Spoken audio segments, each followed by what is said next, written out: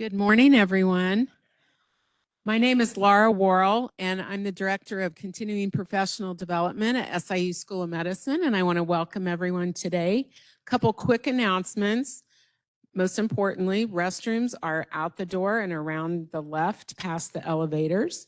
After the conference, we will send you an email with a link to access the conference evaluation and to claim your CME or CE credit.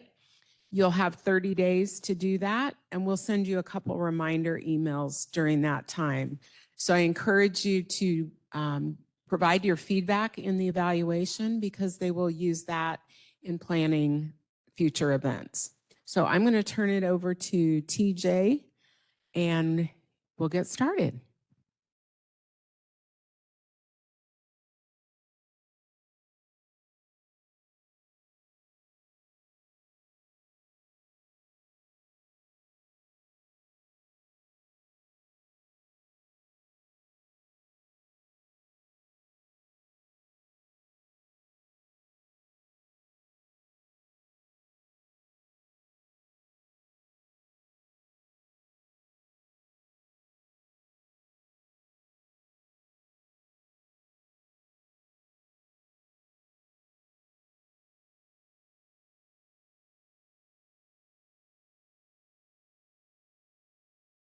All right, good morning, everybody.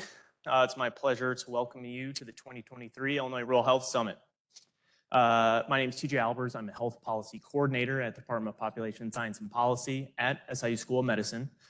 For today's event, though, myself, along with my good friend in the back, Vishra Chaudhary, will be serving as the event MC, so you'll be seeing a lot of us. And before we get kicked off, I just have a couple announcements. One, we have as many of you already know, a lot of food over here through these double doors. We have McAllister's breakfast sandwiches, we have yogurt, we have coffee, we have water. Please help yourself.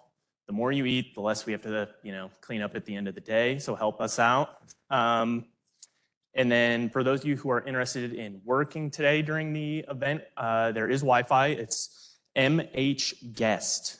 That is the network name that you want to join. You log in, and all you got to do is click connect, and you're good to go. So our welcome session is actually going to be two parts. We have the introduction by Dean Cruz, Dr. Jenkins, and Dean Davidson of the SIU Law School, followed by a session on language that's going to be ran by Dean Davidson, as well as our MD-JD student, Justine Newman. So I'm going to start by introducing Dean Cruz, Dr. Jenkins, and Dean Davidson. Dr. Jerry Cruz is Dean and Provost of Southern Illinois University School of Medicine and CEO of SIU Healthcare, the faculty practice plan of SIU School of Medicine. He is a tenured professor of family and community medicine and medical education and served as executive associate dean of SIU School of Medicine from 2013 to 2015. Dr. Cruz is a member of the board of directors for the American Board of Family Medicine and Family Medicine for America's Health. Following Dean Cruz will be Dr. Jenkins, who is a research professor and the interim chair at the Southern Illinois University School of Medicine's Department of Population Science and Policy. He was appointed as a fellow in the American College of Epidemiology in 2017. Dr. Jenkins' research interest is focused on studying sexually transmitted infections, epidemiology, and cancer disparities, including integration of screening interventions in clinical settings and exploration of rural-urban differences in cancer risks. Finally, Camille Davidson is the Dean and Professor of Law at Southern Illinois University School of Law.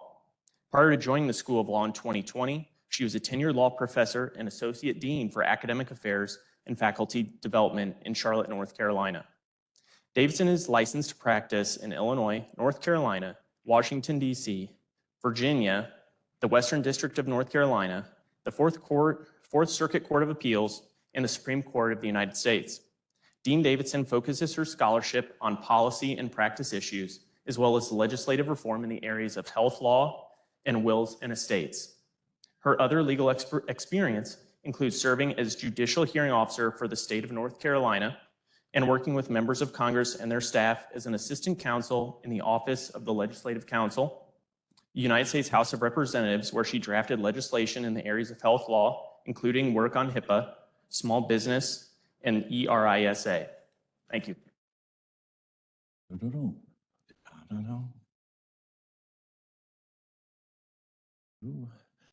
Thanks so much, TJ. I am Jerry Cruz, Dean and Provost of the School of Medicine. And on behalf of the School of Medicine, I welcome you all here today to the Memorial Learning Center.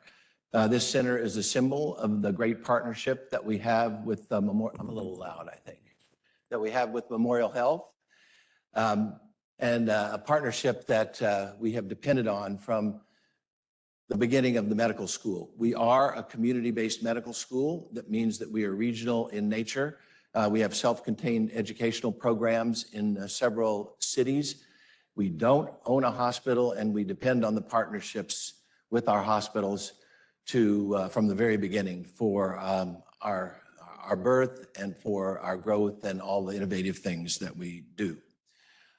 So despite some signs of progress, we now live in a world and a nation in which there's a growing movement to restrict basic human rights.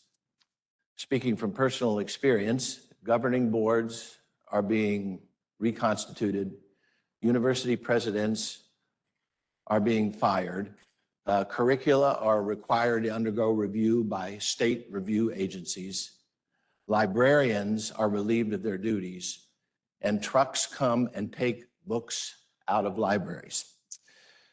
Academic freedom and marginalized populations are, unfortunately, under some renewed attack.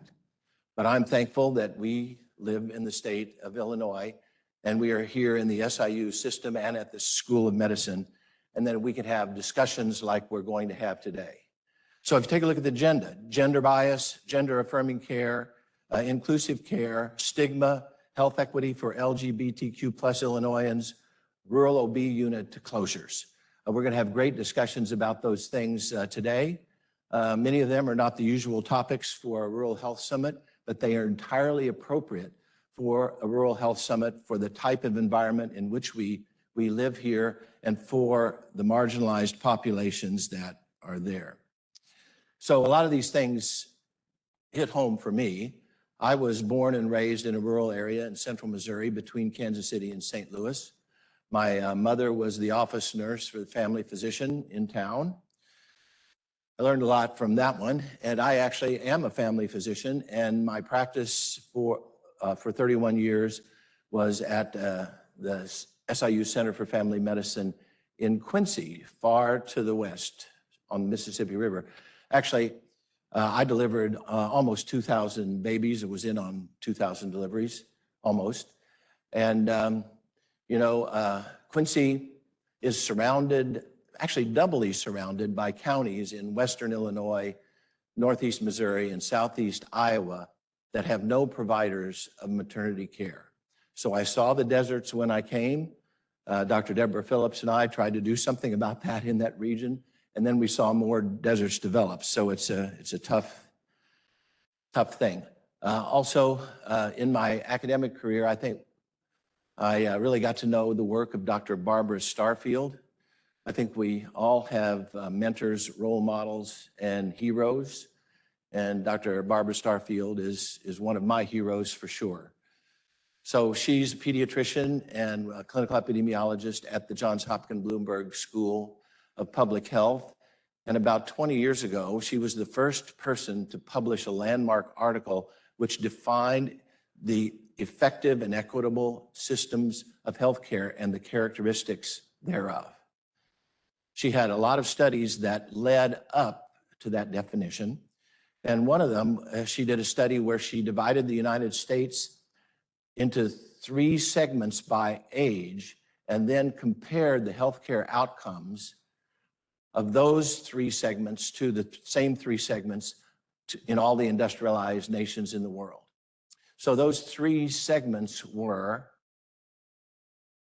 men and women over age 65, seniors. Group number 2 was women of childbearing age and children. And group number 3 was men and postmenopausal women who were not yet 65 years old.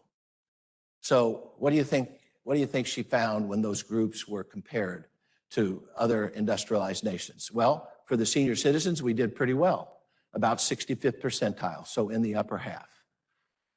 For men, that group of men and a few women, Group number 3, not so well. About 10th percentile. Better than a few nations in that group. How about for group number 2, women of childbearing age and children? Dead last, and very, very far below the next lowest country at that time.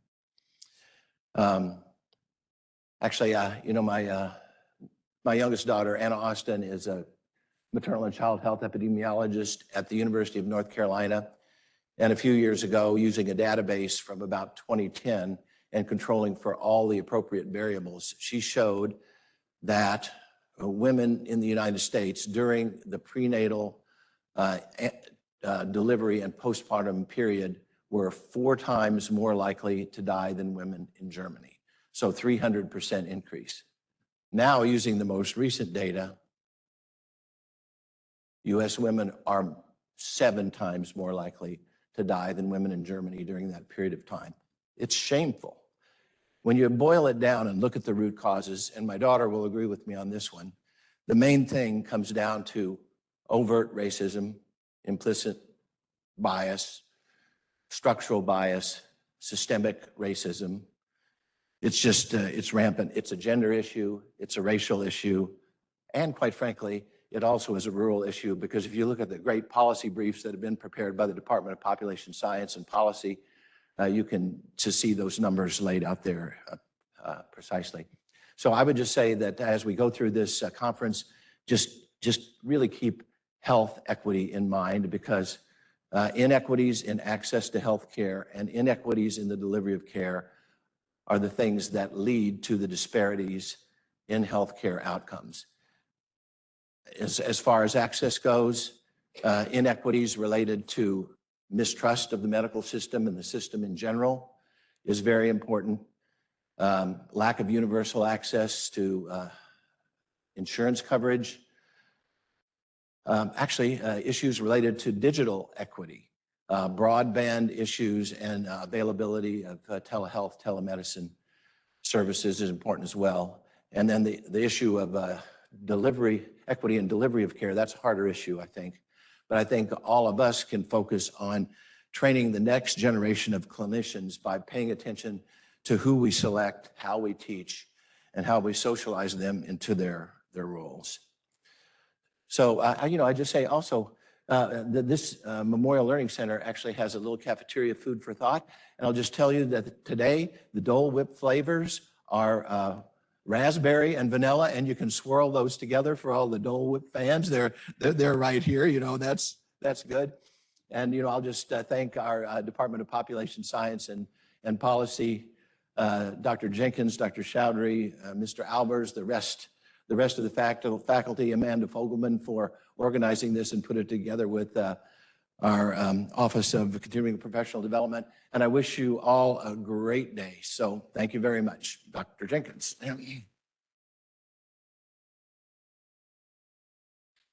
Good morning, everyone. Thank you, Dr. Cruz, for that great opening. I will be quite brief. I'm here kind of representing the department, but obviously the number of individuals who have been involved in assembling the summit is barely represented by me, and I would not do a terribly great job. And so I do want to acknowledge that there are a substantial number of individuals, both in our department that have helped assemble this, our community partners that have helped assemble this, our academic and corporate partners. Truly, it's taken a lot of individuals a lot of time, and I do want to acknowledge that. It really takes a lot of individuals working together to put on something of this scale and really to do something well. And so I want to acknowledge that and appreciate it. I don't want to belabor or really speak about the obvious, but we do live in challenging times. But I'm also an optimist at heart, and so I think this also creates new opportunities for all of us, for the work we do, for the populations and the individuals that we represent, for the work that we seek to do. And so I really encourage people to really explore this time in this space. And for me personally, over the past number of years, working in rural, working with different types of groups and different type of topics, I absolutely acknowledge these are difficult conversations to have sometimes. It's not easy to talk about some of the things that we'll be speaking about today. It's not easy sometimes to address these, but we have to do it. And so I am absolutely a fervent believer that if we want to change things, if we want to make things better, if we want to advocate for the people that we work, for the populations that we serve, we need to be able to speak about it. We need to be honest about it. And honestly, we may mess up, and that's okay. No one gets it right all the time, but we can't let that fear of maybe saying the wrong thing, and I'm speaking to myself here, prevent us from advocating and speaking the truths that we know and how to make things better. So I encourage everyone, be brave, really think about how can we be that best advocate, that best ally, that best champion, not the perfect, but the best, and utilize the skills that we have, the passions that we have, the resources that we bring to bear, because it takes all that conglomeration to really move the needle. And I think many of us, if not also, acknowledge the needle needs some substantial moving in this day and age. We have wonderful representation at this Rural Health Summit. I was looking, we represent fields of law, medicine, policy, implementation, and how all of those are intertwined, which is maybe not as clear cut as it used to be. We have organizations that represent academia, state and public agencies. We have community-based organizations. We have healthcare. We have advocacy. So this is a wonderful group of individuals to bring together. And I would put to you that, especially within the context of rural, it takes more than one agency or organization. It takes more than one discipline to really do things. It's no surprise to anyone here that healthcare availability and access somewhat in retraction in rural areas. The number of physicians and clinical care access is, for the most part, declining in a lot of rural areas. And we can't just do the old solution and expect a different result. We really need to think about how are we going to do things differently, and especially how are we going to do things better than they used to be. And that requires a new way of thinking. And so I would say not only is this an opportunity for collaboration, but we need to collaborate in different ways. We need to think about how can we do things better, especially as we incorporate aspects of rural populations and rural individuals into the work that many of us do. And especially for me as an epidemiologist, many of the lessons I've learned have been done much more metropolitan and urban areas. They do not necessarily translate apple to apple into rural areas. So we really need to think about that. We have that need. Fortunately, like I said, I'm an optimist. We do have opportunities. Technology potentially could really change a lot of that. But how can we incorporate, how can we advocate for policy changes that make, say, the new telehealth rules that were promulgated during COVID permanent? How can we do things with mobile technology, telehealth, mobile vans? We have a van from a partner we work with in Southern Illinois, full telehealth capability that can go into areas, and some of these areas that have no clinical care at all, and work with populations that are highly represented. For my case and the work I do, people who use drugs, a wonderful, novel opportunity to really work with people in need of just routine access to healthcare in a new way. So I encourage people to really think about, as we look around at all the partners here, how can we maybe do things slightly differently, establish new communications? And I think also to think about as well, and again, this is my personal perspective, when we think about rural, we need to think more than local. I mean, the issues many of us face are crossing state lines. We've had individuals who've reached out to our department just in the past couple of weeks because a neighboring state has very different policies, and I'll just leave it at that. But, you know, it's really changing the thing that, you know, some patients used to go to a much more metropolitan city for care. Now they're potentially being referred to Springfield and to Illinois, and that's kind of a change. And we need to really think about, we're not just local, we're not just Cass County or Sangamon County. We are Illinois, we are Missouri, we are Indiana.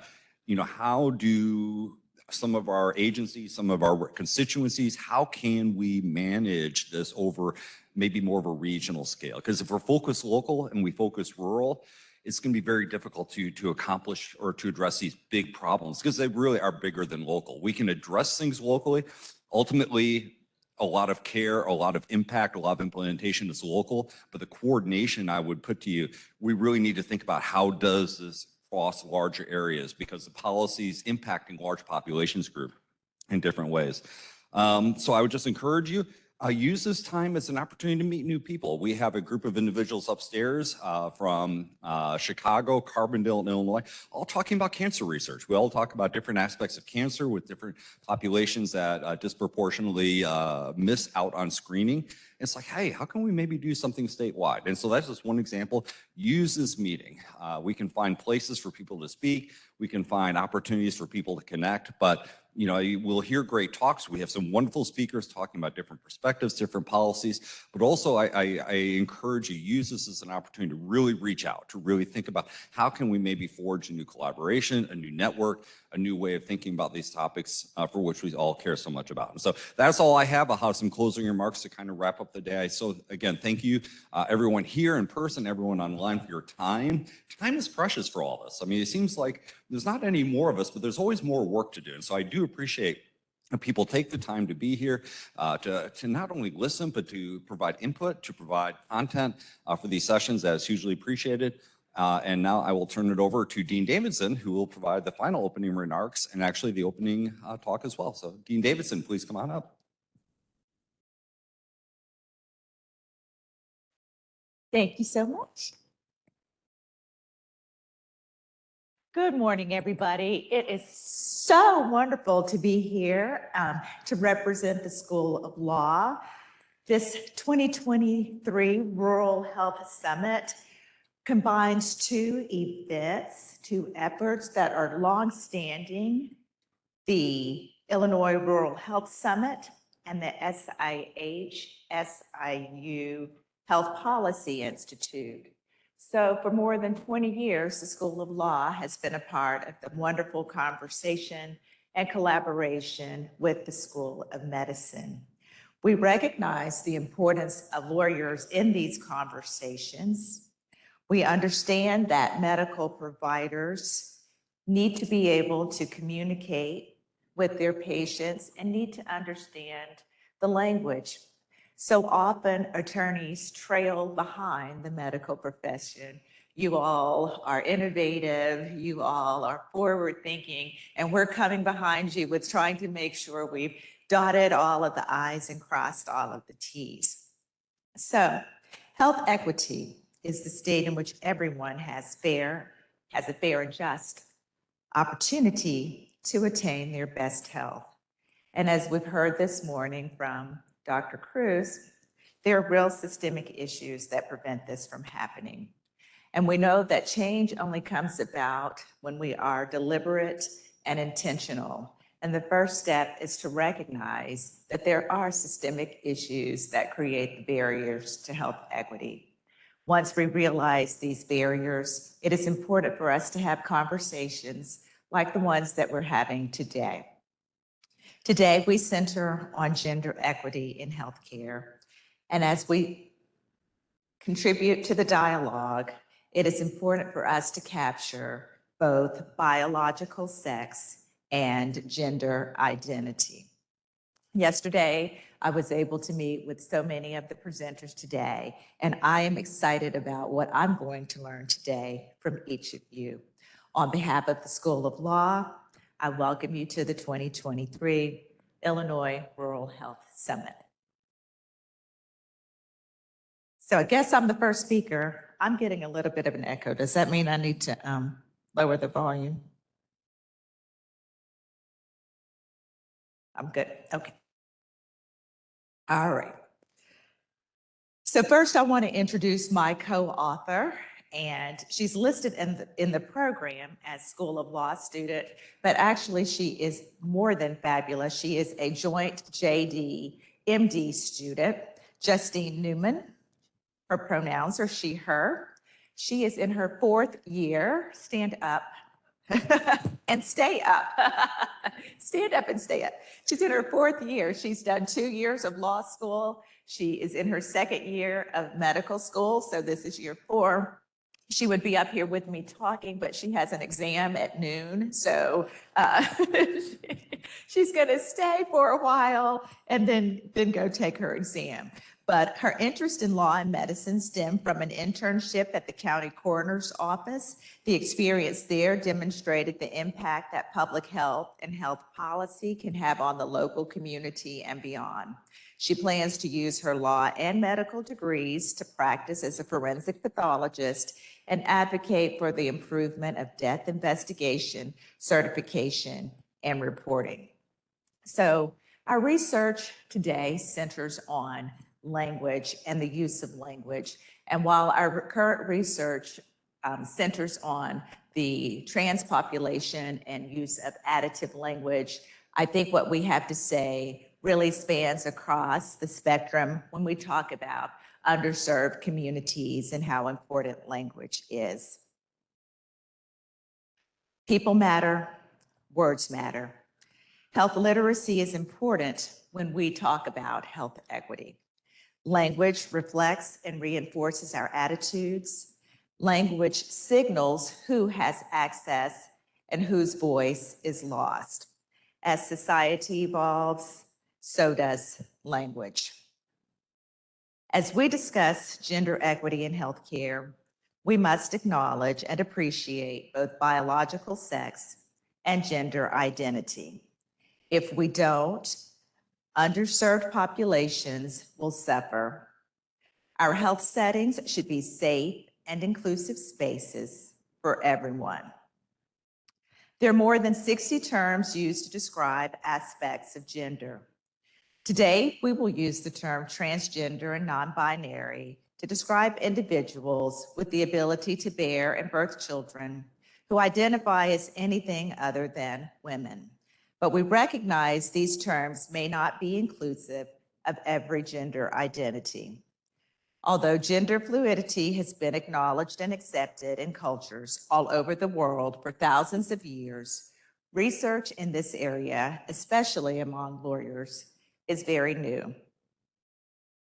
In the last few years, we've seen a move to use gender-neutral language, also called inclusive language, spouse instead of husband or wife, sibling instead of brother or sister, kids instead of boys or girls. And these shifts make sense in many situations. But sometimes we need to pause when it comes to the area of healthcare and begin to think about the language that we use. So often we see a substitution of people and other generic terms that are thought to support marginalized communities, particularly transgender and non-binary populations. But we have to ask ourselves whether the broad stroke of attempting to put everyone in one category helps us get to the systemic issues that cause health disparities in such communities. Generic language also raises questions about how to balance all underserved communities. Since the ultimate goal is that everyone feels supported, we suggest additive language as a superior alternative. While opponents argue that too many words is clunky and unnecessary, we suggest that additive language highlights the different groups' identities and equally and actually facilitates inclusivity at a deeper level. We do not want situations where we cannot solve underlying problems, the underlying issues that we've already heard. Sexism, racism in healthcare cannot be sanitized. We have to address the needs of different populations and call them by name. For example, when discussing reproductive health, instead of just pregnant people, we need to use the additive language, women, transgender, non-binary, or women, trans men, non-binary, and other birthing people, to be able to address the unique health issues associated with each journey. By specifically recognizing, we can simultaneously demonstrate comprehensive respect. And this is critical to attracting and retaining patients who have previously avoided healthcare services. In doing so, individuals' health will improve, as well as the entire community's health, given that there will be increased access to data concerning these populations. The transgender movement is growing at a fast rate. According to Mara Kiesling of the National Center for Transgender Equality, it has made faster progress than any movement in American history. The most recent Gallup survey in 2021 estimated that roughly 5.6% of the US population identifies as LGBTQ+. Within the studies, estimated more than a half of LGBTQ+ adults, as 54% identify as bisexual, about a quarter, 24.5%, say they are gay, 11.7% identify as lesbian, and 11.3% as transgender. An additional 3.3% volunteer another non-heterosexual preference or term. While transgender individuals make up approximately 0.6% of the US population, younger individuals are significantly more likely to identify as transgender. More than half of Gen Zers, ages 13 to 20, know someone who uses gender-neutral pronouns such as they, them, or Z. According to GLAAD, about 12% of 18 to 34-year-olds identify as other than cisgender. Within the transgender community, an appreciable number of individuals describe themselves as having a non-binary gender identity rather than identifying specifically as a transgender man or transgender woman. Transgender individuals are a group with disproportionately poor health. They're more likely to experience mental health problems such as depression, anxiety, PTSD, and substance abuse disorders. Further, they continually face stigma and discrimination. Although there has been a recent push for legal protection, many do not seek health care because of discrimination, real or perceived, and lower quality of care related to gender identity. For many who identify as transgender or non-binary, the discussion of gender identity, medical history, and the body can be difficult, even with close friends, let alone medical professionals. As a group, this population is more likely to be uninsured and adversely affected by limited clinician knowledge. Only about a third of clinicians state they are comfortable caring for trans patients.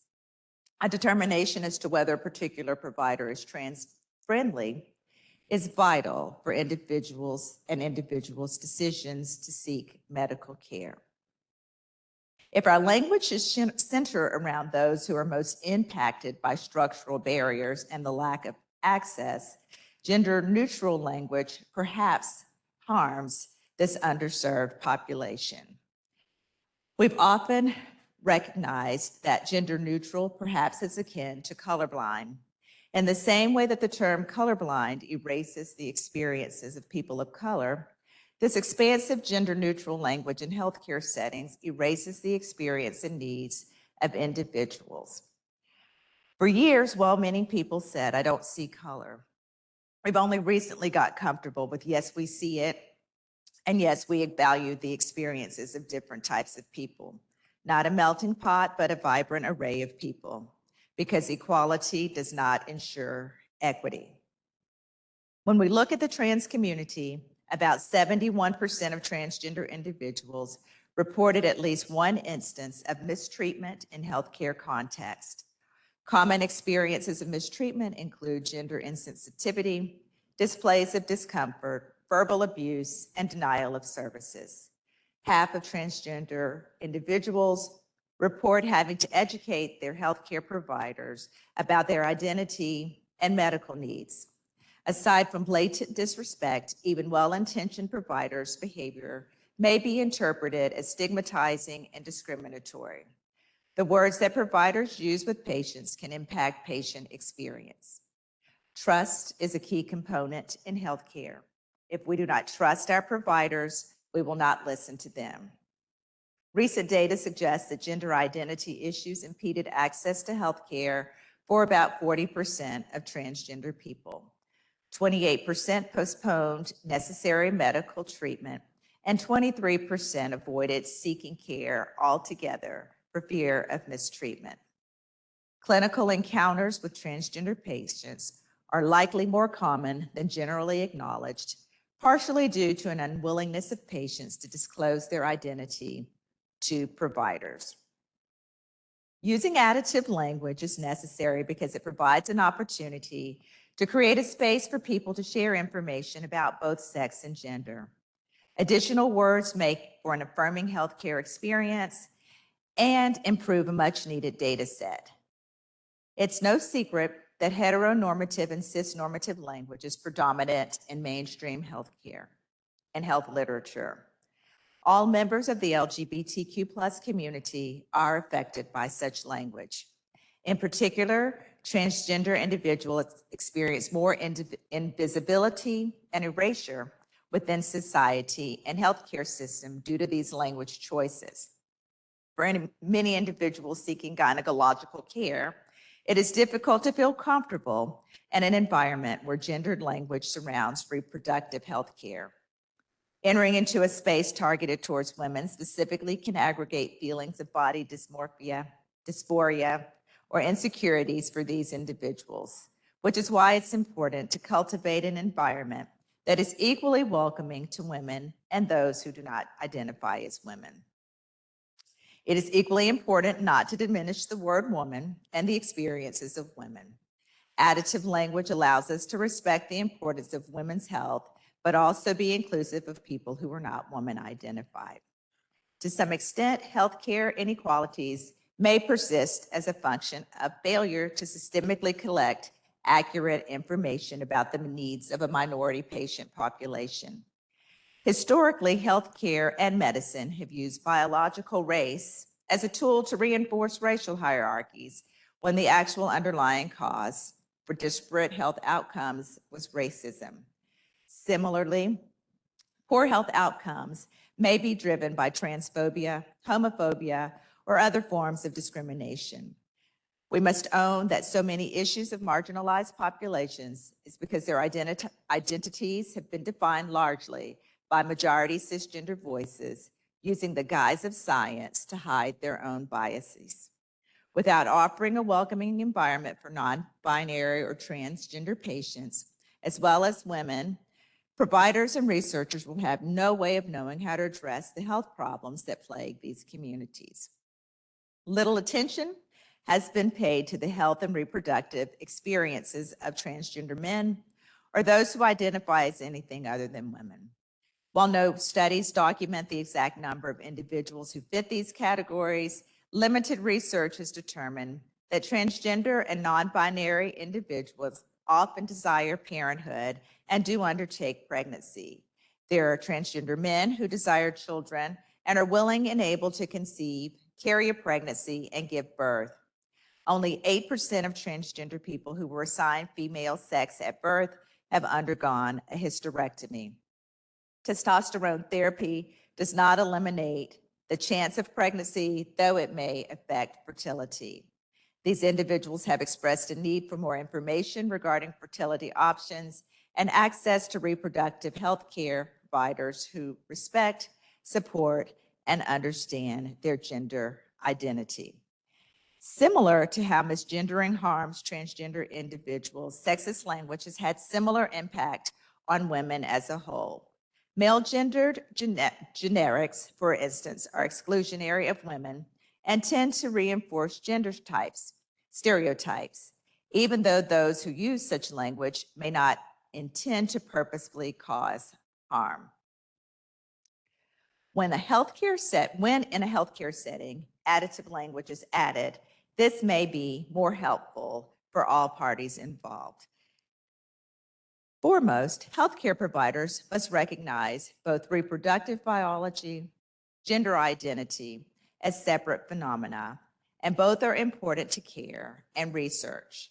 To provide effective care, healthcare providers must develop a nuanced understanding of what goes beyond trapped in the wrong body or that trapped in the wrong body narrative. Providers have to familiarize themselves with the effects of hormones on the body. There are situations where providers must be cognizant when caring for various types of patients. For instance, some studies cite an increased risk for cardiovascular complications due to long-term testosterone therapy. Unfortunately, we have very little empirical research to rely on. As of 2014, no research has been published on psychological aspects of pregnancy after undergoing such testosterone hormone therapy. Data from screening such as breast exams, mammograms, and pap smears may not be available where patients have avoided routine care due to fear or shame or where sex-specific eligibility criteria has prevented them. Inclusive language seeks to replace gender terminology. For instance, birthing people, chest feeding would be inclusive alternatives to women or breastfeeding. The White House's 2022 fiscal budget year replaced the word mothers with birthing people. In contrast, we saw, for example, Pennsylvania Governor Tom Wolf in a recent message on Twitter use women and pregnant people as he described individuals, letting them know that they were safe in his state of Pennsylvania. Advocates for inclusive language argue that women are not excluded when we use the word person to refer to them. And this is true. Women are people. However, while it is important to recognize that individuals who do not identify as women may bear children, there is a fear of erasure of women's experiences, as well as some who argue that inclusive language has serious implications for the health of all types. While the term people is inherently exclusive of all people, of all humans, people as a word de-individualizes the groups within it. When the goal is inclusivity, the selected language ought to show an effort to include the previously marginalized groups as an important community. Birthing people can be dehumanizing standing alone. Some argue that the terminology of this sort reduces us to machinery. For inclusive language to accomplish its goals, it must be well-reasoned. Additive language should not generate the same concerns. Erasing autonomy entirely is not the best solution. Biological sex is an important variable that is used to facilitate effective patient care. Birth sex is often used to cue automatic health screenings such as pap smears or to calculate medical dosages or laboratory test ranges by adjusting a person's hormonal history and anatomy. Therefore, in addition to terminology that is inclusive to transgender and non-binary people, women should not be erased. Women should still be referred to as women. However, those who do not identify as women should be included and valued equally. Additive language does not force people to eliminate any words from their vocabulary. Instead, new groups are included and highlighted.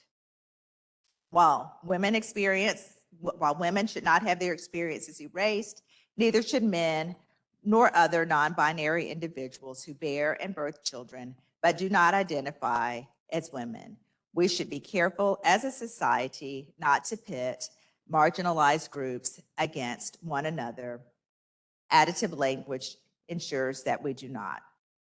While the literature and news tend to focus on larger healthcare barriers, such as lack of health insurance, it is important to acknowledge the smaller interventions like language. Words matter. Using a patient's chosen name or chosen pronouns, respecting an individual as an individual can be life-saving for some.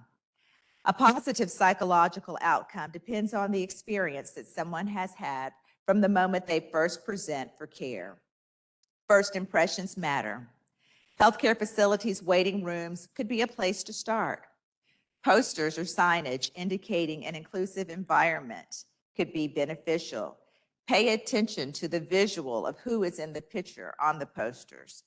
Altering restrooms to be all gender inclusive is also a small step that can go a long way as well. Some researchers suggest that alternate waiting rooms for patients seeking more privacy may also be helpful. One of my closest friends is an OBGYN, and she graduated from medical school in the early 90s. She said when she first started seeing patients, the first thing on the chart was race and gender. And as a healthcare provider, she said the information was important because it often helped her frame the discussion with her patients. For example, she knew that Black women were more susceptible to fibroids. Knowing the race and gender helped center the patient relationship. Similarly, placing questions about gender identity on intake forms creates a welcoming first impression. Transgender non-binary research participants have stated when they see forms with such options, they are far more likely to feel respected in these safe spaces. Patient-facing tools that allow patients to record race and ethnicity have been thought to improve data quality, and heritage is sometimes more informative than the category itself. Therefore, similar tactics could be used when seeking to improve data regarding sex and gender identity. Collecting data on gender identity has been recommended by both the Institute of Medicine and the Joint Commission. Transgender non-binary research participants describe medical forms as providing an initial impression regarding the provider's knowledge of and attitudes toward gender and non-binary patients, meaning that they can serve as a tool to foster inclusion. Thus, the importance of these forms cannot be understated. And finally, there is no substitute for education. Systemic changes are necessary. There exists a gap in what is taught in health professional schools. Physicians themselves acknowledge a lack of training and knowledge about transgender patients' needs. The Association of Medical Colleges members have stated that it is time that we recognize and act on the need to train future physicians to care for the woefully underserved and often misunderstood populations. When vulnerable populations have unique health needs, catch-all language can be harmful. The adoption of additive language in the healthcare setting recognizes the importance of sex and gender as two independent, valuable components. Without both, healthcare providers are unable to create an environment that is both respectful and satisfies patient medical needs.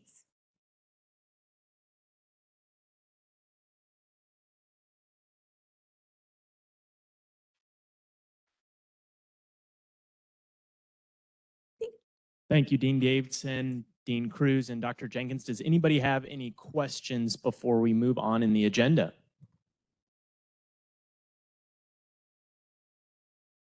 Perfect.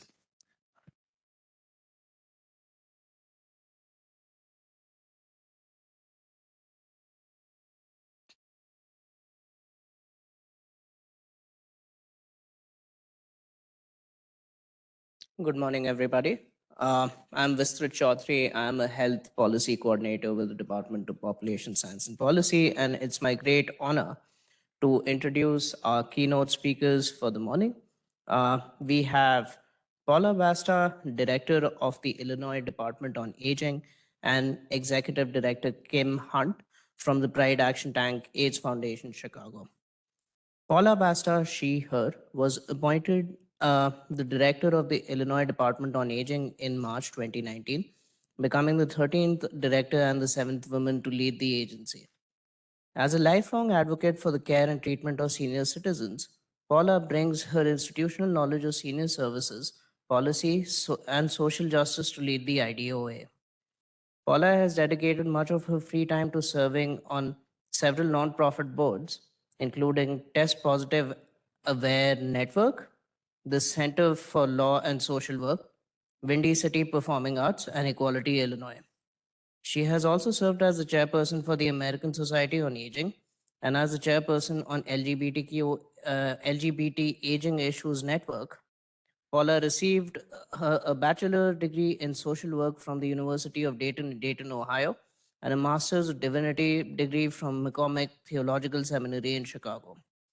Paula was inducted into the Chicago LGBT Hall of Fame in 2009 and named to the Illinois Women's Institute for Leadership class of 2010. We'd like to welcome her on stage. Kim Hunt, she, her, has used her platforms in storytelling, public speaking, and civic engagement to curate brave, inclusive spaces for social change for over 25 years. She is currently the executive director of the Pride Action Tank, a project of the AIDS Foundation Chicago, where she also serves as the vice president of special projects and innovation in the policy and advocacy department. Kim drives the innovation, collaboration, and learning necessary to make PAT a leader in improving the health, safety, and progress of individuals and groups within the LGBTQ+ community. She serves on the AMA Foundation LGBTQ Health Fellowship Commission, was appointed by the governor to serve on the Illinois Council of Aging and Illinois Commission on LGBTQ+ aging issues, and is on the board of several organizations. We're glad to have them. We'd like to please invite them on stage. Thank you. Thank you. Thank you. All right. Come on now. I know. Me and a microphone. Wow. It's dangerous. Good morning, everyone. Oh, this needs more coffee or caffeine or something. Good morning. Good morning. Thank you to Professor Davidson. Didn't she set the context of our day? Didn't she do a great job? My gosh. Thank you so much. That was wonderful. I always like to get a sense of who's in the room. So we talked about this a little bit last night. And if you could just raise your hands, how about some social workers? Okay. Medical professionals, doctors, nurses, who am I missing? Technicians, other, oh, look at other professions that are in the room. Professors, I guess, right? Okay. All right. Educators. We are all educators, aren't we? In so many ways. Well, wonderful. We're glad to have you here. Thank you for being here. I've got some slides. We're going to run through this, and then I'm going to go a little off script because I don't know if you realize that Saturday was Ageism Awareness Day throughout the country and actually throughout the world. Did you know that? How many knew that? See, at the end of this, you're going to all raise your hands because you're going to hear all about ageism. It's really good, important stuff. So thank you again for being here. Thank you for inviting me. Thank you to all of you for being interested in all of this because it's incredibly important. So the next slide, I'm going to talk about women's barriers to aging well. I have a feeling many of you already know many of these things, but we wanted to put it in writing to kind of highlight it so that you can see it. Obviously, women's barriers to aging well include health disparities, unequal access to health care.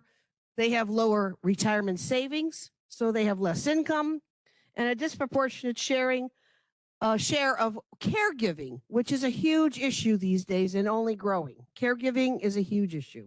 I want you to know the Illinois Department on Aging continues to put lots of our budget toward caregiving. We see that as being a bigger issue. According to AARP in 2021, a quarter of women over age 40 were caregivers, are caregivers.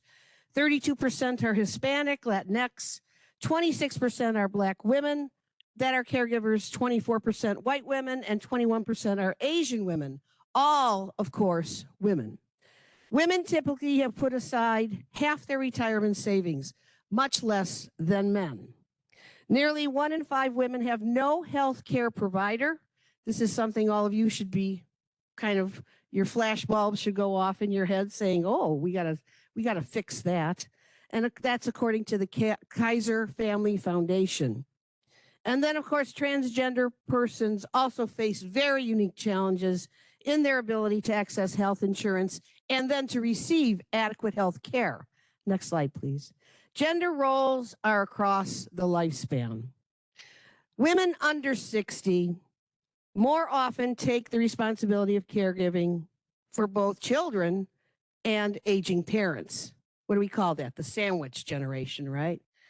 Consistently, they earn less than the average male counterparts on average, and that happens throughout their lives. And then women over 60, which is me, women over 60 are twice as likely as older men to live alone. We are more likely to have higher health care expenses, especially from the age of 63 on, and we receive smaller Social Security checks than men. Again, income is an issue. Then we have the next slide, please, gender bias. The next slide, gender bias. Thank you. Gender bias against women in healthcare. A survey conducted in early 2019 by Today found that more than one half of women, compared to only 1/3 of men, believe gender discrimination in patient care is a serious problem. 1 in 5 women said that a healthcare provider ignored or dismissed their symptoms, compared to only 14% of men. We aren't heard. Nearly 1 in 5 women said they have been treated differently because of their gender, compared to only 1 in 20 men. And in a study about abdominal pain, although men and women had come into the doctor and told them about similar issues, similar pains, men were more likely to receive pain-relieving medications over women. When women did receive medications, it took longer. They had to wait longer. 65 minutes compared to 49 minutes. We are not believed. Other factors affecting health outcomes. Next slide, please. Rural residents may need to travel long distances to access primary care and thus may be less likely to seek preventative care, such as vaccinations. And I know we know that in the Aging Network because we did continue to do and have done a huge push on getting vaccinations out to our older adults. It is very important. In addition, rural communities tend to have fewer healthcare providers than major population centers. Health deserts. The next slide, please. So what is the role of the Illinois Aging Network? And of course, the Illinois Department on Aging that I oversee. We have a very robust network throughout the state of Illinois. I hope you go on our website, you'll see that as well. But also, I want you to know that we have 13 area agencies on aging, which are called AAAs, throughout the state of Illinois. And we have about 60 care coordination units, which are CCUs. See, you're getting to know a couple more language, things that you want to know about. And yet we have hundreds and hundreds of aging service providers. What I want to tell you is the Illinois Department on Aging, as a state agency, has a large budget. We have $1.6 billion budget, but we are a small agency when it comes to persons. We're about 160 people. About 130 of them are here in Springfield. About 20 are up in Chicago. And we give out and hand out and contract out that $1.6 billion to all the provider agencies throughout the state. So I want to make sure we highlight that there are many, many aging services that people don't necessarily know that the Aging Network provides, but it's actually through the Illinois Department on Aging. And one of our federal funders is the Older Americans Act. And that's who funds our area agencies on aging. I want to make sure you know that our mission overall is to help older adults live safely, comfortably, and independently in their homes and communities for as long as possible. So to that end, what the Illinois Department on Aging oversees is a program, our largest program, which is about $1.2 billion, is our CCP program, our care coordination program. That's the program that oversees persons who come into the homes, our in-home workers, who have case managers who go into the homes, do an assessment, do a DON score, determination of need. I don't know if any of you really want to get into those weeds, but that's what we do to determine how much care a person gets in their home. And then we have provider agencies that go in and provide the in-home workers to those older adults. It is a waiver program. So it's a program that's overseen, we oversee it with our sister agency, Healthcare and Family Services, but it is mandated through the Centers for Medicare and Medicaid Service. And being a waiver program, this is the largest waiver program in the state of Illinois. We have over 120,000 older adults in the CCP program. I'm going to give you a snapshot of what that looks like. The Aging Network also delivers a bunch of non-medical services. I would say that our role is really non-medical. It's more a social model. And we support older adults overall and their well-being by doing such things as nutrition. We do home-delivered meals, congregate dining sites.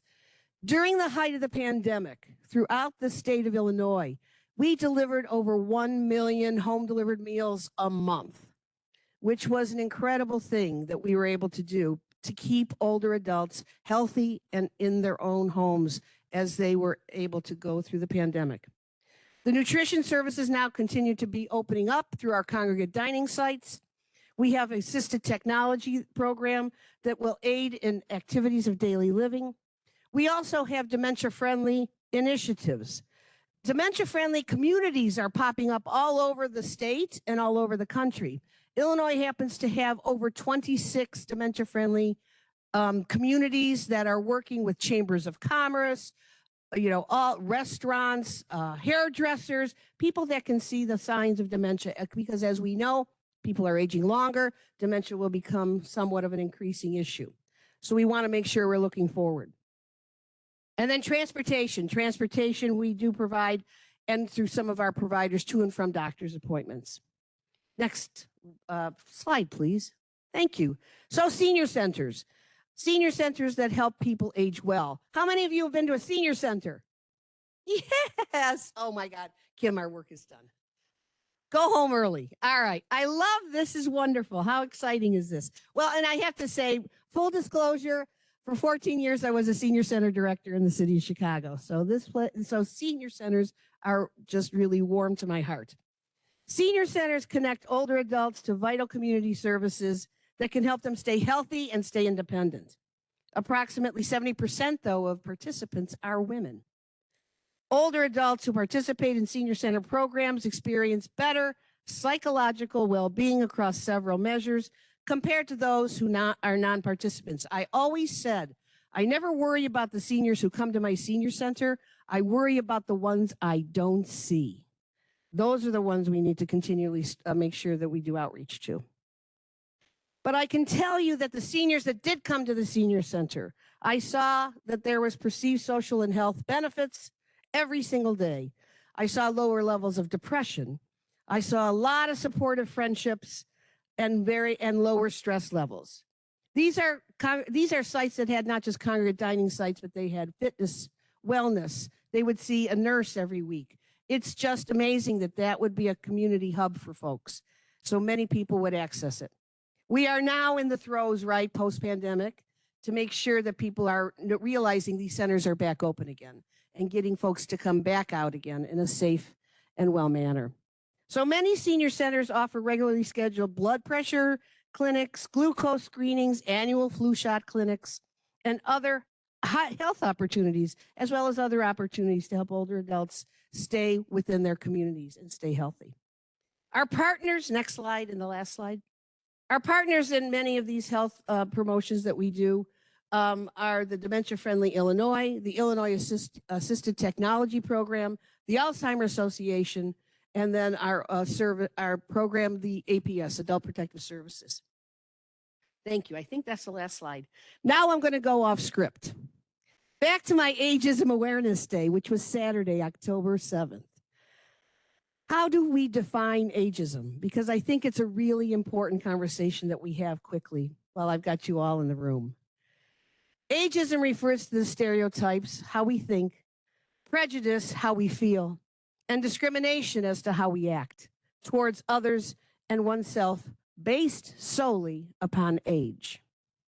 There are many forms of ageism: internalized ageism, cultural ageism, implicit ageism.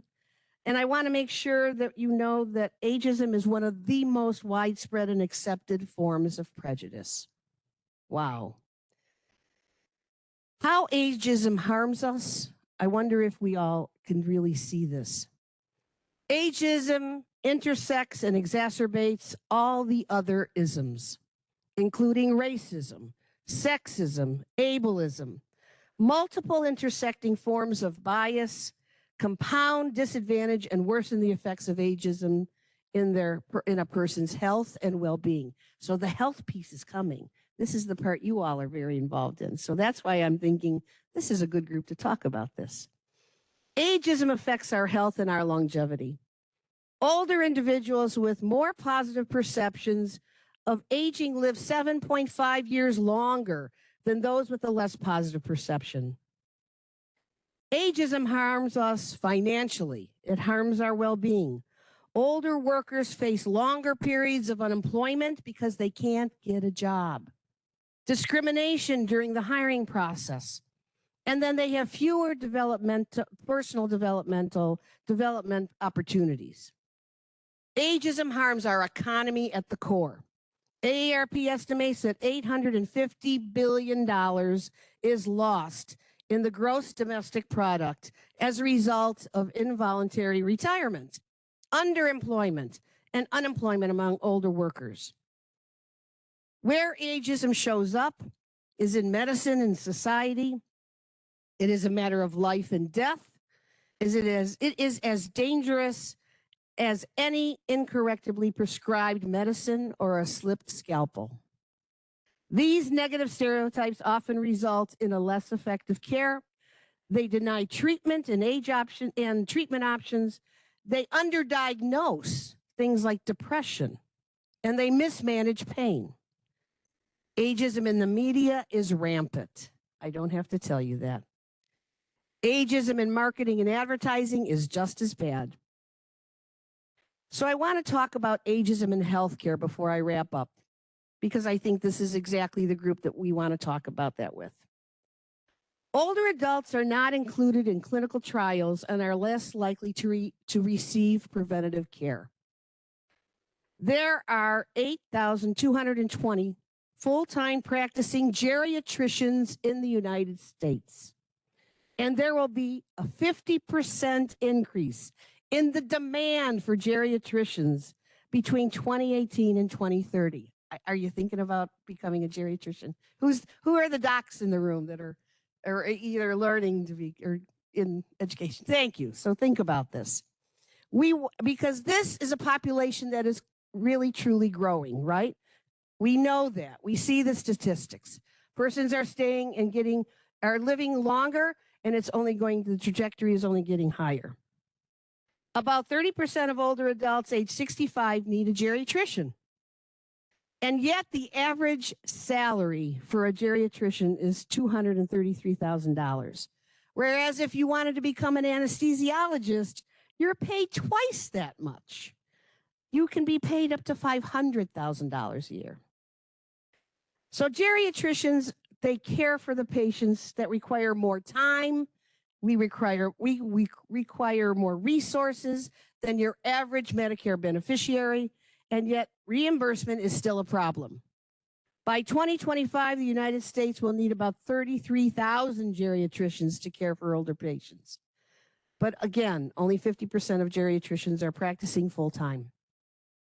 So I want to make sure that people realize that it is presumed ageism is a casual factor for elder mistreatment. It is, there's little research that's done on this. And so I want to put it on our radar so that we are able to talk about this more, that we see it as an ism that is embedded in all the other isms, and that we start to take it seriously.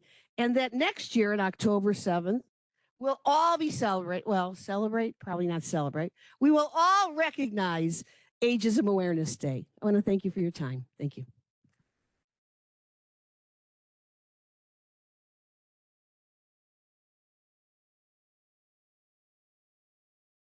All right.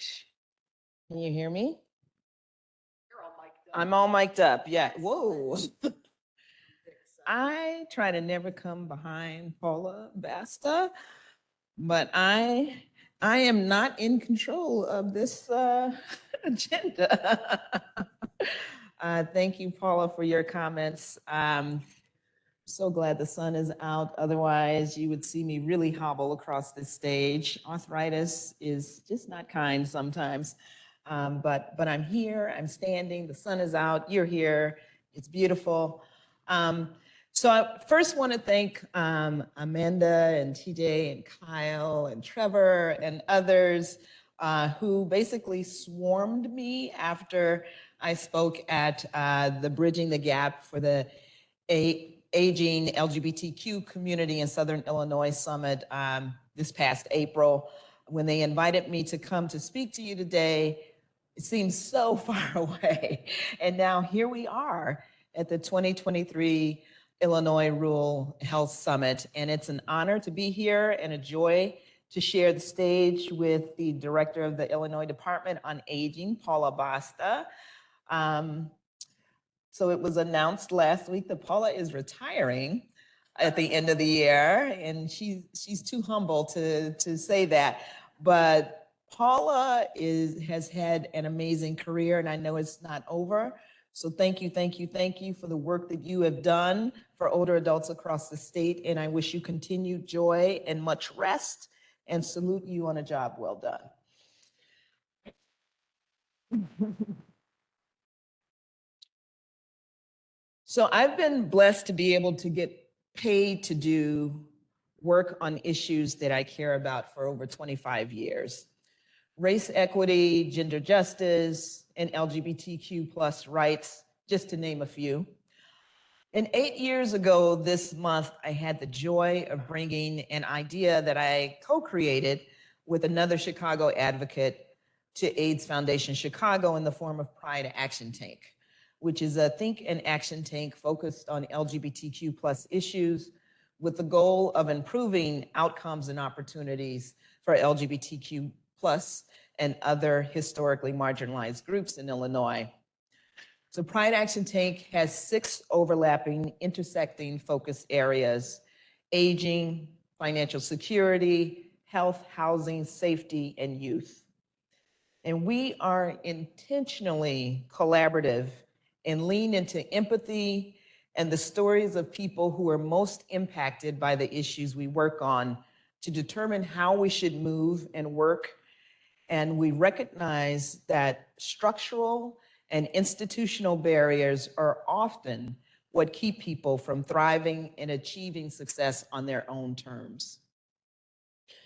So because of these barriers, I think it's important to build upon what was offered by Dean Davidson, as well as Director Basta's presentations, by talking more about some of the layers that lead to health disparities that Director Basta in particular pointed out.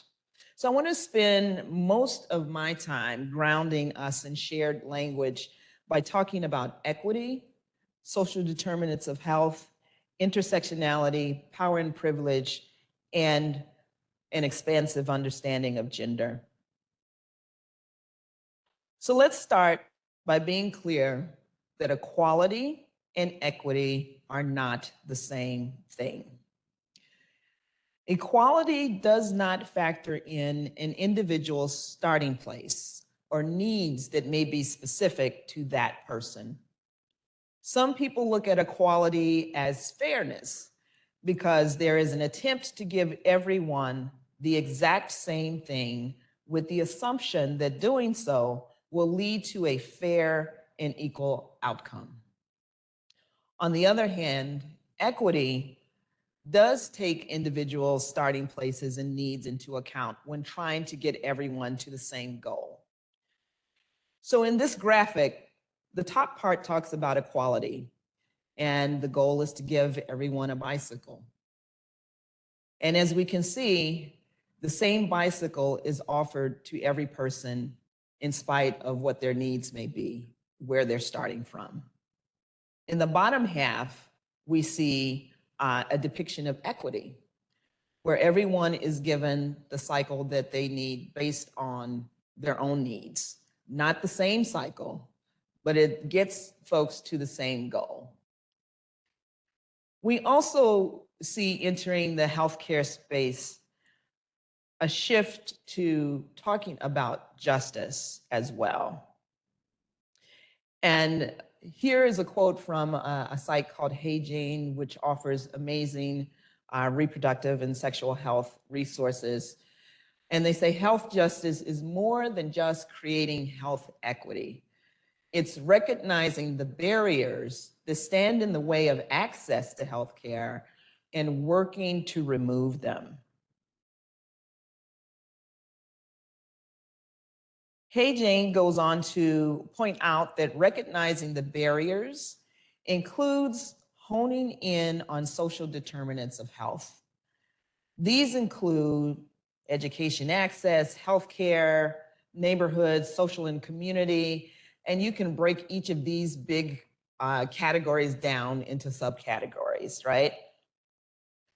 And the truth of the matter is, while we cannot deny the importance of access to quality, affordable healthcare, healthcare services actually only account for 20% of an individual's health outcomes. The rest is all the other systems that people are encountering. There's also a growing body of work on political determinants of health, which focus on public policies and how they can hamper or help people's ability to thrive. So I get a lot of compliments on my smile. I'm always trying to brighten someone's day with it, and I am on point whenever I see a camera in range. But it's a miracle that I have all my teeth.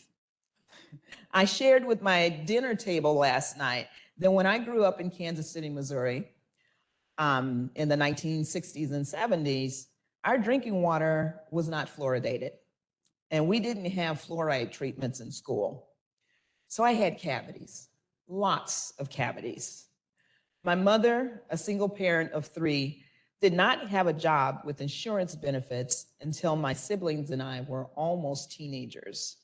And even then, our dental follow-ups were often delayed because she could not afford to take time off work to take us to appointments during the week. So some of the structural elements that she had to deal with, and this had nothing to do with her desire to be a good parent, but there was the political decision to not fluoridate the water. There was the lack of universal health care, the lack of paid leave on her job, and a serious wage gap based not just on gender, but also race. So it's hard to fully appreciate the need for equity and justice over equality and the impact of social determinants of health without considering intersectionality. The thought behind intersectionality is that some folks have multiple identities that have been historically marginalized or oppressed. And because of that experience of overlapping interdependent systems of discrimination or disadvantage, their outcomes are not the same as others. This graphic illustrates how identities overlap and reminds me of a conversation I was with years ago with a national civil rights organization that was partnering with an organization that I used to run in Chicago that focused on Black, lesbian, and queer women. And our national partner that was in the civil rights space asked us if we led our work with being Black, being women, or being lesbians. And we paused because our answer was all of the above. It's impossible to strip away any part of our identities, and each of those identities in that situation had been a target of discrimination at some point. So intersectionality is a concept attributed to Kimberly Crenshaw, who is a legal scholar, but it's also made its way to other spaces, including healthcare, as a way of understanding how different groups experience different outcomes, even when the issue under examination is the same. So let's look at maternal and infant health as an example, and this came up earlier. A recent Kaiser report illustrated that pregnancy-related mortality rates among Black and American Indian and Alaska Native women were over 3 and 2 times higher, respectively, compared to the rate for white women. And income and education levels did not matter. The researchers concluded that inequities in broader social and economic factors and structural and systemic racism and discrimination were primary drivers for maternal and infant health. Crenshaw and others are clear that you cannot talk about intersectionality without talking about power. Crenshaw says, intersectionality is a lens through which you can see where power comes and collides and where it locks and intersects. It is the acknowledgement that everyone has their own unique experiences of discrimination and privilege. So let's talk about privilege and the flip side of that coin, oppression. So here I'm focusing on historical and often invisible interaction between these two factors and how they shape our life stories and those of our subsequent generations. And this shaping of our stories also influences our day-to-day encounters in different spaces, whether they be healthcare, education, work, wherever it may be. Privilege is a benefit or advantage that is enjoyed by an individual who did not acquire it through their own actions. Privilege itself is unavoidable, and many who enjoy privilege are relatively unaware that they are benefiting from it. Oppression is the negative actions taken against an individual because of their status in a social group. Oppression occurs on 3 distinct levels. The first level of oppression is individual oppression, which occurs when a single individual acts against another single individual because of intentional or unconscious bias. Institutional oppression is the adverse treatment of a specific community or by another specific community. Institutional oppression often takes the form of policies, practices, or laws that target members of another community. And perhaps the worst and most widespread form of oppression is cultural oppression.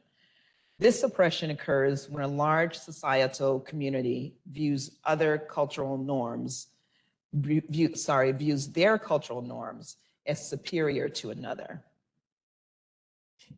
So by now you're probably thinking, Kim, this conference is about gender. And except for a few examples, you have not covered the topic. Well, that's on purpose. We are all swimming in the water of racism, sexism, ageism, ableism, and all the other isms. And we have to break away in small and big ways. And it's hard to do that if you don't name these things. So limiting health and wellness to the healthcare system is never going to be enough to ensure that all people are healthy if we don't deal with the systems that actually create health disparities and understand those systems impact our biases, the institutions we work in, and the people we serve. So I think Dean Davidson did an amazing job of moving us through this idea of gender and gender identity. So I'll just talk very briefly about this and talk about, Dean Davidson mentioned that gender is hierarchical. The World Health Organization recognizes that, and gender produces inequalities that intersect with other social and economic inequalities. Gender-based discrimination intersects with other factors of discrimination, such as ethnicity, socioeconomic status, disability, all the things we know. So I want to introduce you to Susan, Connor, and Chris. Susan identifies as cisgender, meaning assigned female at birth and always felt like a girl or a woman, and she uses the pronouns she, her, hers. Connor was assigned female at birth, but never felt like a girl, and always identified as a boy. And at 25, transitioned to Connor and uses the pronouns he, him, his. And then we have Chris, who was assigned male at birth, doesn't feel exclusively like a man or a woman, and uses the pronouns they, them. So those are some concrete examples of individuals who I think Dean Davidson did a good job of setting us up to understand a little better. So if we're going to talk about gender disparities in healthcare, we have to talk about all genders and the interaction of multiple historically marginalized identities. If we don't, trans women, especially trans women of color, will continue to experience behavior by healthcare workers and professionals that is outrageous and even violent, and that makes them feel like they cannot return to that setting for follow-up services. Black cisgender women will continue to have higher rates of HIV than other women and non-binary people, will continue to experience more and worse health outcomes compared to binary, transgender, and cisgender people. So we have to understand that there are more than two genders, and we have to act accordingly. So I will just spend a brief bit of time talking about public policy, because I think the other pieces were more important. So first thing is cultural humility training. Super, super, super important training. I used to be one of those people who said, oh my God, we're gonna talk about training again. It's so important because it creates a space where people can fail safely, where people can make mistakes, where people can begin to get comfortable with discomfort and where people can open up their own vulnerability and begin to connect with others on a human level and not get so caught up on labels, which are very important, but sometimes they trip us up and we forget to see the human being behind that particular label. And my hope is that we move away from the language cultural competency, because you can never be competent in another person's culture. And I think it also sets us up to believe that if we take a training, we know everything there is to know about the person who is in front of us. But training is important. And there are two recent bills that are now law signed by the governor within the last few years. One affects Paula's department under the Disrupting Disparities for LGBTQ Older Adults law. One of the provisions calls for training, cultural responsiveness training, I'll call it,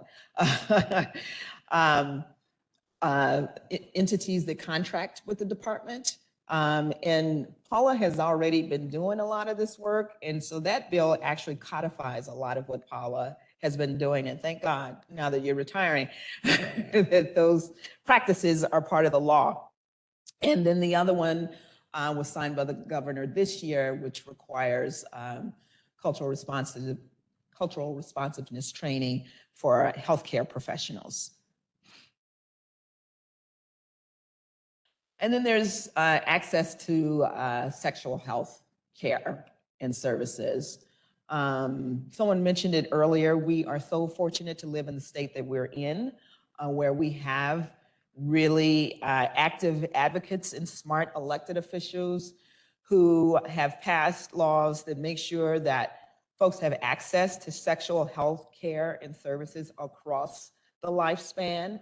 That includes comprehensive sex education in schools. It includes allowing Medicaid to pay for gender-affirming services, protections against discrimination in our human rights laws, and also one that is essential to helping us understand the outcomes of our policies. A couple of years ago, the governor signed into law the Inclusive Demographic Bill, which includes sexual orientation and gender identity. And so 10 state agencies have to begin to ask those questions and track that data so that we have a clearer understanding of what is happening in terms of policy outcomes for LGBTQ folks. And then last, I want to recognize that we can't legislate everything, and we certainly can't legislate attitudes. But in addition to current laws and laws that are yet to be made, there are practices that you as individuals can do and your institutions can encourage. First, do no harm. That is just critical to a critical ethic in healthcare, but also what we're seeing in public policy too. And this builds upon things that other folks have already said. Train practitioners and policymakers to recognize their own biases. We all have them, no shame, but we have to move past those to work with folks. See who's not at the table. A lot of times women and other genders are not at the table in decision-making. Increase representation of all genders in critical trials, research, and other decision-making settings. And then lastly, trust women, all women and people who do not identify with the gender binary. Paula mentioned several times instances of doctors not listening to women. Black women are still seen as not needing pain medication as much as other women. All of these things have creeped into our healthcare settings and education settings and other settings because we are not believing the people who are in front of us. So let's stop that right now. Thank you for your time. Thank you, Directors Basta and Hunt. Anybody in the audience have questions? Stand by her because she has all the Yeah, Kim. My name is Kim, y'all. You're so sweet. Wow, All you right. guys are quiet. You've done it all. All right. Hold on. Lauren is taking a picture. Oh, it's an honor to be here. I told you, I look for the camera. And I always look good when I'm next to her. There you go. Thank you. Thank you. Thanks, Kim. You're the best. Sorry, while we have our little love fest.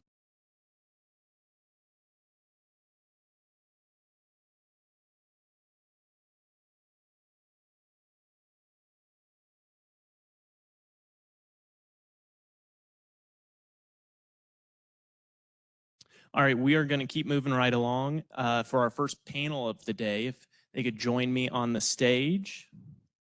It's our panel on gender affirming care.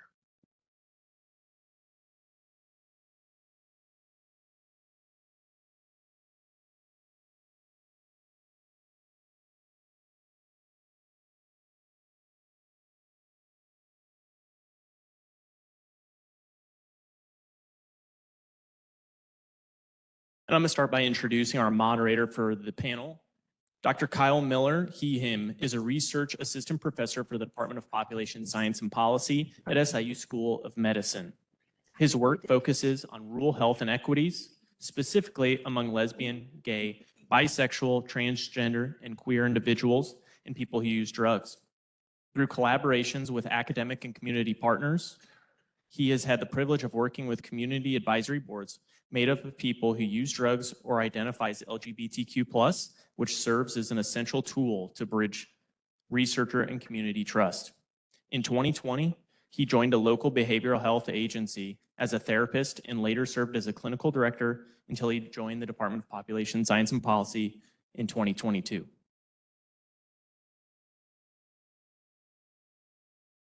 Thank you, TJ. All right, so as we get started today, we'll probably not stay too far or stay too close to the podium unless I'm yelled at, which I think I already asked TJ about. So hopefully I can move a little bit, but I will go ahead and introduce our panelists for the day.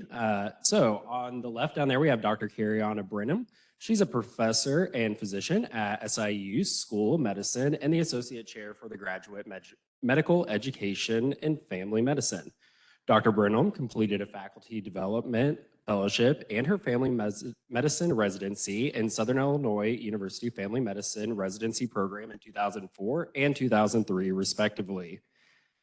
She earned her degree from SIU School of Medicine in 2000 and has called our facilities home for more than 25 years now. And her interests include women's health, LGBTQ+ care, and the care of children who have been victims of abuse. In particular, on the topic of the conference today, Dr. Brenham directs a gender equity transgender clinic at SIU Family Medicine, and this provides care to the LGBTQ community, and importantly, providing hormone-affirming care to those who are transgender and desire it. She's excited about the rapid expansion of this clinic, and I personally am excited to be continuing my work with her through some of our projects. Next, we have Dr. Lauren Beach. And they are an assistant professor within the Feinberg School of Medicine at Northwestern University, and they're also the director of the Advocate SGM Health Program within Northwestern's Institute for Sexual and Gender Minority Health and Wellbeing. Scientifically, they investigate the epidemiology of chronic physical health conditions over the life course among diverse SGM populations and people with HIV. They also study how multi-level health and identity-related stigmas and resilience-promoting factors affect chronic condition management and health outcomes of minoritized population. Finally, they study the measurement of sex, sexual orientation, and gender identity. And they are active in community-led, evidence-informed advocacy efforts to promote LGBTQIA+ health equity. And nationally, they are active in bisexual health policy, leadership circles, and have spoken at the White House, CDC, and NIH regarding bisexual health. Then we're also joined by Dr. Jamie Feldman, who graduated from University of Illinois Medical Scholars Program at Urbana-Champaign, and now she is an academic family medicine and anthropologist at the University of Minnesota, specializing in transgender health, providing puberty suppression and gender affirming hormone therapy at the Eli Coleman Institute for Sexual and Gender Health. This is one of the largest clinical teaching and research institutions in the world, specializing in human sexuality and gender. And clinicians and patients in rural areas and small town in the upper Midwest reach out to them for advocacy. Advocacy, education, and clinical care. Sorry, everyone, I can't read this morning. Dr. Feldman's a co-author of the WPATH Standards of Care, version 8, and has published extensively on the health and healthcare for transgender and gender diverse people. She directs courses in sexual and gender medicine, including elective and required courses for family medicine residents and the development of a new sexual medicine fellowship. All right, so I want to thank all of you for being here today. So we are just going to jump in on the questions today. Get started. TJ, he's not back here. Amanda, do I need to leave room for questions in here? Okay. So just kind of start us off. Dr. Brenham, can you tell us a bit what gender affirming care is and what all that entails? Sure. So I will just, as the introduction had said, that I help run a clinic here in Springfield for gender affirming care. Just a little background on that. When we first started this clinic was in 2021, so it is very new clinic. When we looked to start this clinic, we looked at the surrounding communities, and we had a lot of patients at that time that were needing access to gender affirming care. And often they were traveling to St. Louis, to Chicago, or really were struggling to get access. They did have some opportunities with Planned Parenthood, which was offering wonderful services for gender affirming care here in the community, but often a long waiting line. And they also just were not getting those access to primary care health benefits in addition to their gender affirming care, and really felt like they just didn't have a medical home. And this was kind of what I was hearing from patients that were being seen at our own clinic, from patients in the community, from talking to populations in the LGBT community. And so really was looking at something we needed to do at SIU. I am family medicine. At that time, I was the program director at family medicine, and I had gone to a conference and realized that there were a lot of family medicine programs and residency programs across the country that were providing this care. So I thought at that time, why not? This is something that we could absolutely do. And I set my goals at trying to learn and further advance my own education on how to provide this care, and really what we could do to increase opportunities for patients in our communities and increase the access to care for them. So over the last few years, I looked into, did some education, and for myself and for my team. So really looked at what our community partners, and Phoenix Center was one of the most wonderful community partners, and we're working with Jonna Cooley, came and did some education at our clinic. I was able to go to a couple different conferences nationally and really increase education. And what I really learned was that this is something that really should be part of general healthcare practice. I think it's wonderful that we were able to start this clinic, but really wanted to see what we could do to increase the education for all providers. And so one of the advantages that we have at SIU is that we teach medical students, we teach residents, and within my role at that time, I was the program director for family medicine, and now I am the Associate Dean for Graduate Medical Education, so I have access to a lot of residents, and so really wanted to increase this education. The more younger physicians, younger learners that we can teach about access to care and really full spectrum care for all patients, I thought would be an improvement. So we started our, what we call our gender equity clinic, and really is a clinic open to all in the LGBT community, and really we'll see anyone. We see a lot of times partners of our transgender individuals that want to bring their whole families to us. And as a family medicine clinic, we would see anyone.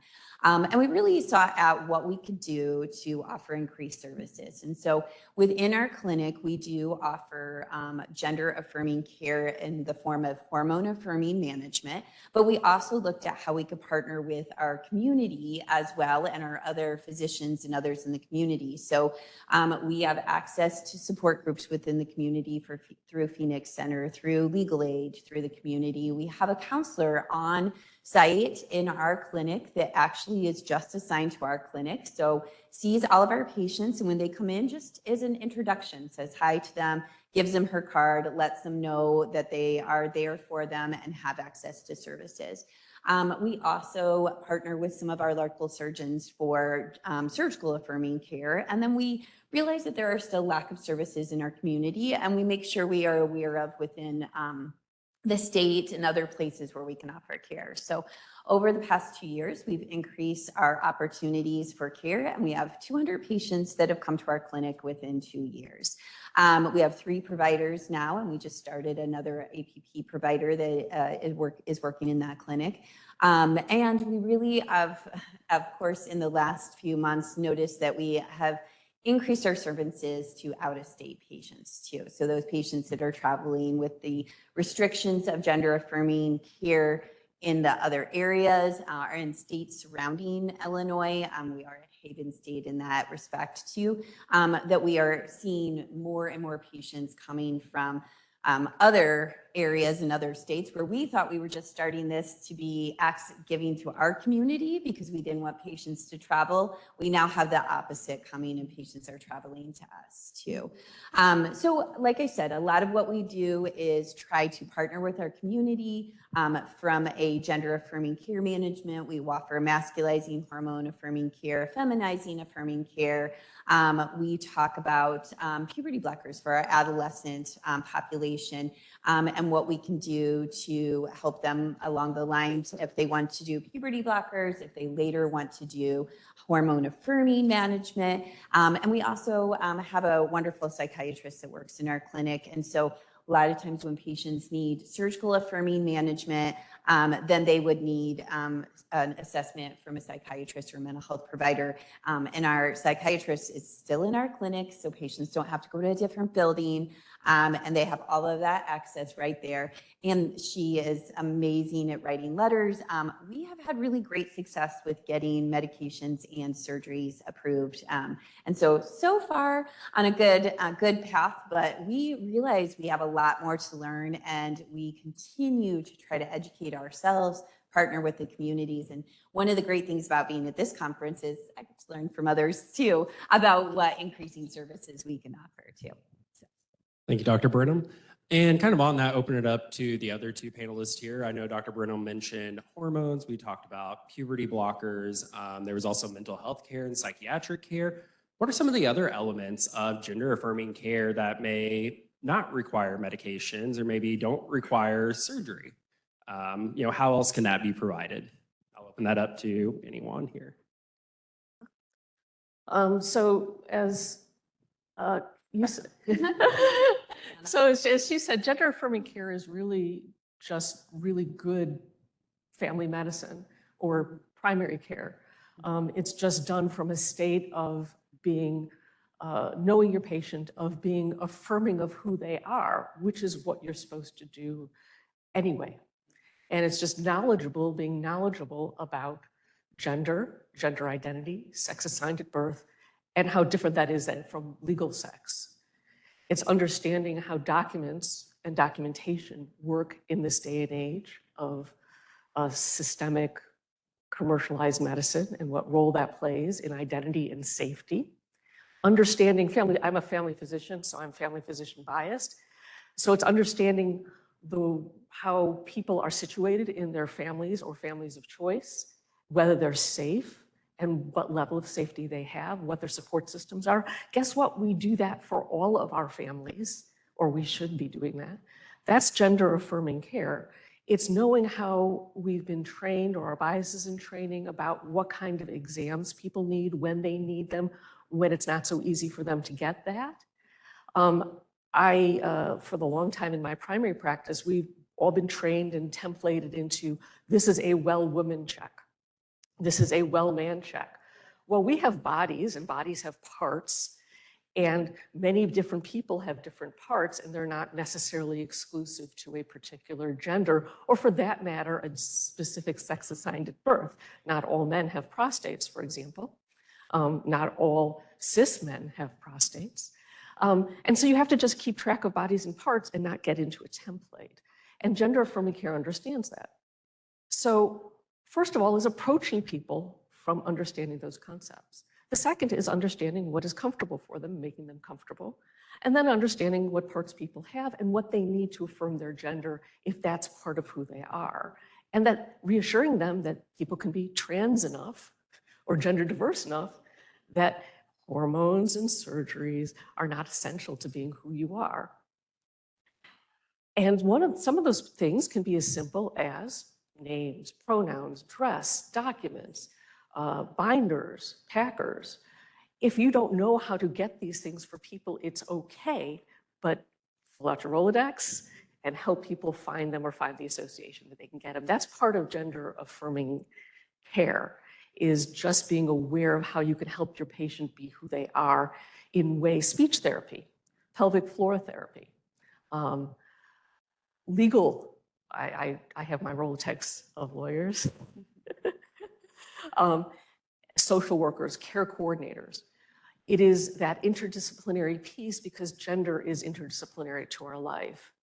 And so that's really what gender affirming care is. And a good family physician will help their patients find what they need and not medicalize it too much. Wonderful. And Dr. Beach, kind of on that, your work with health systems, what tools are out there for clinicians or hospitals who want to engage with this population better and develop the cultural responsiveness and also cultural humility of being able to say, I don't know. So what is available for those?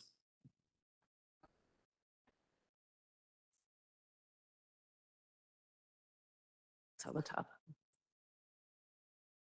Perfect. So.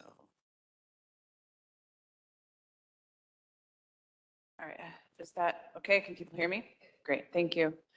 So I love the prior answers about what is gender affirming care and the comprehensive view that has been articulated. I agree with all of that and wanted to add a couple of notes before I dive into the Northwestern resources and programs we have available, which is to highlight that coordination of care and referrals are really important to have warm handoffs as well. So last week I was in New York City at NYU, and they had a conference on cancer in sexual and gender minority populations. And one of the themes that came out of several talks at that conference was the importance of embedding gender affirming care into cancer care. Now that's something that's been done for a while with other conditions, including HIV. Thinking about how to make sure that people don't have to make a choice, making sure that clinicians, no matter their specialty background, their training, are aware of how to provide affirming care to sexual and gender minority patients. But I thought that it was presented in a really thoughtful way from institutions across the country at that conference, and would love to see more work that builds bridges between family physicians and primary care and specialty care, especially as we're thinking about chronic conditions that are often more common in minoritized populations due to intersections of, as Kim Hunt so very importantly articulated, racism, transphobia, sexism, ableism, and others. Populations that are minoritized on the basis of a variety of identity backgrounds. We want to make this connection again really explicit between identities and the whole person level and how that connects to social systems of privilege, power, and oppression. And so I think it's important to consider all of that and think about how that applies to all of the different healthcare needs that patients may have. At Northwestern, as was noted, I am the director of the Advocate SGM Health Program in the Institute for Sexual and Gender Minority Health and Wellbeing. And I have another co-director, who's Dr. Sue Jordan, who is a surgeon. She is actually herself a MD, PhD, and has a PhD in bioengineering and biomaterials. And so is just really a fabulous collaborator to have. And Advocate SGM Health is a program that's really focused on building a clinical and translational research program that has this partnership between epidemiologists and social behavioral scientists with our medical center at Northwestern, which includes 11 hospitals throughout the Chicagoland area and serves about 1.5 million patients per year, to give a sense of scale. And part of why I really reached out to Dr. Jordan to ask her to partner with the Advocate program is because she is also the director of the Gender Pathways program, which is our adult transgender medicine clinic at Northwestern. So she really came to me because I have a robust research group. I also direct the research on aging, chronic conditions, and health equity laboratory in the Department of Medical Social Sciences in our medical school at Northwestern. And we wanted to make sure that we had that MD, PhD partnership. I'm also an attorney, so I do think, I love the inclusion of the law school at this conference as well. I think that's important.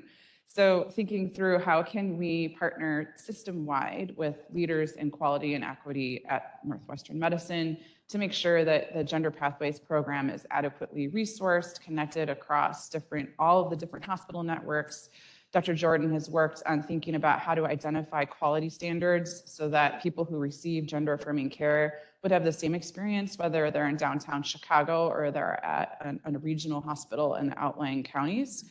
And I think that that's really been key to see not just the buy-in from our academic medical center group, but from our overall system-wide healthcare operations, thinking about quality for these populations.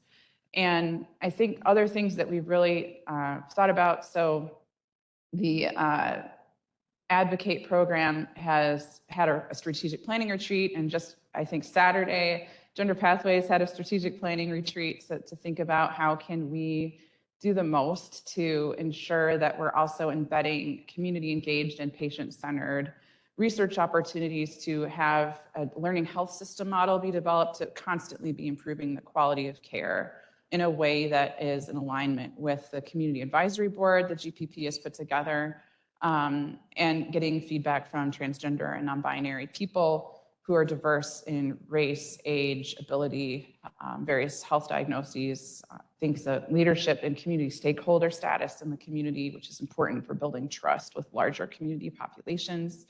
So I think that we're also, the GPP finally has a kind of referral model based on care right now. So we don't have a population health home model, but we do have, I think there's an ever-growing list of providers who are receiving training and who are affiliated with GPP, and that warm handoff is becoming easier and easier no matter what a patient who comes into the GPP might want, whether they have hormones and then they get an HIV diagnosis, a cancer diagnosis, a diabetes diagnosis, that there is a coordination of care model that is facilitated by a social worker, a case manager.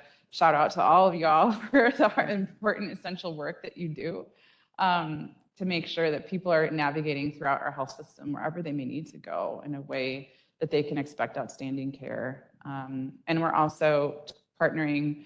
I have a quality charter that was approved in July of 2020 with Sue and I as PIs with the health system that will scale up sex, sexual orientation, and gender identity, race, ethnicity, ability, language, data capture system-wide.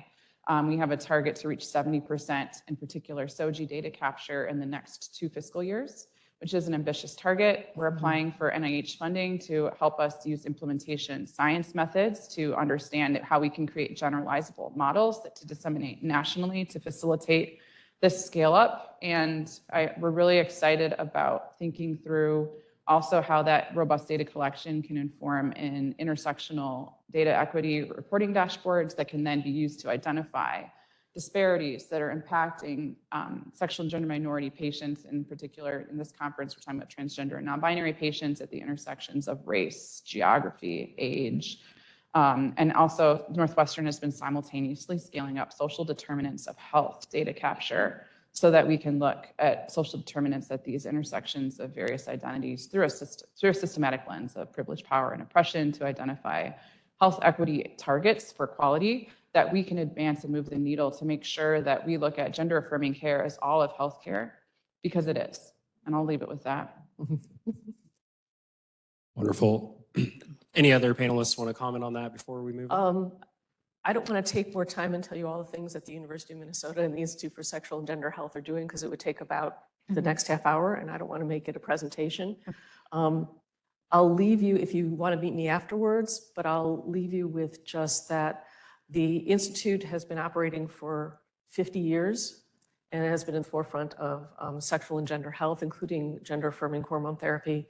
We now have an entity. I have 500 patients, and I don't do primary care there. We are now, but we do have a care coordinator that intersects with primary care. I bridge primary care until people can find other primary care providers. We serve at least the 5 neighboring states, including the banned states now. So I have a large trans youth refugee patient population, which is only increasing. Our health system, mHealth Fairview, has a what's called the Gender Care Coordination Program. And they serve our surgeons as well as voice therapy, primary care, gynecology, obstetrics. And so they're the hub that gets people connected with other services. Again, we're talking about a large 5, 6, 7 state catchment area. This includes also our small town, regional, rural providers, which we also keep track of as who is providing in, if you know Minnesota, south, west, north, up in the Northwest Iron Range area, we have a large number of rural areas and large communities of very isolated folks, not to mention our very complex, so I see a lot of complex folks with complex mental health and physical health complications, patients who need hormone therapy and have had lung transplants. Stuff like that tends to come to me. We also have a residency clinic that serves, also does hormone therapy and trains all the residents to do it as well. And so they make it more simple patients. And that's kind of it in a nutshell. We have lots of education research and advocacy work going as well. And that's about as much as I'm going to tell you. Wonderful. So next question here for Dr. Bruno, and we'll open it up to anyone afterwards. And we've already talked about some of the training and the ways that can help facilitate a better clinical environment. How else might a clinical or even social environment facilitate or even act as a barrier to gender affirming care? So yeah, it's huge. It's interesting. I was talking at this conference today and I just saw a patient who I mentioned was family medicine, who I happened to deliver. And so I've taken care of her since she was newborn. I take care of her whole family, see her parents, see her siblings, see aunts, uncles, so forth.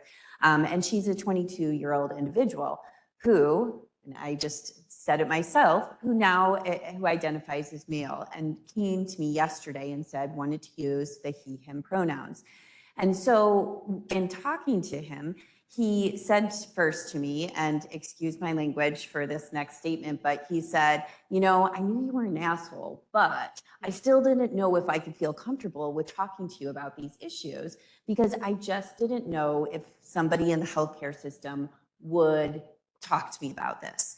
And I had been caring for him since he was an infant and care for his whole family, but he still didn't know if the healthcare system was going to be a welcoming clinic or a welcoming place for him to express that he really felt like he was a male for some time and that identified as male, used he, him pronouns. And also I talked to him about name. And at first he said, well, Cass would be okay. And then said, well, this is the name that I want to use. And I said, great, we'll make sure we correct that in our documentation, that we use that as your name. We use the correct pronouns. We want to make sure that you feel welcome or continue to feel welcome in our clinic because, again, he had been there for so long. But that was just an example of, someone who said, then I kind of heard that you were running this clinic, so I felt like I could talk to you. But if that was not a situation that he had had, how many individuals are going to their primary care providers and don't feel comfortable expressing who they are, what kind of healthcare needs they have, what they may be experiencing in relationships with others, in just feeling, as we say, gender dysphoria, feeling not content with their bodies and what we as a medical profession and providers could offer them. But if they don't feel comfortable saying it to us, how are we supposed to offer continued help? So I thought that was a great example of why, people just often do not feel comfortable talking to their providers about things that are very personal to them, and they have a feeling they may be disrespected. And that's because they have been in a lot of environments. Thank you. Yeah, Oh, other papers. yeah, the systemic barriers are incredible. So remember, people come to my clinic because they know we do hormone therapy and we serve this population. But if I ask about barrier one, if I want to fill out a SOGI form, right? Well, except in the system, everybody and their uncle within the system is going to see that form, including their pronouns, their identity, their names, the cardiologist, their whoever. And no, they just want me to see their names and pronouns. Well, that shoots the SOGI form out, so there's the data collection problem. That may change over time as we get more comfortable. Another barrier, lots of young people who are insurance problems. So they may be adults, they may be 18 to 26, but they're under their parents' insurance. They may be living on their own, perfectly otherwise independent, but that bill is going to go to their parents. So we then spend the next 20 minutes out of a 40-minute intervention talking about, well, let's talk about payment. So I have to talk about financial issues in our payment department and all of these lovely things. So already we've got some very big structural barriers based in discrimination and stigma with a young person who's just barely getting used to adulting in the healthcare system. Okay? Now let's take someone else who is older, is now coming to me, first getting isolated in a small town. They've now driven 3 hours to see me, and their primary care doctor doesn't know because they're concerned their primary care doctor is going to tell the neighbor and the next person and their friend down the street because there's only 1,500 people in that community. And so you get this to snowball, or even better, they have no primary care doctor because of just what you said. And so they're coming to me having don't have their blood pressure checked, they don't have their diabetes under control, they may be diagnosing them for the first time. Mm-hmm. And these are the things that we see as healthcare access. They've never touched a hormone, but they already are coming to me with chronic conditions that are well advanced because of the underlying problems of minority stress. Yeah. And these are these systematic barriers that we have to kind of untangle in order to help the health of this population. I agree with everything that has been stated, and would just also highlight that the insurance rates are far lower in transgender and non-binary populations. Poverty is far higher in transgender and non-binary populations. And this is what you see in health disparities populations, is a systematic, predictable social mapping of the effects of stigma as a fundamental social determinant of health. It shows up in all aspects of social determinants. Also, we see that discrimination leads to people who are transgender and non-binary being either not hired or fired from their positions at work. They may not be promoted as quickly or face consequences at work if they are coming out while on the job. And all of that affects, again, access to healthcare because all of these things are intertwined. And so another reason why people don't show up to the healthcare system is that they can't afford it. So even if they do have insurance, we also see in the data that transgender and non-binary people are less likely to have a primary care provider and less likely to attend a healthcare visit due to cost. Yeah, and so the pieces of that are, co-pays can be a key barrier as well, and insurance status. And this is also true, I want to say, for sexual minority populations too, especially sexual minority women. There's, of course, thinking across all these intersections can help paint a picture of why people come up either, they're getting diagnosed for the first time with diabetes, at a primary care appointment after obviously their A1C might be 10 or 11 and they might be 30 and that might be type 2 diabetes. And we see that actually in some of the work I've been doing within population, like within partnership with Quality and their analytics team. We've been looking at a variety of health diagnoses by gender identity and sexual orientation, and we have found that much earlier onset of a variety of chronic conditions in these populations. So you need to think about screening people for diabetes in their 30s and their 40s, and that's not something that oftentimes, if you look at USPTF or CMS guidelines or other professional society guidelines that are recommended, oftentimes sexual and gender minority people are invisibilized or not mentioned at all in these guidelines. But just like with other health disparity populations, earlier screening for these chronic conditions is really important. And I can see it in, I've worked in a variety of health systems, and you can see it in the data that's out there. And it's something that I think should be centered because of the systematic effects of these social determinants are present within every institution in society, including healthcare.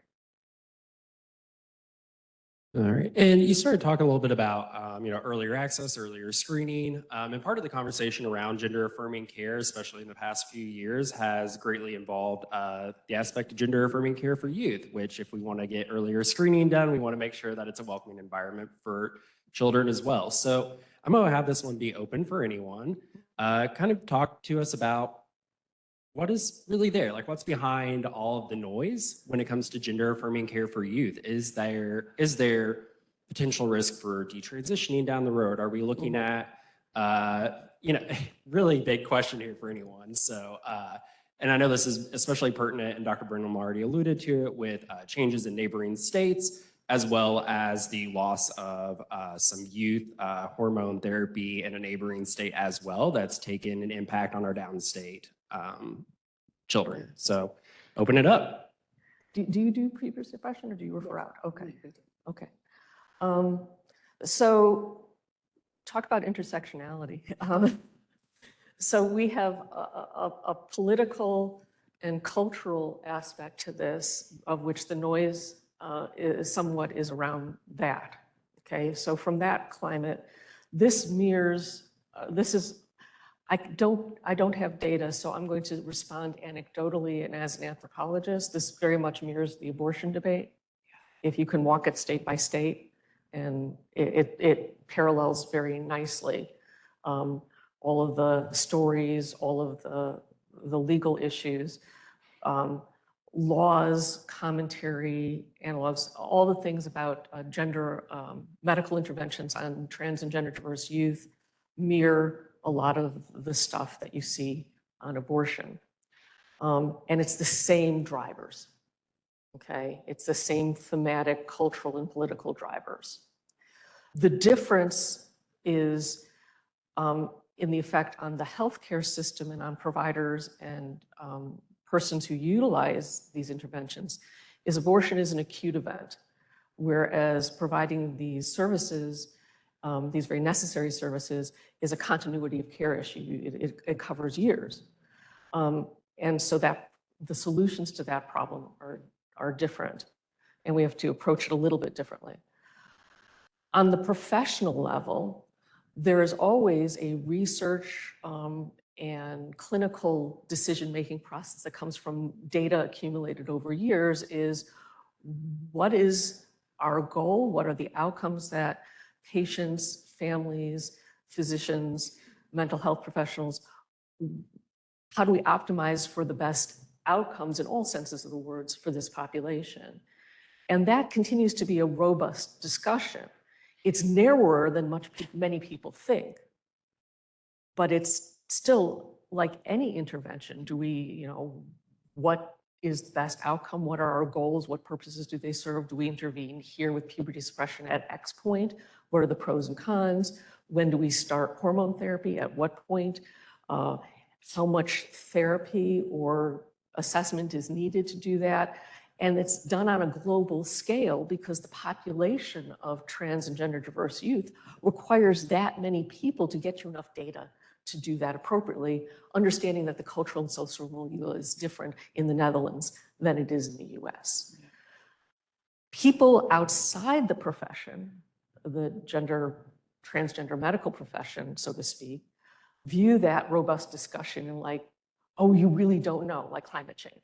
Okay, you really don't know what you're doing. This is all experimental work. No, we actually do know what we're doing. We have pretty good data on a lot of the major outcomes. We're still working on getting it the best that we can be. And that's the problem between all of this.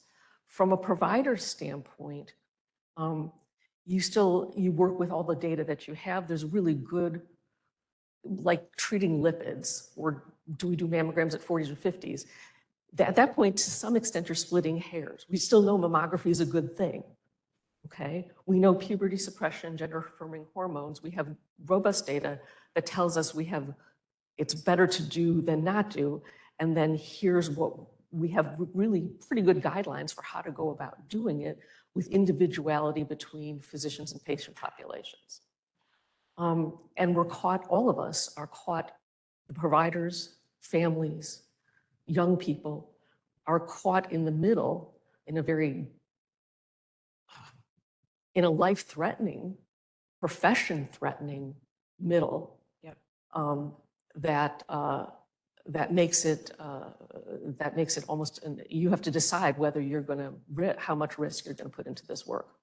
It really on both ends. I mean, providers are threatened physically and professionally. And of course, patients are threatened and families are threatened. And so you bring those values and then you have your healthcare system. How much are they going to support you? Right. And to what degree and under what ages? And then you all mix that together. Fortunately, I have a great number of colleagues who are therapists. I have a great program director, Dr. Greta Bauer, and we support each other in this work. And then we are on the fly developing protocols for how we're going to manage this issue. But I bring the values to the table mainly from WPATH SOC8. And those are guidelines, those are worldwide guidelines. They're fairly broad, so we can bring them to the institution and say, this is how I'm going to adapt it to this patient, this situation. Here's how I'm going to document it, and here's how I'm going to make it safe. And I'm very transparent with my patients. I want your safety, and I want our clinic to be able to continue this work safely. So here's what we're doing, because you don't want me and our clinic to go away, and I don't want you to be harmed. So here's the steps we're taking, okay? I know it's going to delay things for you. It's going to I can't give your prescription today in this way. Here's the steps. And we're going to get these steps in order, and you're going to get what you need. And we're going to work our damnedest to get what you need. But it's going to take a little while, and here's the T's and the I's and everything that needs to be crossed, and it'll work, and we'll be safe. Yeah, I will say that when we started our clinic too, we did look at the fact that as a family medicine clinic, we wanted to be open to offering care to adolescents, to adults, to anyone that came in our clinic. And when we talked about doing puberty suppression, it was something that we also considered really having to talk to our patients at length, talk to the support people, the guardians that brought them in, whether they were parents or others that brought them in. We do know that a lot of those adolescents that identify as transgender often are also at risk of what their family situations may be. And so one of the things that we have found that we have also had a strong partnership with is the Department of Children and Family Services, our Illinois Child Protection Services. And the DCFS in Illinois is actually very supportive, and they actually have an assigned service, and they have someone that we have learned that we have to partner with as well. So in addition to talking to getting psychiatric consult if need be, talking about what it means to do puberty blockers. Could you stop them? When would we talk about transitioning, or when would we talk about then starting hormone affirming management? We of course follow WPATH too, where we have counseling services, what kind of support this adolescent has in this whole process. And then also We have had several adolescents that do not have that family support. And so we're also talking about what support we have from foster care. We have a foster care clinic within our SIU clinic, and our provider that runs our foster care clinic is very supportive also. And she has been a great partner in helping navigate the Department of Children and Family Services. So one more step that we had when we were looking at adolescent care, but as we have been approached from several providers outside of Illinois, Missouri, Iowa, others that have said, you know, we have these adolescents that are, as you mentioned, already on this continuity, this care, and interrupting it would be devastating to this adolescent and to their overall health. We want to be able to take them on, but at the same point, we also have to look at what is our ability from a clinical standpoint, just numbers, but also we want to make sure that we are looking at our clinic as well, and what are we doing to make sure that we're not just taking these patients and continuing without also doing our due justice as far as looking at assessing the patient needs, talking to those patients. And so I do feel bad for them because it's another step again that they've already been through this process with another provider in another state. But at the same point, we want to make sure that, yes, we're getting those records and we're stepping into it. So it's not something when we started this clinic that we really expected to have to deal with from other states. And we are definitely looking at that and trying to figure out what are the steps to take and to offer the best care too. So we've kind of had two additional things that we've had to look at. And as I noted, we're a fairly young clinic as far as how long we've been doing this. And so we've really walked carefully and making sure that we are partnering well with those around us. And you're right, it does make a difference in what your clinic is. And so I heard a story from someone recently who just overheard a conversation at a restaurant, who, you know, women were talking and stating their child was transgender and that they were not accepting of this child and had kicked them out of the home. And the conversation went on to include, well, you know, those doctors at SIU, they're just giving hormones to anyone. They are taking our adolescents and offering them puberty blockers and that. And so the provider that brought this to me was a partner within my community, and also provides surgical care. And, you know, she was very upset by it, but it did make me open my eyes to, you know, I do want to make sure that SIU is well respected in the community, but we also want to make sure that we are offering the best care. And that also includes education. And so I think events like this to educate, but also events to educate within the communities of those that just do not understand what it means. And so I feel like I'm an advocate to talk to anyone that asks questions. And so I've had a lot of friends, family, others in SIU and others, what do you do there? What does it mean? And so part of my role, I feel like, is educating others so that they understand what hormone affirming care, what, you know, potential puberty blockers, so that they can understand possible journeys patients have been through and why this is such important care for individuals, for our community, and for healthcare at large. And so a lot of it is also that advocacy too, which I knew in stepping into this role, but honestly, 4 years ago, I just thought, I want to make sure my patients are getting care. Right. And now it is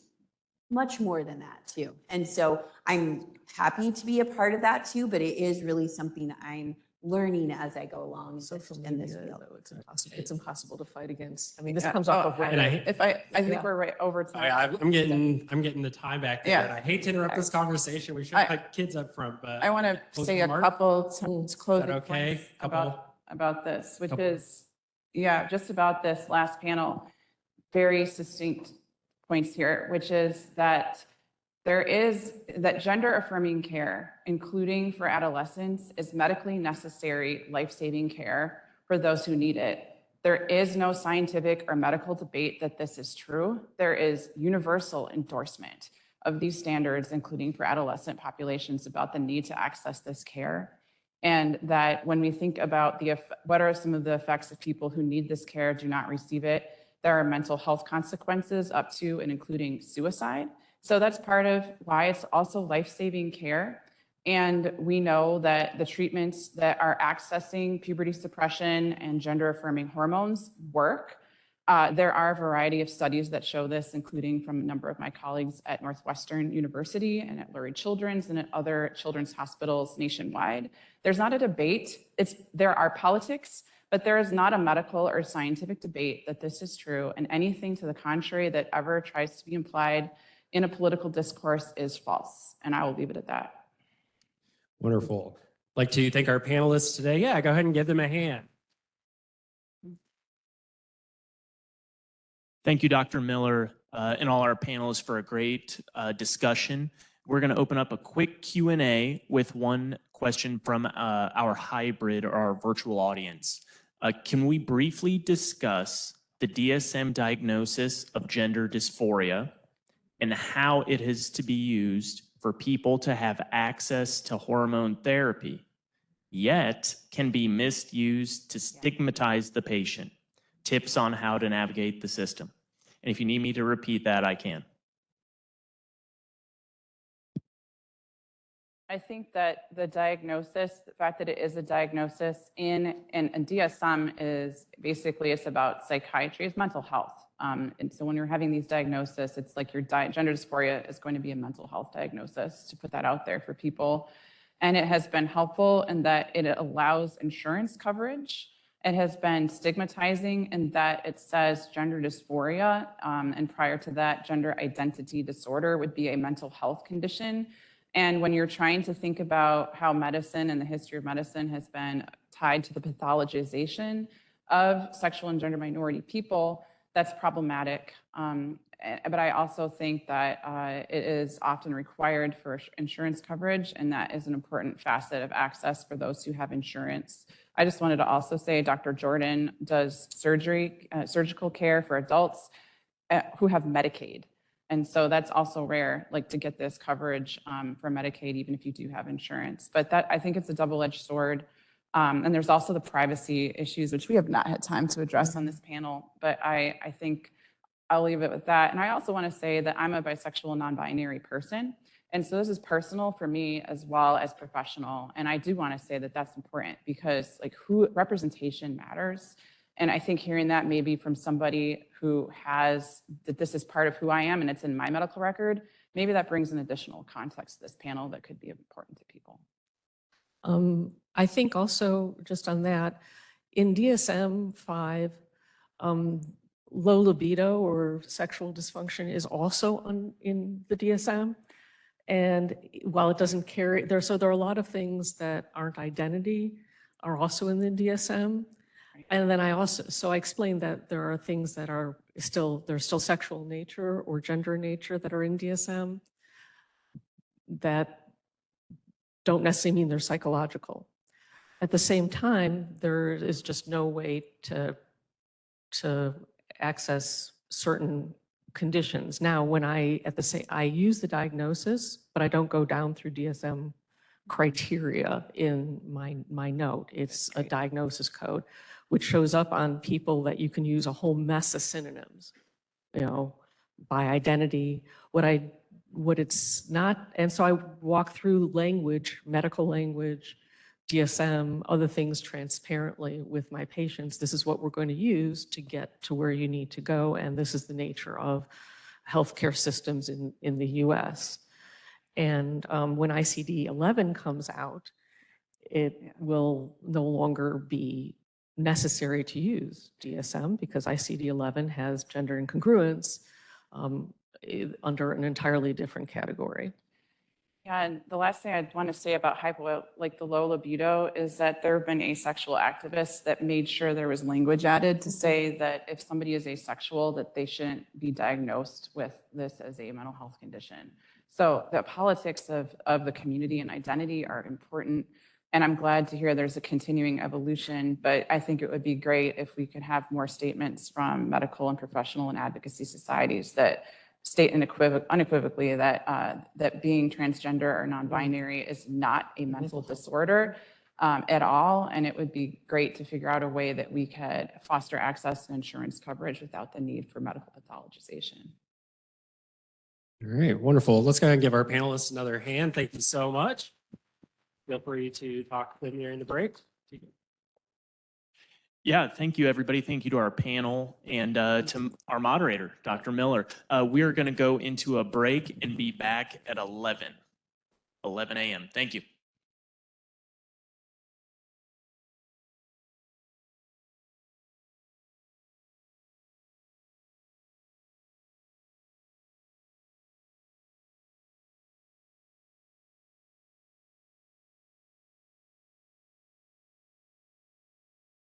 Dr. Anthony Carney is an assistant clinical professor at the University of Kentucky's College of Nursing.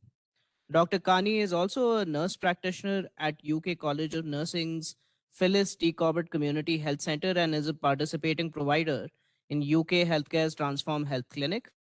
Through Transform Health, Dr. Carney provides affirming healthcare services for LGBTQIA2S+ patients and families. By currently serving as the chair of the Equity Outreach and Social Justice Council, he is the alternative DEI officer at the College of Nursing. We'd like to welcome Dr. Carney on stage. And after Dr. Carney's presentation, we'll have a moderated Q&A session that's led by Emma Hughes. Emma Hughes is a third-year medical student here at the SIU School of Medicine. She grew up in Springfield, then attended Butler University, where she graduated with a BS in biology. She hopes to specialize in physical medicine and rehabilitation, as she is passionate about equitable healthcare and advocating for patients. Thank you. Thank you. Thank you. How's the volume on is the mic okay? Sound good? Thank you. So I'm very honored to be here. Thank you for the invitation to speak. And I'm very proud to be representing the University of Kentucky and the field of nursing here at this wonderful event. Today in this presentation, what I would like to do is share some of my experiences of providing affirming care, much like what we just learned about in our last panel, in a rural setting. So this is lessons learned, what's going well in our clinic, and some challenges that we have faced, specifically related to policy. So it's been mentioned that there are neighboring states that have issues with policy where care has been restricted. That's us. We're one of those states, so I'll share some of our challenges we've experienced with that. Just a little background about myself. I use he, him pronouns. I am a proud member of the Big Blue Nursing Nation at UK, so I've gotten my bachelor's and my doctoral of nursing practice degree at the University of Kentucky, and I've done all of my training through the University of Kentucky Medical Center. My nursing experience background is actually in critical care and emergency and medical surgical nursing, and then drifted towards primary care so I could do my passion, which is provide care for LGBTQ individuals. I'm also faculty at the College of Nursing. I teach undergraduate nursing students. It's a really fun class. I teach the class, it's the first time that they go to the hospital. So they're learning all the fun stuff like putting IVs in, putting catheters in, learning how to assess people, what heart sounds sound like. And they have an exam today, so my phone's been blowing up because they're very, very nervous about their exam. Recently, I started teaching with a wonderful colleague of mine from Transform Health, a LGBTQ course about LGBTQ health across the lifespan as an elective course in our curriculum, and we are expanding that to our graduate students as well, and I'll speak more about that shortly. My appointment in the Phyllis T. Corbett Community Health Center, I'll talk about shortly. I practice as a family nurse practitioner under the umbrella of family and community medicine at the University of Kentucky. So Transform Health is a network of clinicians instead of one housed clinic setting. So most of our services for LGBT individuals do happen in the urban center of Lexington, Kentucky. Here, the large building right there on the left-hand side is the main center for our services. We also offer behavioral health services. There is Transform Health providers at University of Kentucky Student Health because our students get their health services covered with a student fee so they can access affirming care through student health. And our newest location is my clinic location, which is the Phyllis T. Corbett Community Health Center, here seen all the way on the right. So this is a clinic that's owned by the College of Nursing that serves a rural area in central Kentucky and Jessamine County. So it's staffed by all nurse practitioners under a supervising physician. And it has tremendously improved access in general for primary care for the area. So many of the residents do not have to access care in Lexington or Louisville specifically for their care. When I joined the clinic in 2019, I brought my interest in LGBTQ healthcare to the clinic, and it has been a wonderful journey to provide that service for the community. I did not know how it would go, and I'll share some of those experiences here. In general, my education at the University of Kentucky did not include anything about LGBT health, and I think that's a symptom of general health education in general. In my bachelor's program, it was not touched on other than one single slide in a psychiatric class that says LGBTQ individuals have higher rates of depression and anxiety. Move on to the next slide. That's the only education in my bachelor's program that I got about LGBT health. In my DNP program, it was very similar. There was an optional module that was hidden deep in a Canvas or LMS web platform to access if you want to read it or not. So I got some advice from a wonderful colleague who said, advocate for yourself. So we have clinical rotations in the nurse practitioner program. So my background in this was through self-advocacy, and I found Transform Health and asked for clinical rotations at this particular place. So I could just, if I don't have the training, I need to find that training myself. So there are 2 physicians at our Lexington location who provided me with wonderful training. So looking back on it, I'm very grateful for that training because number 1, I got training in a specific area of care that I'm interested in that want to provide. And I'm one of the few graduates from our program that got training extensively from medical doctors, which I'm very proud to have that diverse background and training. Not just APP training, but also having physicians who helped develop my clinical skill set.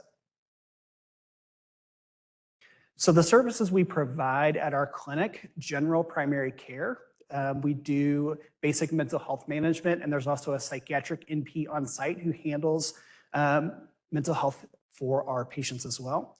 We do hormone affirming treatment should the need arise for patients who want to do masculinizing or feminizing therapy.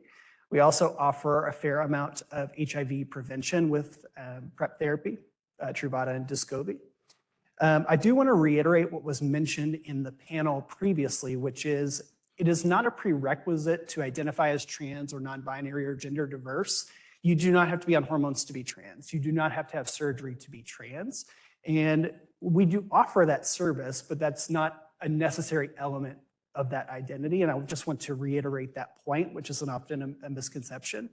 But everybody needs high quality primary care. Whatever your background or what that is, everyone deserves high quality primary care. And that is our main goal at our clinic, is to provide high quality primary care. I think this was well covered in our last panel as well. What is affirming care?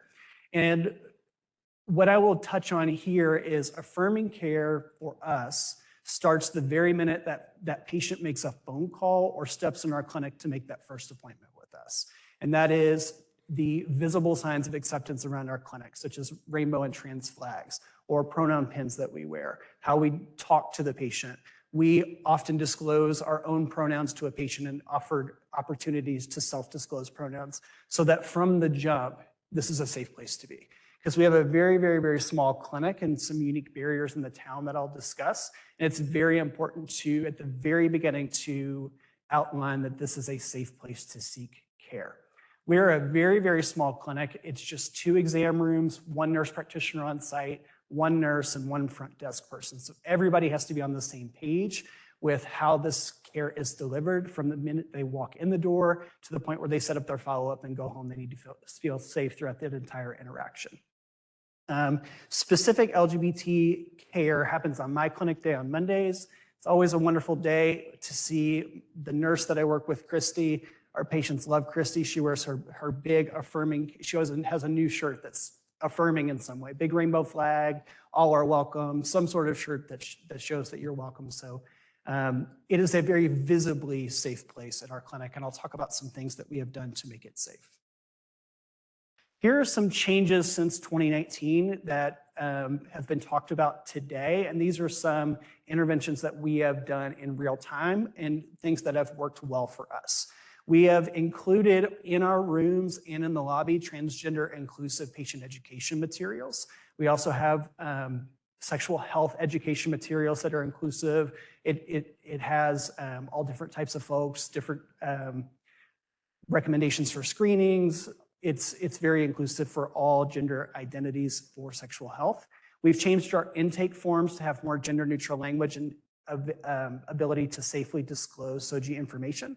We routinely ask our patients what their name is and what their pronouns are. Even on repeat visits, we have patients that change their names. We have patients that start out using they, them pronouns, and as they're figuring out their gender journey, might feel more masculine and transition to having he, him pronouns. And we routinely ask and want to know about our patients holistically so we can have an accurate medical record for our patients. We use gender neutral language throughout our clinic. We display signs of acceptance around the clinic. We have a gender neutral bathrooms now, as opposed to gendered restrooms. That was a major change. We have training for all staff and any students that come and train with us at our clinic. And this was an interesting training because as part of the undergraduate program, there is an elective course where students study health equity. And there was a group of students who were specifically interested in LGBTQ health equity.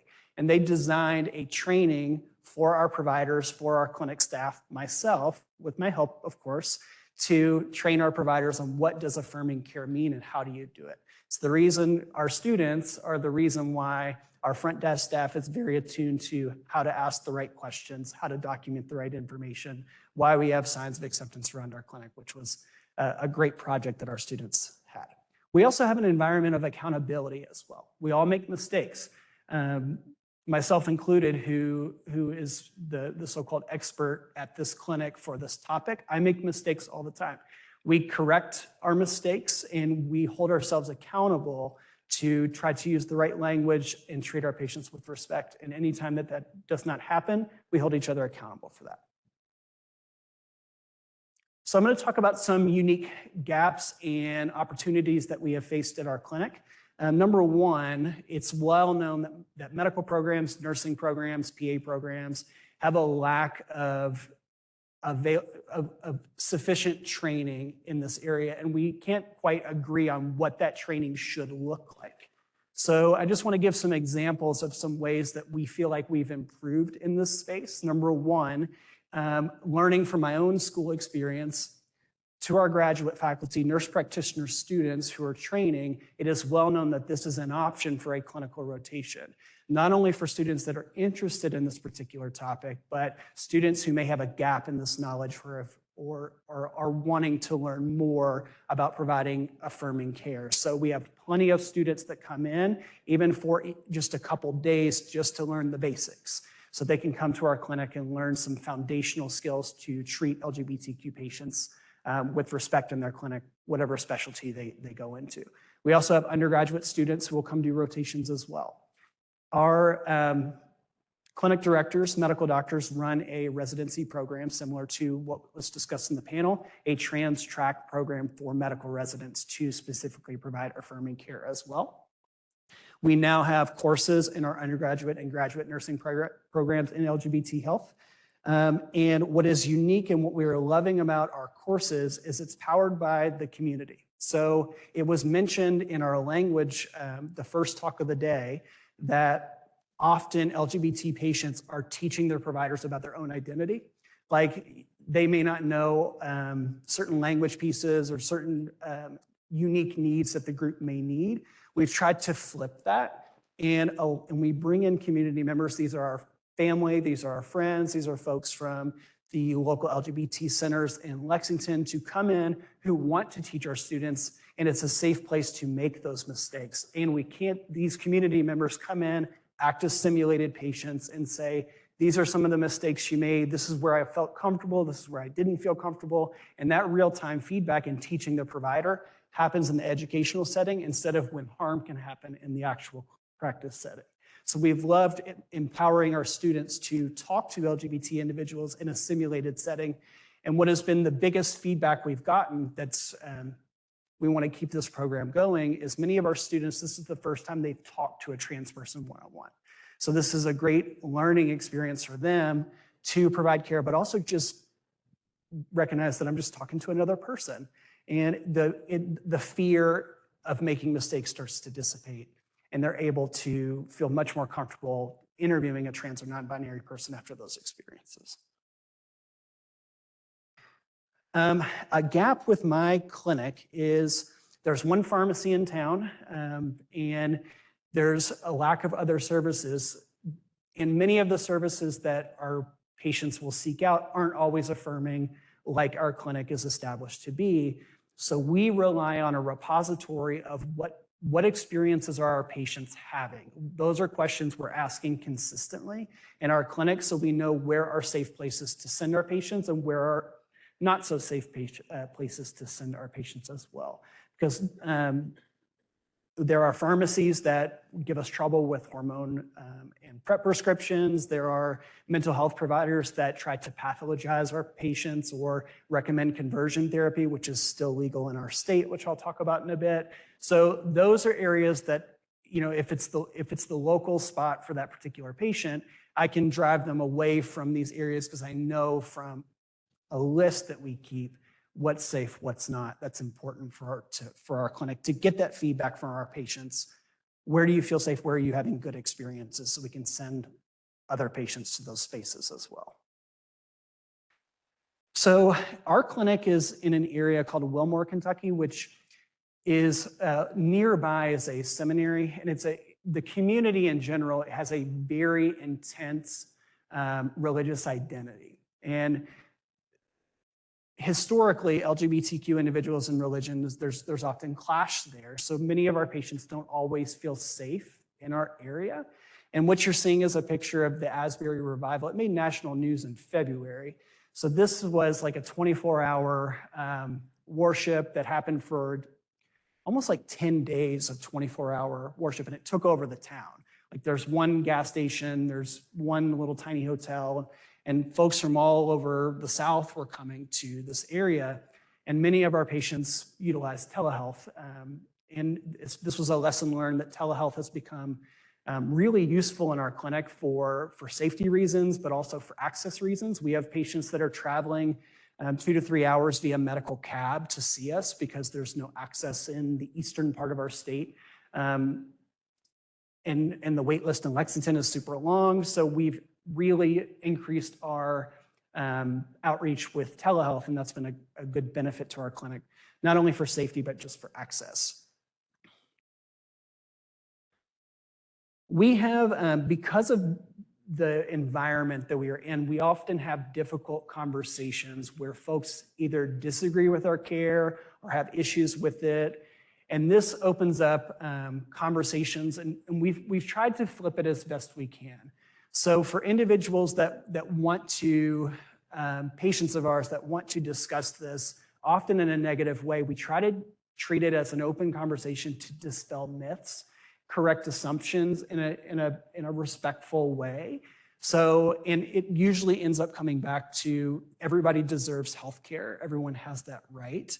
And there's just a different need here. And this is a service we provide, and it does not change the care we provide to you. And you also deserve high quality care as well.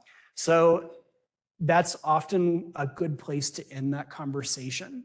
It's also checking my own bias because I'm very protective over my LGBTQ patients that I see. And I do have patients who have verbally expressed displeasure that the service exists, but I still need to provide quality care to that individual as well. So I have to check my own bias at the door there and just continue the conversation as best we can. So that's been a unique challenge to provide care for folks that, we have half our schedule is there for affirming care, and half our schedule may disagree with that particular care from the community. So that's been a unique challenge. So we are one of the states that has issues with it being, we'll say it's a hostile environment now. I think that that's a reasonable way to describe the environment in our state.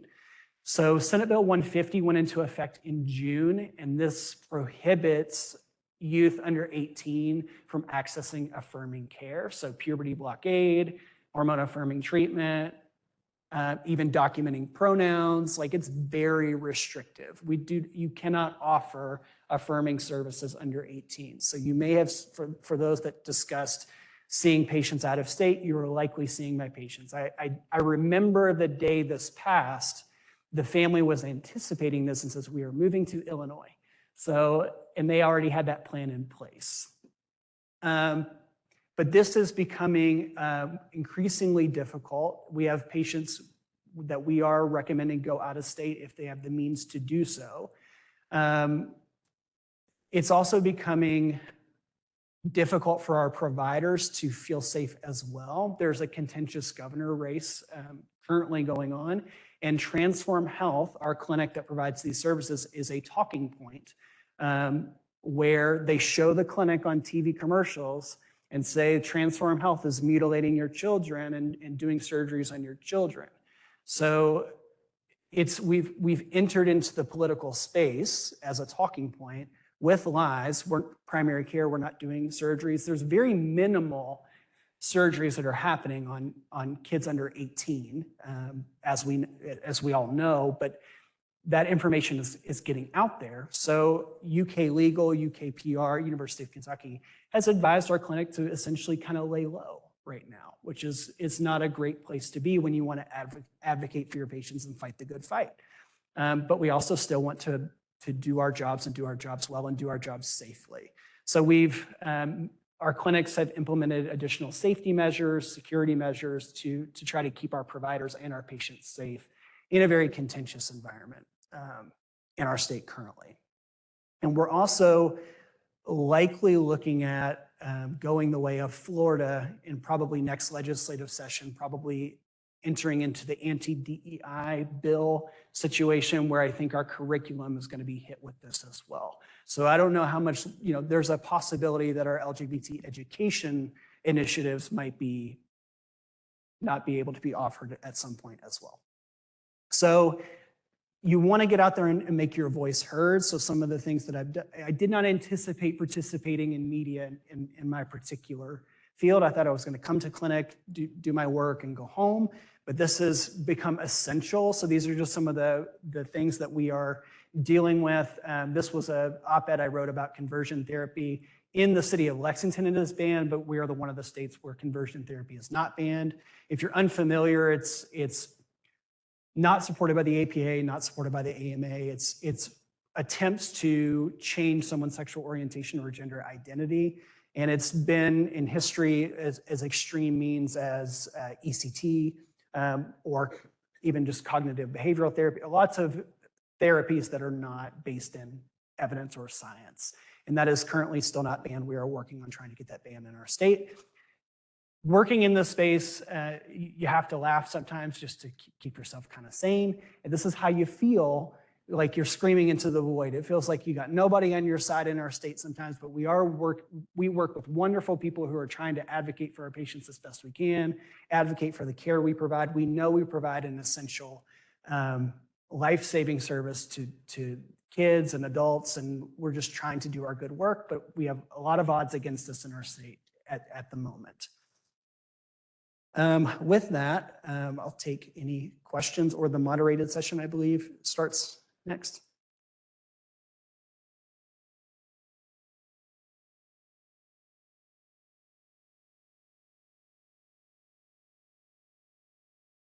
Sure. Yeah.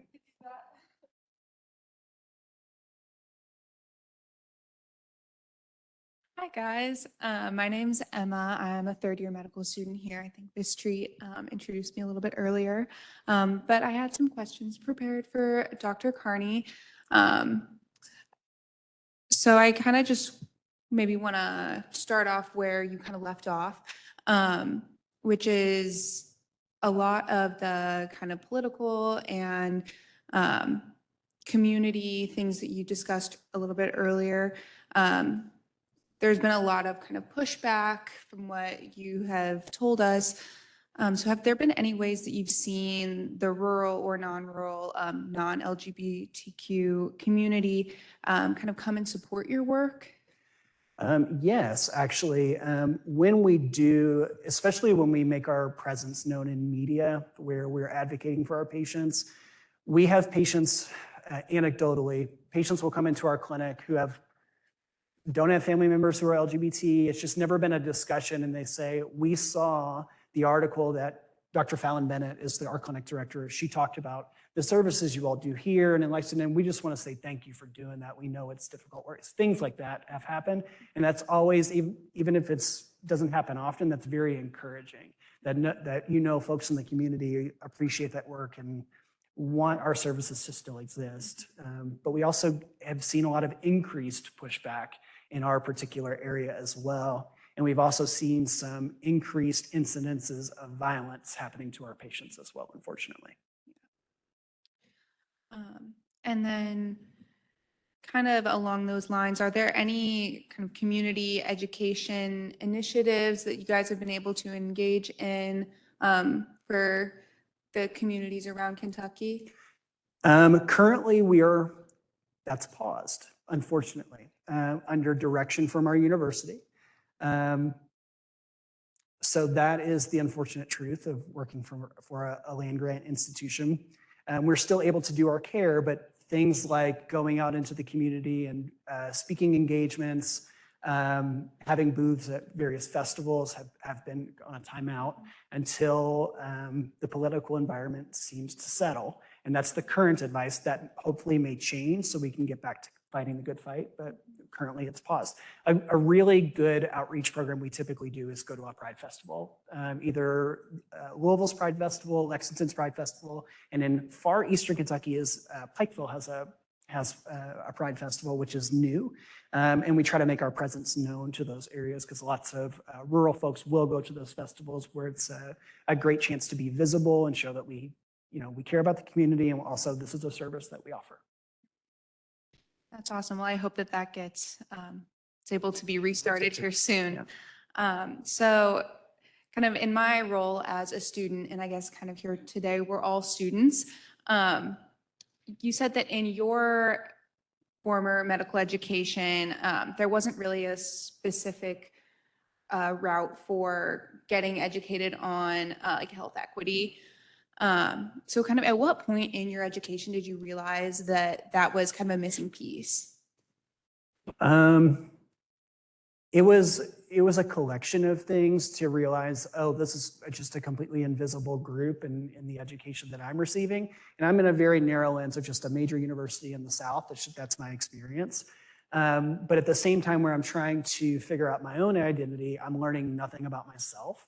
I'm also not seeing any faculty or staff members who are out either. So that contributed to a role where you feel like this might not be a safe place to be out.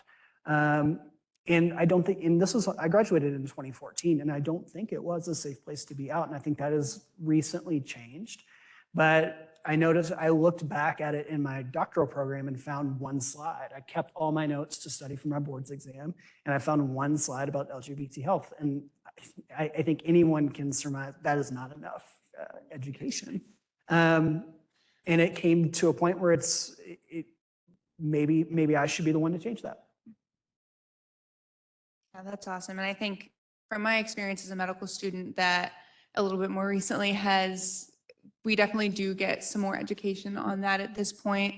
But kind of over your continuing medical education, and you've set up all of these amazing programs, what are kind of the biggest changes that you've seen in students and in colleagues that has been beneficial for the communities that you serve?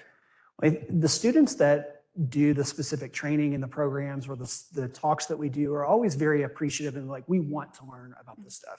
I think looking back, I think a barrier too is, like, for example, anytime an LGBT topic comes up within our college, it's, Anthony, will you speak about it? Because people want to be hands off. And I think a more robust education for this topic is to scaffold it through a curriculum where everyone needs to be comfortable and knowledgeable enough to infuse it into your obstetrics content, into your psychiatric content, not just let's bring in the queer faculty member to talk about it for 30 minutes and, we've covered that topic. I think that paradigm has to change. But I think a lot of the programs that I've seen be successful in other institutions, Friends, medical programs, it's usually some sort of queer or trans faculty member who wants to make that change and spread that knowledge because they care about it. That's awesome. So then what advice would you have? I know it sounded really, really amazing that you guys have the opportunity for students to do the simulated patients and be able to kind of practice having conversations around transgender healthcare. But for people that might not have that same opportunity, what advice do you have about those kind of wanting to be able to better have those conversations and just kind of how to go about that in their practice? I think students should be empowered to ask about things they want to learn about. That's what helped keep me engaged in my own training as a nurse practitioner student, to seek out opportunities that way or ask or beg for those opportunities, or develop it themselves, because I think students are fully capable of doing things like that. But also there are outside resources to consider, like Fenway Health or WPATH, all these great resources that have LGBT training modules, Human Rights Campaign, to be able to learn on your own. And that's the story of my nurse practitioner training. Was I learned a lot on my own. And there's, nurse practitioner programs have their own gaps with training compared to medical programs. And I knew I would need to seek additional training anyway to be a competent provider. But if I wasn't going to get the training in school, I'm going to seek it out on my own. And I think those resources do exist. You just have to have the initiative to seek those out. And then what do you feel is kind of still missing from the education around transgender health, LGBTQ health equity? What's still missing? Well, to normalize it in a curriculum, number one, to scaffold it through multiple courses where it's relevant, instead of maybe like just to talk about it, which is kind of what most programs will do. I am really interested in starting to collect some data on the experience of being able to talk to a real trans person in a simulated clinical setting. I think from what I have discussed with my students, it's a tremendously impactful experience for them to be able to talk to someone who uses they, them pronouns or is on testosterone therapy and talks about what it's like to do that, what it was like to come out as trans, and ask the questions, do an organ inventory with a patient, ask the difficult questions, ask them uncomfortable sexual health questions to get used to it. I think it's a tremendously impactful experience to just talk to a real person. I definitely agree. That would be awesome for everybody to be able to do.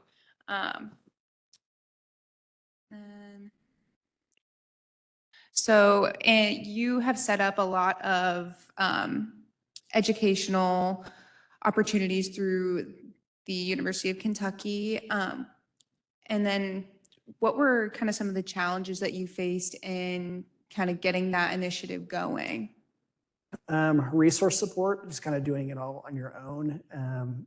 Folks are always very appreciative of LGBT curriculum initiatives, and they're like, you go do the work, do a great job. And it's a lot of, there's not a lot of support there other than just kind of doing it on your own. That's been a unique challenge.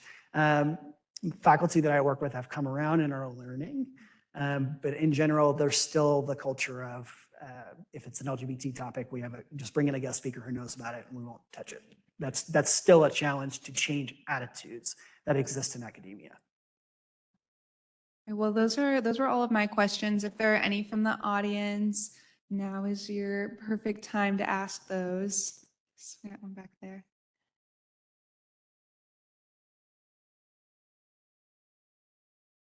Dr. Carney, thank you very much for your talk. I really appreciate it. I love the idea of education. That's something that's near and dear to my heart. So I'm a little bit curious, when you talk about expanding the educational opportunities, I think we all do agree, more than 20 minutes on anti-HIV or, is certainly more. But on the other hand, expanding to discuss the compendium of LGBT could also be quite comprehensive. So what type of elements do you kind of specifically see incorporating into like medical education, and with what kind of specific goals and measures might you look at with that to kind of have a focus in that way? There are some studies coming out about simulated patient experiences. I think that's definitely where medical education, PA education, APRN education should go.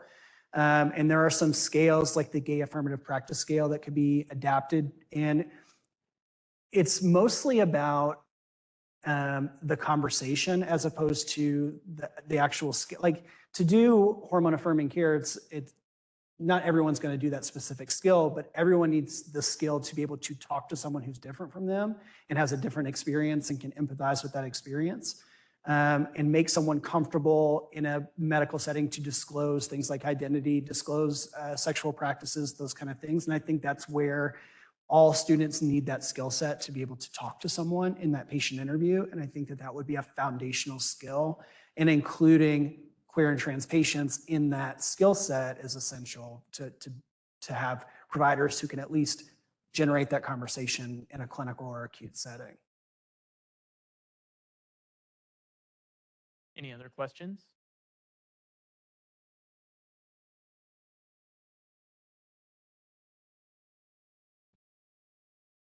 All right, well, thank you, Dr. Carney. Thank you, Emma, for the great session.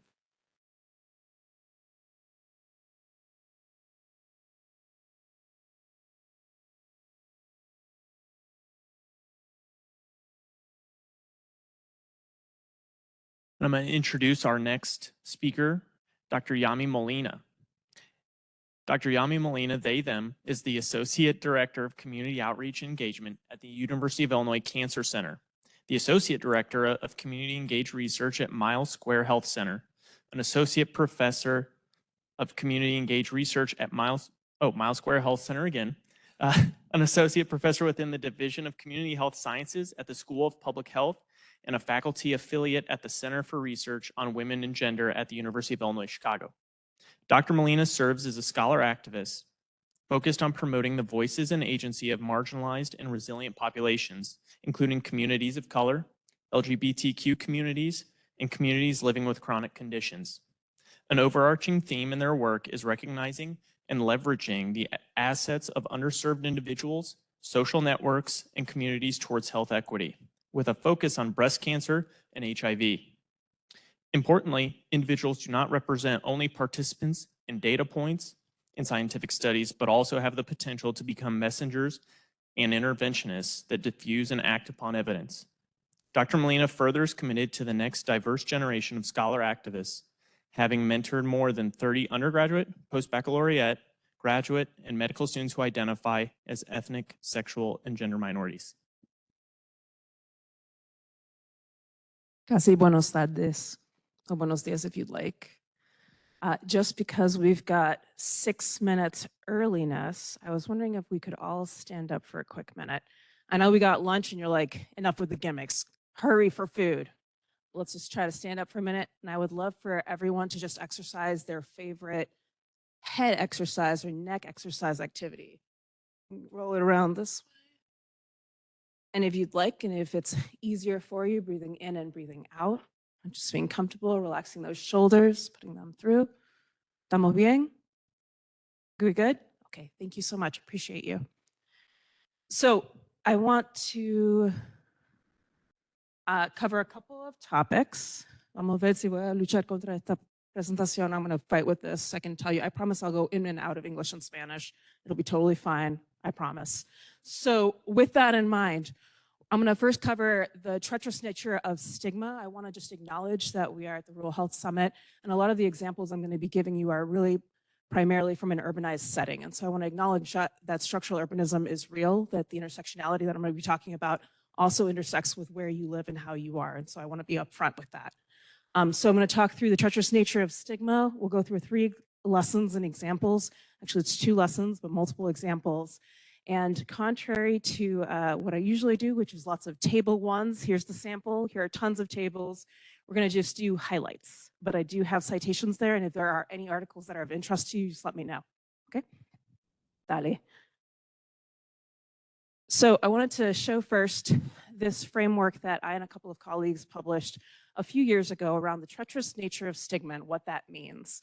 So with that in mind, I will throw out there that the most problematic component of structural stigma for me, and in my choice, the problem with oppression at a systemic level is really the way in which it seeps not only between people and between communities, but also within communities, and also the way that it pits marginalized and oppressed communities against each other, often thought of as oppression Olympics, if you will.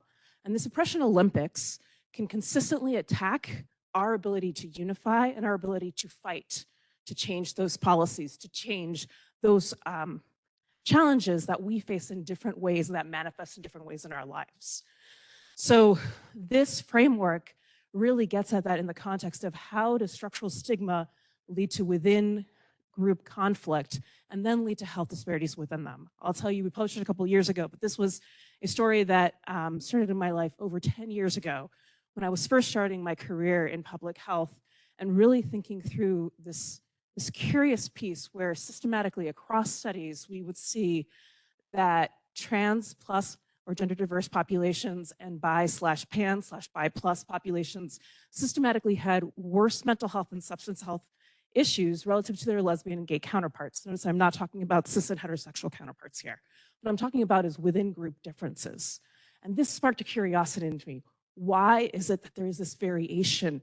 And are there predictors that we can think through and tackle together as a community against that?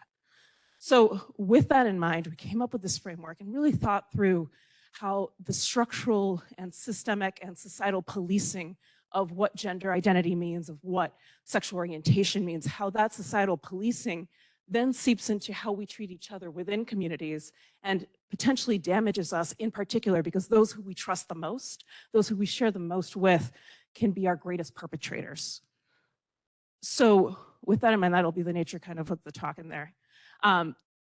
With that in mind, we came up with an idea, and I'm just going to acknowledge that this is very linear looking, but it's not meant to be, because of course, as we all know, oppression can be categorical, more or less a variable for those epi folks in the room, right?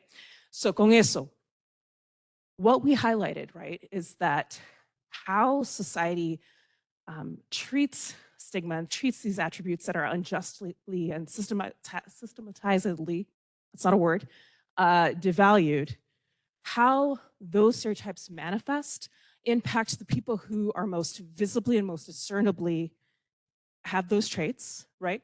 But also impacts those who do not have those traits in a discernible manner because they are systematically invalidated in terms of their community and in terms of their identity.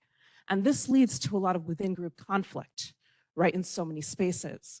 So let's talk through an example of it, and let's talk about it in terms of gender expression, right, which has been continuously conflated with sexual orientation for so many spaces. And so gender expression can be thought of as one of those traits that signals you as an LGBTQ plus or alphabet soup individual person. That's right. So with that in mind, with these unfair adjustments and again, societal policing of what gender means, of what love means, societal policing of what it has to look like, for individuals who manifest and for segments of the community who soundly reject that policing, soundly reject and are resilient and are against these spaces, they are visibly discernible as such and therefore experience a number of explicit marginalizations at so many levels. Simultaneously, there are those of us who could pass for just about everything, and I say that personally, right? Just about any identity that I got, I can pass, right? And in these spaces, we have both systemic privilege and we have interesting identity politics and confusion and intra-community marginalization that puts us at greater risk, right, relative than you would expect. So we'll talk through a couple of examples of this, but it's just really to think through and for a minute consider who we have in the room. When we have these summits, the beauty and the power of these summits, of these conferences, is that we have folks who share a vision and a mission. You know, and in this space, it's sharing a mission and vision for inclusion in our care, inclusion in our representation and in our data and in our leadership. That is powerful. I would say unapologetically, I believe the lunch and networking hour is going to be the best part of the day, right? Just so we can hang out with each other and get to know each other, right? So with that said, so often those of us who are in the fight can inadvertently misstep in a language, right? Misstep in a word. We can inadvertently cause harm when we don't mean to. And we have set up a society that also polices what? Being wrong. And we've talked about bad people instead of bad actions that can be reversible, that can be changed. Right? So we'll talk a little bit today about this complex dynamic, and then I hope that we can have a good lunch from it. So lessons in terms of lessons we can get from other populations, and then we'll have a couple of questions around the intersectionality of rurality and gender identity. But two things that I would say are lessons that are cross-cutting across different types of oppression that manifest in fundamentally different ways. One, being unified does not mean being the same. How many people in the room have said communities are not monolithic? Right? Dale, come on. It is gnarly. And yet, what is our science? What are our stats based off of? No? So with that said, being unified does not mean being the same. And it also doesn't mean having the same stigma. Being queer does not mean that I have the same experiences with genderism and with heterosexism than my counterparts that are in the same room. And that matters, because that matters for the kinds of health risks and the personalized risk predictions that we can make.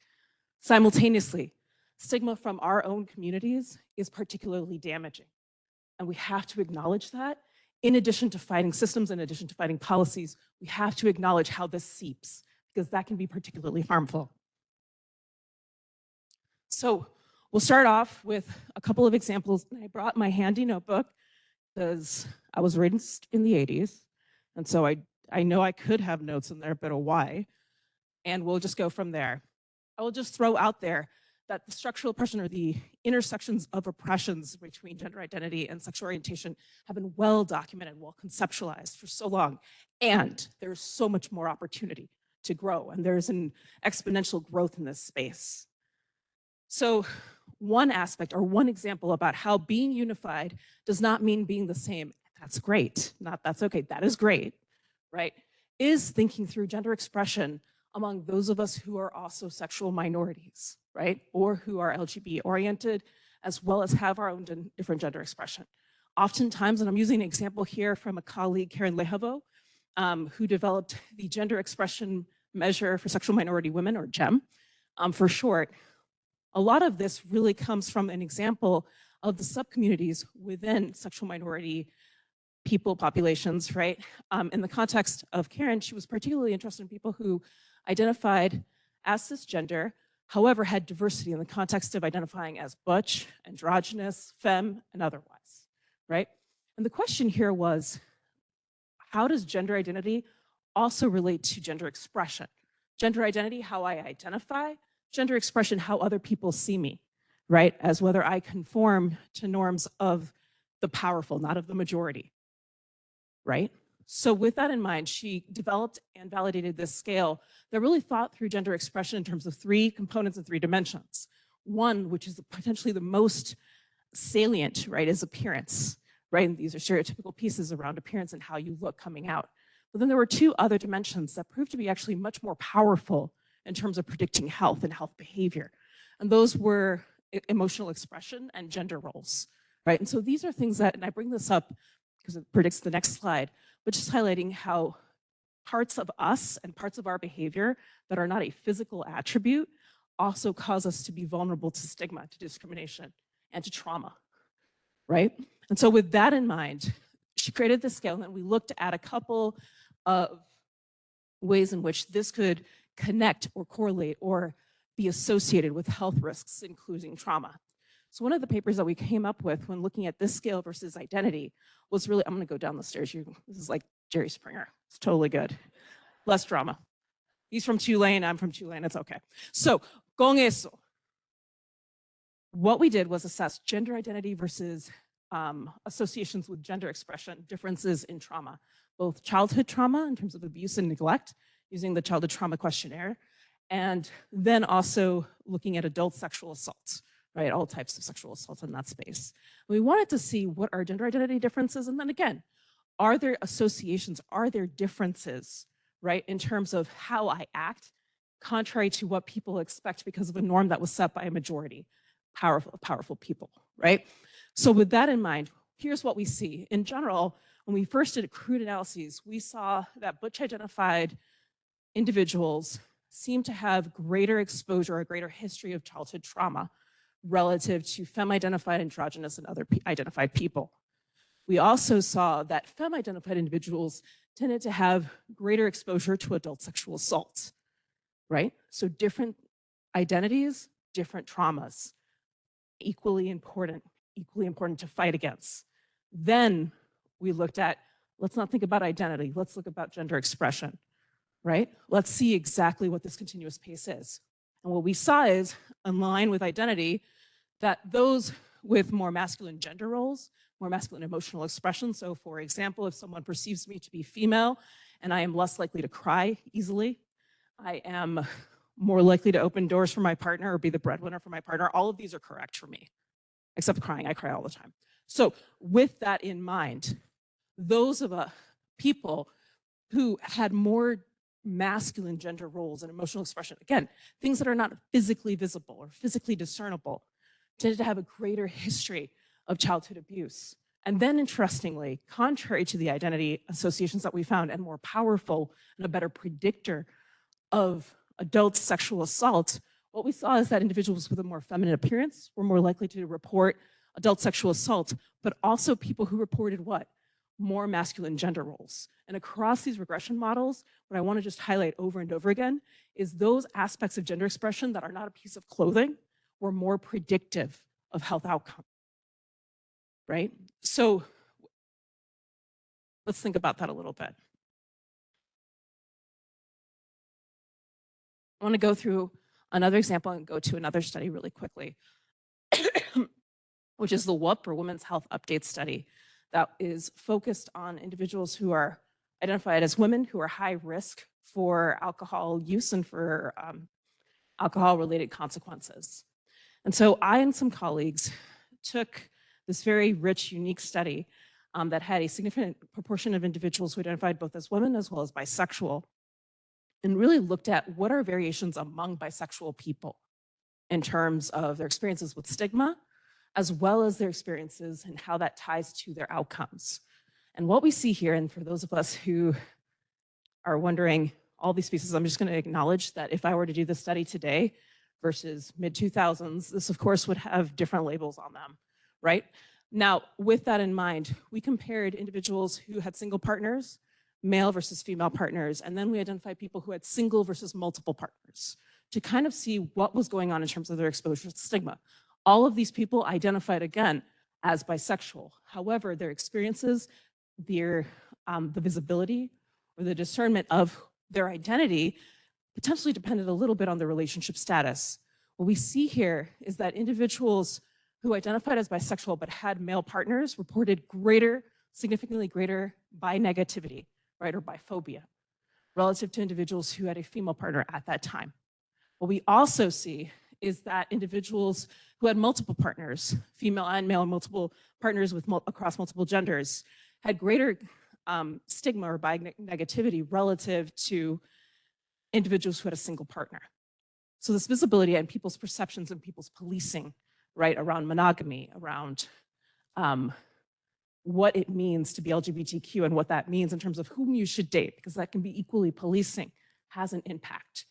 When we actually looked at how these relate, or what is the role of stigma in explaining these differences, what we saw is that the differences between individuals who had partners of multiple genders and people who had a single partner, the differences in depression as well as alcohol-related consequences were explained by over a third of that, and full mediation was taken up when we thought of experience by negativity.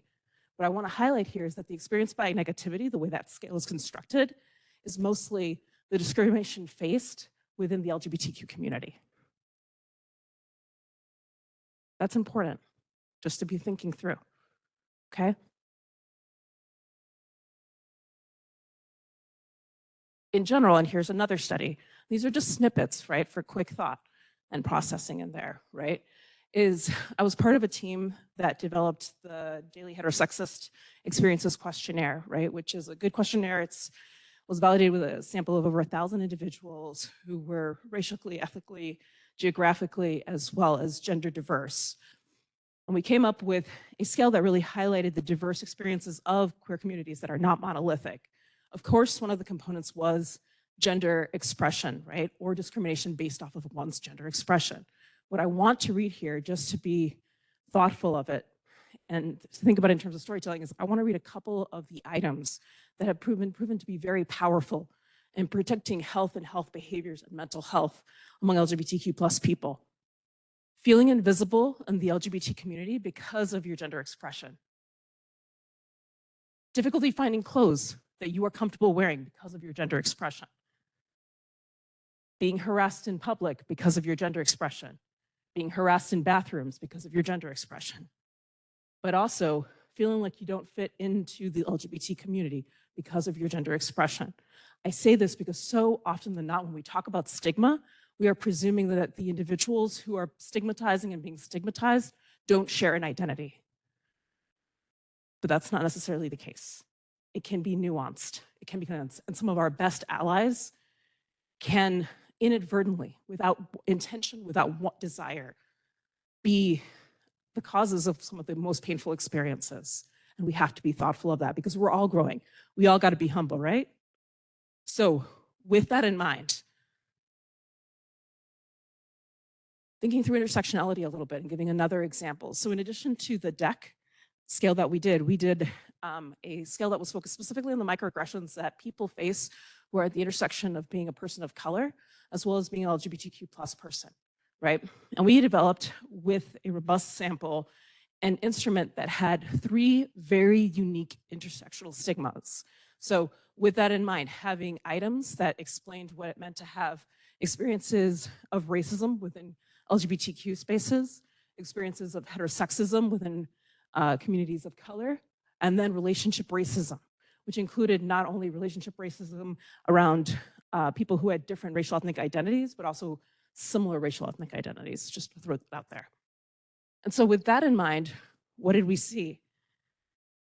We saw that the experiences of experiencing heterosexism within communities of color, and I didn't put this on the board, but receiving and having experiences of discrimination related to heterosexism in one's community of color relative to racism within the broader LGBTQ community, the heterosexism was more powerful a predictor of depression relative to racism in LGBTQ settings. And then this was validated with another SAINS. However, among those folks in the LGBTQ community, specifically those with whom you had an intimate relationship, that was equally important in terms of predicting distress. I say this just to throw out there that the study is starting to show, and the data are starting to suggest, that the type of oppression and how that manifests in our daily lives, that is not just the general constant stress and exhaustion, right, of strangers, of people who don't know you. That's also the people who do know you. And that's valuable and that's important to consider.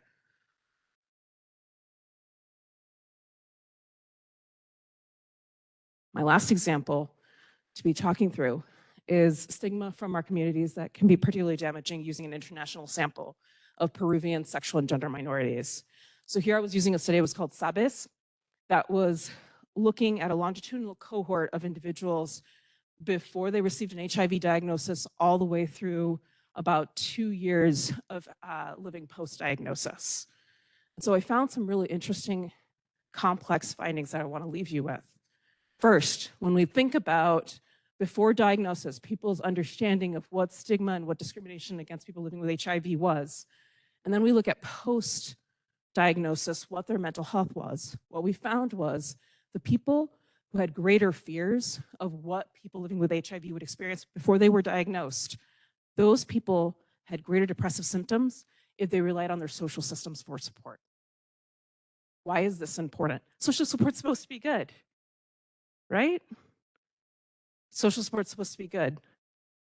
Social support also exposes you to experienced HIV stigma among those that trust you the most, among those who feel the most with you, right? And so this isn't an us versus them situation. We are part of the solution, and we all have roles on this. So what we also found is that in addition to pre-diagnosis associations with depressive symptoms, we found that social support or relying on social support for coping was tied to experienced HIV stigma after the diagnosis, right? And that was tied to depressive symptoms really through social withdrawal, use of behavioral issues and substances to remove, to not address, to not engage your community, but also get out of the situation itself. So I'll leave you with the lessons, right? Again, that I've learned, right? Just a few in there. Being unified doesn't mean you're the same. And those people who are most important to me are most important to me, right? And in the context, right, of the population and in context of what it means to be rural and to be LGBTQ+, to be gender diverse, right? I just have some questions that I have continuously thought about the last few days as I've prepared for this, right? Which is the way we understand gender discrimination and gender diversity and how that is framed in terms of systemic and structural oppression often does not incorporate structural urbanism. And the fact that gender expression may be very different is very different, right, in rural versus urban settings. And most of the research on this is what in urban settings. So is defaulting, not understanding the manifestation of stigma. Simultaneously, those individuals who could be most important for me, if I'm gender diverse living in a rural setting, can also potentially, because there's not systemic solution and systemic education, be the ones who give me challenging experiences for which we've had from a number of speakers indication of how they have addressed these with their clinics, with their care, right, in these spaces, right, to mitigate and alleviate that. But I will also throw out there for all of us in the space of being sexual and gender minorities, our impacts and our assumptions, right, around what heterosexism, what cisgenderism is from an urban space can also be negatively impactful. And we have to be thoughtful of that. We have to be thoughtful of our scholarship and what is generalizable and what needs to be fixed. Con eso, it's 12:03. I stole 3 minutes from you now. Sorry, should not have done the neck exercise. Pero muchas gracias and see you at lunch.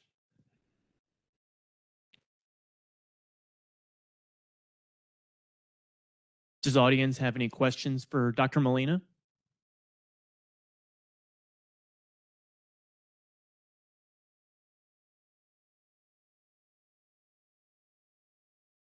Sorry, I can't help myself. Dr. Molina, thank you so much for a wonderful talk. And it sounds like almost like our closest friends can also be our greatest enemies. And in a way, we're vulnerable to them. And to your point as well about even in rural communities, part of that risk may be alleviated by diversity of a social network, which you may find in more metropolitan areas and in more rural areas, smaller communities, maybe slightly more homogeneity of thought and of culture and of background. What are something that we can do as people who work in rural communities, as organizations that work in rural communities, to better acknowledge our limitations in really meeting our friends and the people we love where they are, and that yes, we're unified, we're different, but we still acknowledge and embrace and celebrate that difference. I mean, what are some things to maybe think about to navigate that, to be that better partner, that better social support? Dr. Jenkins. I think something, and this relates to it, but it's a little bit different in there, right? So oftentimes when we're engaging in what was previously culturally competent care, i.e. not the right model in my mind, just bringing it back on there, right? Is, well, engage people where they're at. You're human, I'm human. We're all the same. Well, let's only focus on the identities we share. Let's not focus on the rest. Let's just what we share. That's it. And if we have different oppressions, they're basically the same, right? Sexism is basically the same as racism. No, it's not. So with that in mind, I think something that we can do that's comfortable is be uncomfortable, right? And also assume that that person may or may not want to share with you what happened that was wrong. They may also be BS. We talk a lot about depressive symptoms and behavioral health issues among LGBTQ+ people. I'm not going to ask anybody to raise, but I'm at least one person who's queer and very happy most of the time, right? So thank you. So with that assumption, just as we think through population level stress, as we think about health risks, understanding that there is powerful resilience with our neighbors who have different identities, and engaging and delving into that, I think is really important. Not to say that we're trying to get rid of problems. I'm not saying just pretend there are no problems that are experienced, but what I am saying is, what is your best strategy? Focusing in on their assets and their strengths, right? and the powers, right? Because I think for me, as somebody who, again, grew up in Miami, New Orleans, Seattle, and Chicago, right? So I have no credit in this world. I think naively, right? There are powerful, powerful pieces of strong, tight-knit, small identities. There's this rural determination, self-determination, and power that we could really learn from as a buffering factor, right, for how stigma goes against mental and behavioral health issues.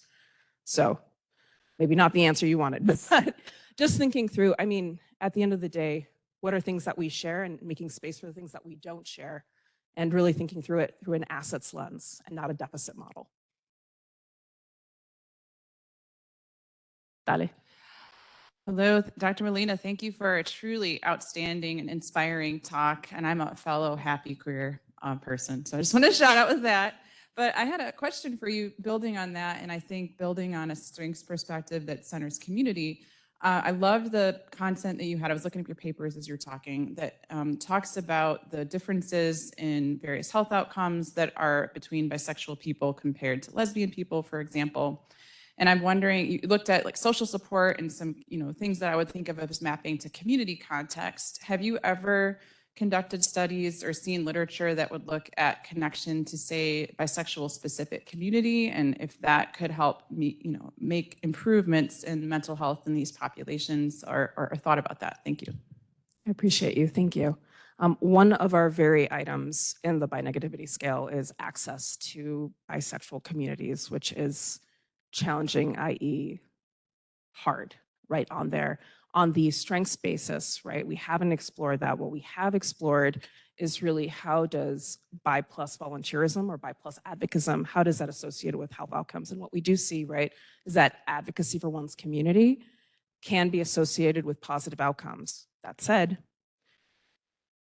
we can't be everybody's teacher, right? And that's for all of us, right? And so at some point we need to pause on the teaching, because we also see burnout among bi and queer plus people, like, Chad, I don't want to teach you anymore about this. I'm done. Let me be free now, right? So I think advocacy within reason. And I think something kind of going back to your question, Wiley, is really thinking through what are opportunities to create spaces for people to be able to cope in the way that makes the most sense, right? And being able to not be okay, sometimes be okay with being uncomfortable, be okay with being like, not today. I'm not going to fight the battle today. I'm going to win the war, right? And I think research in that space, from a strength space of giving each other permission to be at 20% and needing to charge, would be really powerful, right? For really advancing us to an equitable space. I'm going to say anybody else who wants to hang out with me and hang out with each other should hang out with each other, because now we've got 9 minutes and our stomachs are rumbling. So is that okay? I'm sorry, thank you, Dr. I took the Molina. mic. You shouldn't have give me the mic. It's a bad thing. Yeah, we will start lunch right now. Thank you, Dr. Molina. And if everybody could be back, we're going to start back at 1 o'clock.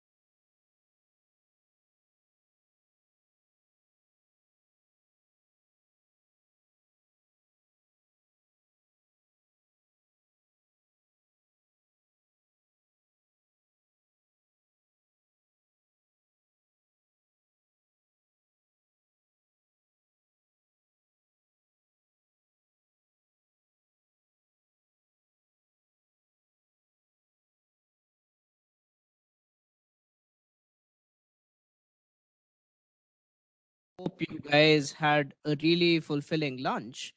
And it's my honor to introduce our afternoon keynote speaker, Brian C. Johnson. Brian C. Johnson has served as the CEO of Equality Illinois, the statewide LGBTQ plus civil rights organization since 2016. Under his leadership, Equality Illinois has achieved transformative wins, including the adoption of mandatory teaching of LGBTQ plus history in public schools, the ban on gay and trans panic defense in courts, and the adoption of a requirement for cultural competency training to renew medical licensing. Prior to his time at Equality Illinois, Brian was a first grade teacher in Baton Rouge, a public school leader in Los Angeles, and a leader of community organizing efforts in a dozen cities across the country. He's the author of Our Fair Share, How One Small Change Can Create a More Equitable American Economy, published by Broadleaf Books, which tackles economic inequality in America. Brian earned his AB from Princeton, his JD from Stanford Law School, and his MBA from Stanford Graduate School of Business. Please put your hands together to welcome our keynote speaker, Brian Johnson.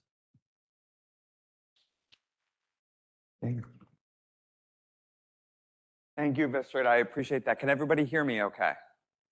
Okay. I have a first grade teacher voice and a parent of a 5-year-old voice, so I was hoping my voice would carry. Let me begin by just thanking TJ, Amanda, and the entire organizers of the summit and the conference for inviting me and for bringing us all together. And I thank each of you, not only for being here, but for your commitment to a healthier and more equitable Illinois for all Illinoisans. Let me tell you, let's see, I could tell you a little bit more about me from beyond the bio, and then I'd like to just find out a little bit about who is here in the room. So, as was mentioned, for the past 7.5 years, I have been the CEO of Equality Illinois, the state's LGBTQ plus civil rights groups. As my friend Kim Hunt could attest, 7.5 years in queer civil rights is like 35 years in any other industry. I didn't have, as you can see from that photo, hardly any gray hairs. And now between this work and having a 5-year-old, I am mostly gray. I actually had this moment like 3 weeks ago where I had to admit to my memoji that I don't have brown hair with gray highlights. I have gray hair with brown highlights. I was the last one to recognize this. I am the author of 2 books, as was mentioned. One that came out in 2021 about reclaiming a more equitable understanding of what our American economy should be. I have a book coming out next year that I'm really proud of. It is called The Work is the Work, Letters to a Future Activist, which is 12 narrative essays about how to do social justice work well, written in my mind to an older version of my daughter. I am a runner. I am now a very slow runner. I have decided that all my personal bests are behind me, but I do like to run year-round. So take that for the rare Chicagoan who likes to do that. I live in the Lincoln Square neighborhood of Chicago with these 2 ones. This is my husband, Toby, who is an attorney, and our daughter, Josephine, who just started kindergarten. And red velvet is my weakness. My husband, Toby, makes fun of me because I have a general rule never to turn down red velvet. I simply say when the universe provides, it is our responsibility to accept the blessings of the world around us. So, before I give a little bit of talk today, let me get a sense of who is in the room today. So, if you work or have worked full-time in the advancement of healthcare equity for queer Illinoisans, please raise your hand. In your public or professional life, if you publicly identify as a member of the LGBTQ plus community, please raise your hand. Hey. I have tried to build this talk today to assume just a baseline knowledge of zero. And I say that not to insult anybody's wisdom in the room. I wanted to flag that so that as you all have wisdom that you might be able to share or add to what I'm saying, I hope to invite you to be able to do so at the end of this talk. but I've assumed a baseline of 0 simply to be as inclusive as possible. So I hope for those of you that are deeply knowledgeable about some of the basics or maybe even the more nuanced things that I'm sharing, I hope you'll just hold a little bit of grace for me to cover some of that material.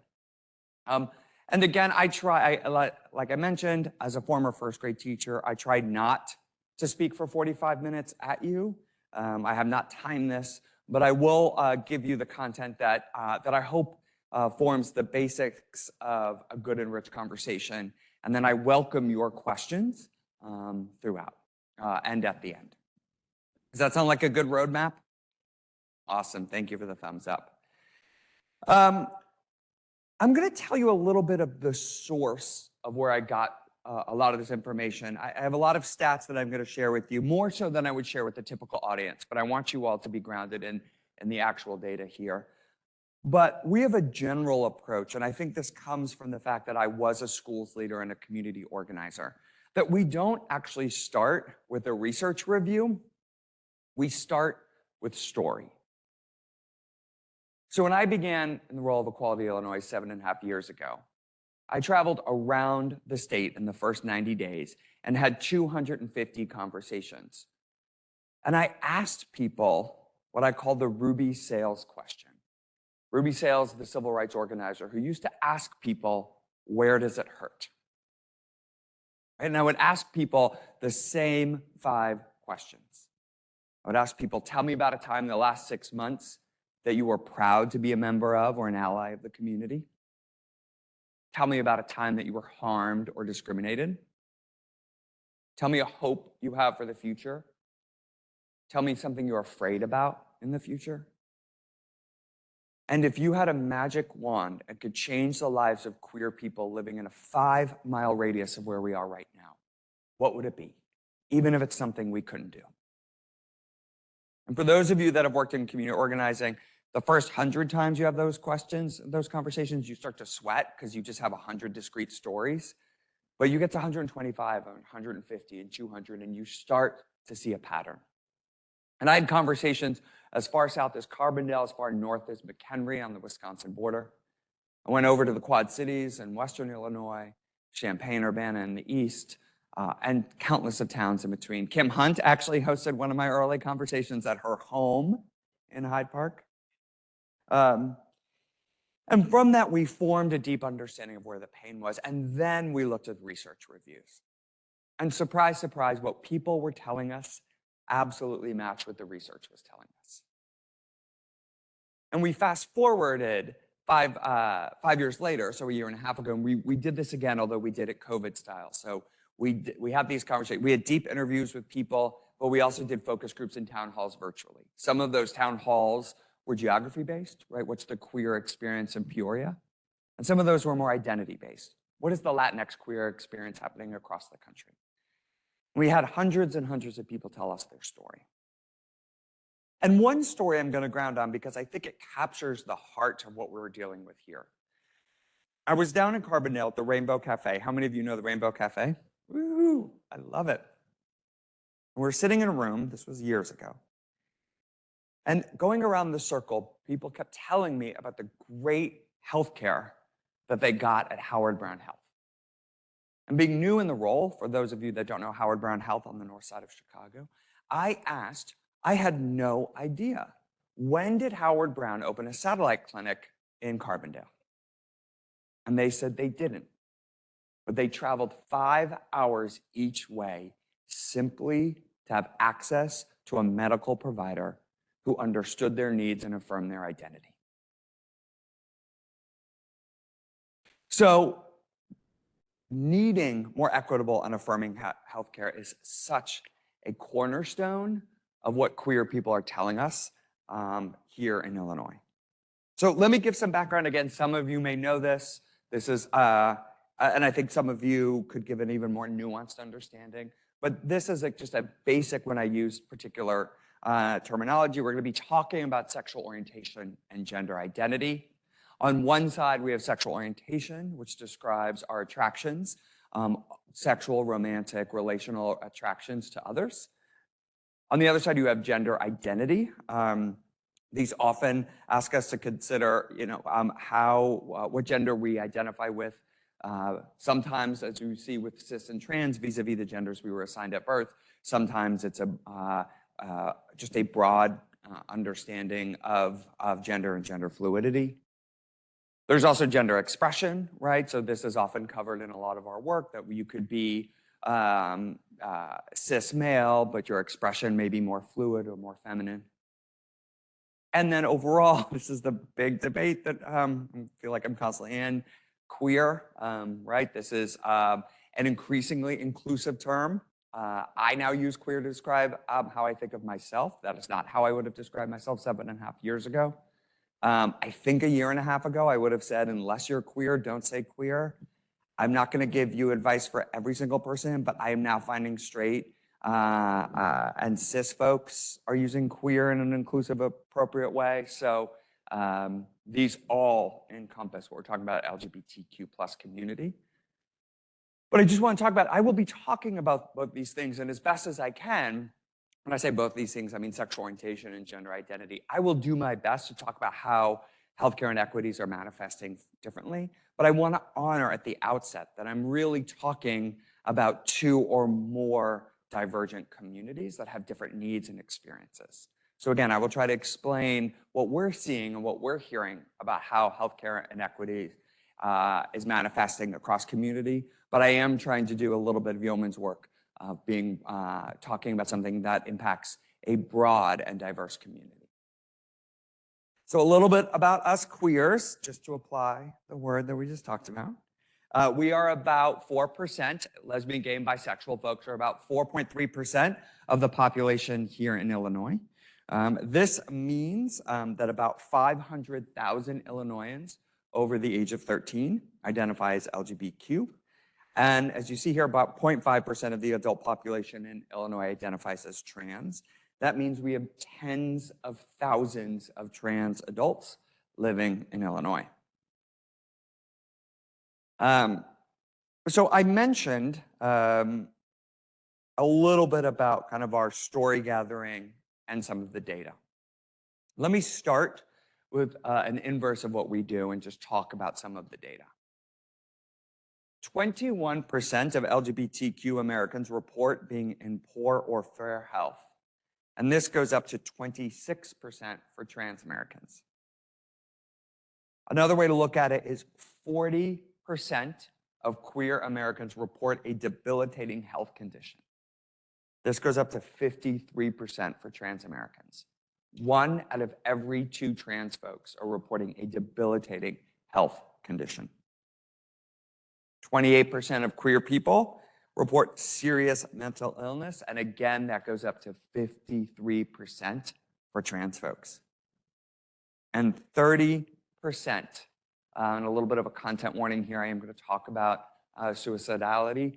30% of queer folks have attempted suicide in their life, and that goes up to 42% for trans Americans. I also just want to highlight a new line of research that I'm becoming familiar with in a particular subset of the population, which are LGBTQ plus farmers. Research from Professor Courtney Cuthbertson out of U of I. Does anybody know her or them in their research? They have found that queer farmers face much higher rates of anxiety, depression, and suicidality than their non-queer counterparts. In fact, half of all LGBTQ plus farmers struggle with suicidality, compared to only 8% of cishet farmers, cisgender straight farmers.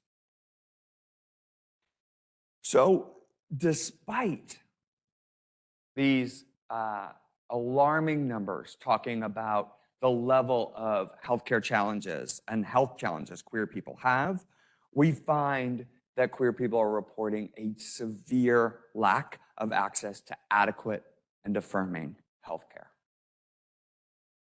38% of LGBTQ Illinoisans worry about being judged when seeking healthcare, and that goes up to 62% for trans Americans.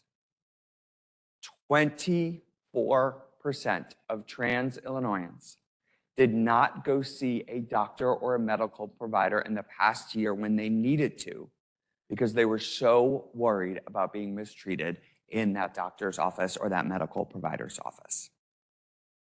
And when we ask LGBTQ plus Illinoisans, what are the types of things we should be focused on as a policy organization? Healthcare justice was the top area of concern for Latinx queer people, for queer young people, and for trans folks. And it was the #2 requested priority that we focus on for queer people living downstate. Anybody have a guess about what the #1 priority was? You are a very compliant and quiet crowd. Kim, do you have a guess? Because I know you. Yeah, it's okay. I say this just because you see the intersection of the ways that we are treated unequally. The #1 area of concern was around treatment in the criminal justice or American legal system. So that was #1. And then #2 was troubling access to adequate and affirming healthcare.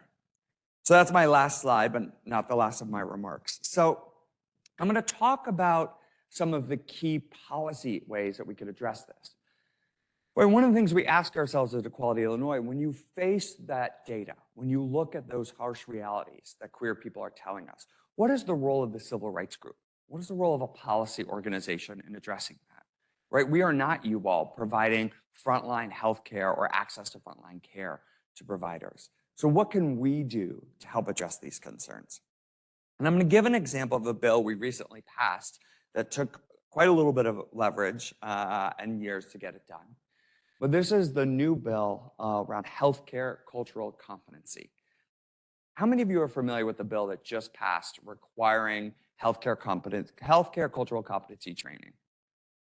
All right, I love that I've got some work to do.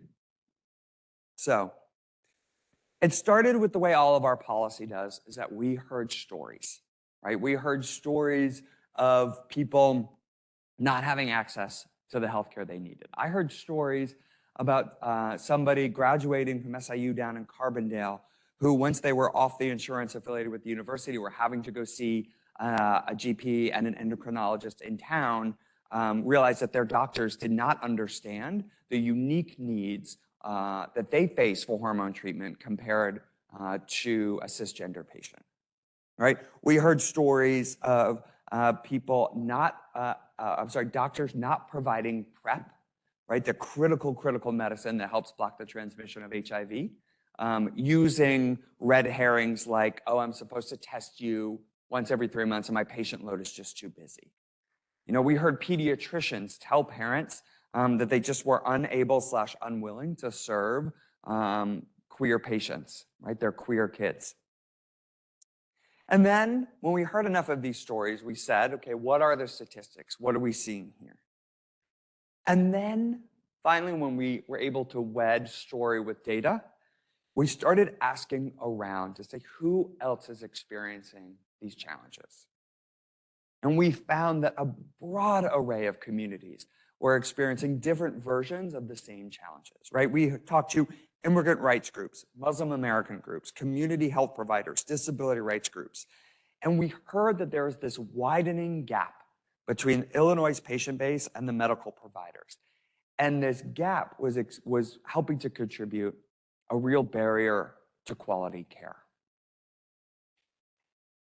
And then we found out again a little bit why. And I use doctors here not because doctors are the only healthcare providers that matter, certainly not, but because this is the best and easiest data to get. And I think it gives you a kind of snapshot about what we're talking about here. So the median doctor in the United States, and I'm going to presume in Illinois, is just over 50 years old, meaning that they graduated from med school prior to the year 2000. So let's talk about how Illinois and the patient base has changed since the year 2000. Number one, the Latinx population in Illinois has increased by 50%. The Asian American population has doubled. The number of Illinoisans who are foreign born have increased by 20%, meaning we have 250,000 more residents of Illinois that are foreign-born than we did 23 years ago. And more queer people have come out of the closet. Just as a reminder, right in the year 2000, I think we all know this, but just to really ground it down, we had no marriage, no civil unions, no statewide protections from discrimination, and nearly half of all Americans thought relationships between gays and lesbians should be illegal, right? And so many of us, prior to the year 2000, were closeted even to our doctors, even to our nurses, even to our therapists, right? So we saw how the patient base had really transformed since the time most providers had gotten their medical licenses. And we began to see on the flip side how a few other states, Washington, California, Connecticut, New Jersey, and New Mexico, began requiring cultural competency training for healthcare providers. So against this backdrop, we began to build a coalition to see if we could apply those requirements here. We wanted to require that all medical providers, again, not just doctors, medical providers, have cultural competency training to renew their license. But we wanted to allow these providers to determine what cultural competency they needed based on how their own individual patient base was evolving. Right? So maybe a provider, maybe you saw a physical therapist who was realizing that they were seeing more non-native English speakers, and they wanted to think about how they could serve that population, right? Maybe you saw a general practitioner realize that he was seeing more and more people with mental health challenges or other disabilities, and he wanted to make sure he had a way to serve the needs of those patients. Right? Maybe you had a registered nurse who realized that there were more queer people coming in to the office, and they wanted to figure out how she could serve that population well. So we drafted a broad bill with a broad base of partners that said, in order to renew any type of medical license for any type of healthcare provider, you needed to have at least an hour of cultural competency training. Now, for those of you who sit on this side of the house, I will tell you what is probably not surprising, that the medical industry was not super supportive of this.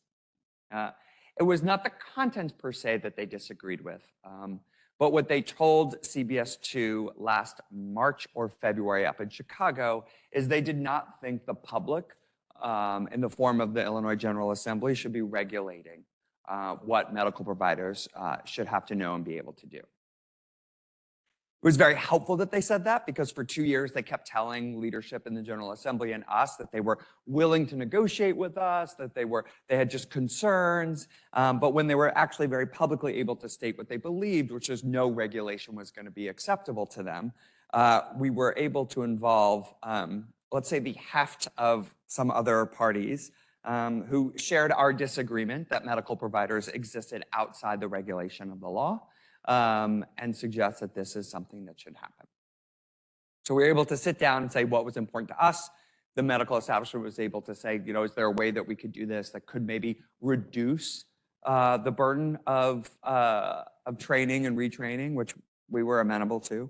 And in the end, we were able to come up with a bill that not only this diverse coalition of patient advocates and community groups willing to support, but also the medical providers. I'm happy to say that this bill requiring cultural competency training for every medical provider to renew their license in Illinois passed with remarkable bipartisan support. It passed 109-0 in the Illinois House and 52-4 in the Illinois Senate. Right? Think about the national landscape. Think about here in Illinois. Like, things do not pass with that level of bipartisan support. And what we learned was, I think, two of the key pieces that I think were so critical to this. Actually, let me say three. So one is it started in story, not just research. Right? We were able to hear people tell their lived experience in a way that really brought the data to life. Remember, we did a press conference at Access Living, a disability rights group in Chicago, and we had queer people and disabled people in particular, as well as immigrants, talk about the ways in which they were harmed by medical providers who did not understand their unique cultural needs. So really grounding in story was important. Two, we collaborated across communities. right? We did not say this was just a queer justice or an LGBTQ plus issue. This was an issue that clearly impacted lots of communities. And we built a broad coalition to focus on our shared needs. And Kim and I were just talking about this. I have a high tolerance for conflict, and we just kept collaborating and pushing, right? I always like to say, I know who my bosses are. They're the 500,000 queer people in the state of Illinois. They are not the medical establishment. They're not even members of the General Assembly. They're not even the governor of this great state. It is my responsibility and our collective responsibility to keep pushing, collaborating, finding a way. And we just don't let go until we get a win for queer people. So I think that those three things, deep story combined with research, collaborating across communities, and pushing and innovating until you get your win, are, I think, three big things that were important to us. So let me tell you about two other opportunities that I see may exist, and then I would like to open it up for questions or comments or thoughtful pushback. So one is on the state level, and we haven't decided if we're going to do anything on this now, but I think we have to do a little bit more research, but I think there's something real right for this. Colorado recently passed a law, and I think they're the only state in the country to do this. If not, they're one of very few, that requires hospitals to broadcast very publicly the services that they will not provide for non-medical reasons. What we hear a lot, particularly from our trans community, is that they will go to a local hospital. They'll maybe be referred to a local hospital by their GP or other provider. They'll go through a round of intake and multiple conversations, and then be told 6 months down the road after multiple consults, oh, we just do not provide this type of gender affirming care, right? Not for medical reasons, not for like we don't have an endocrinologist on staff. It is just not, it is our policy not to provide that level of care. We're beginning to think, based on Colorado's example, that there is a real opportunity here to ask hospitals, and by ask, I mean tell, to actually publicly state on the front end in their website in an easy to access way, if there are certain procedures or treatments that you will not provide as a matter of policy, patients deserve to know that upfront so that they don't have to waste their time and their money navigating a system that will at the end reject them for a non-medical reason. So I think there's possibly something there. The other thing is something we are not going to do because it is federal and we do not lead on federal work. We have a number of great organizations that do, like AIDS Foundation of Chicago does great work there. Obviously HRC, Lambda Legal, a host of other organizations. How many of you are familiar with the nuances of the 340B program? I'll start from basics and experts can correct me when I open it up for questions.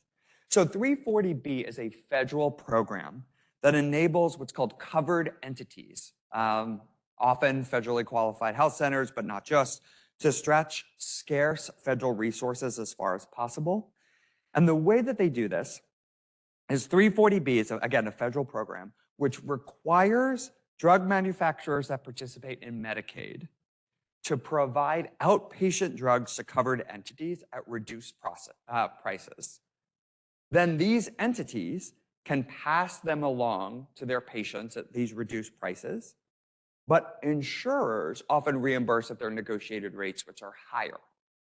So the federal government has said, hey, Gilead, Pfizer, if you're going to participate in Medicaid and have your drugs accessible to the Medicaid population, you have to offer certain medications at below market rates to only these qualified entities who are going to serve the most marginalized in the community. We negotiate that rate. Insurers will reimburse those providers for this rate. And so you have a gap, that gap between what these covered entities are spending, what they're able to be reimbursed for, and that gap is what they can then use to invest in delivering resources to populations that have the least access to quality affirming healthcare. These 340B savings programs are absolutely critical, and they're critical for covered entities that are providing services like gender affirming care, HIV case management, behavioral health, that are often underfunded and poorly reimbursed for the populations many of us serve, including queer Illinoisans. But recently, pharmaceutical manufacturers have significantly ramped up the attacks on the 340B program. Since 2020, 18 pharmaceutical companies have restricted or eliminated access to 340B price drugs through contract pharmacies. So if you're a pharmacy like Howard Brown, you contract with an external pharmacy. They have said we are not going to sell our drugs at a reduced rate if they're going to contract pharmacies for use by covered entities. 8 of these companies specifically imposed restrictions on contract pharmacies working just with federally qualified health centers. The result in just a year and a half to 2 years is that drug manufacturers were retaining higher profits for these critical drugs, whereas community health centers that are serving vulnerable populations are left with reduced resources and critically strained operating budgets. The impact on healthcare access alone by this unilateral action among 18 pharmaceutical companies has been massive. In a survey of 500 hospitals nationwide, 50% said that they anticipated staff layoffs if these 340B restrictions became permanent.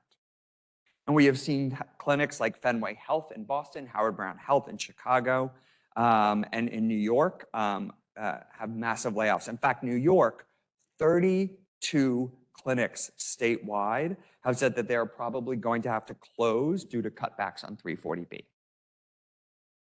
The Biden administration has written a letter to these pharmaceutical companies saying that it is their belief that they are acting illegally. And yet, the pharmaceutical companies remain going forward. Our congressional delegation, not just in Illinois, but broadly, has not ramped up the level of oversight that we would need. Pharmaceutical companies are dragging their feet through court litigation and otherwise well-funded resistance. And at the face of that, we're seeing community health clinics and covered entities not be able to serve the patient needs and the patient base that we absolutely need them to. And I think even sometimes what's happening is we're seeing the icing on the cake of that, right? The icing on the cake being these critical and harmful labor disputes. And I don't want to take away anything from those important labor disputes. But those labor disputes are sitting on top of what I think of as the cake being the inequities produced by the pharmaceutical companies in 340B. So I don't have an answer to that. We are a state policy group, but unless nationwide we're able to build enough power to tell pharmaceutical companies that you cannot extract profits from our most vulnerable so that your executives and shareholders increase their riches while our communities become even sicker and sicker, unless we're being able to push back on that, we're not going to be able to deliver the healthcare access that queer people, and I think all people in our state deserve. So with that, sorry to end on such a downer. I see that I have about 12 minutes for questions. So why don't I stop here, and I will take either questions or for the experts in the room, if you want to push back, edit, or build on what I said, I welcome that as well.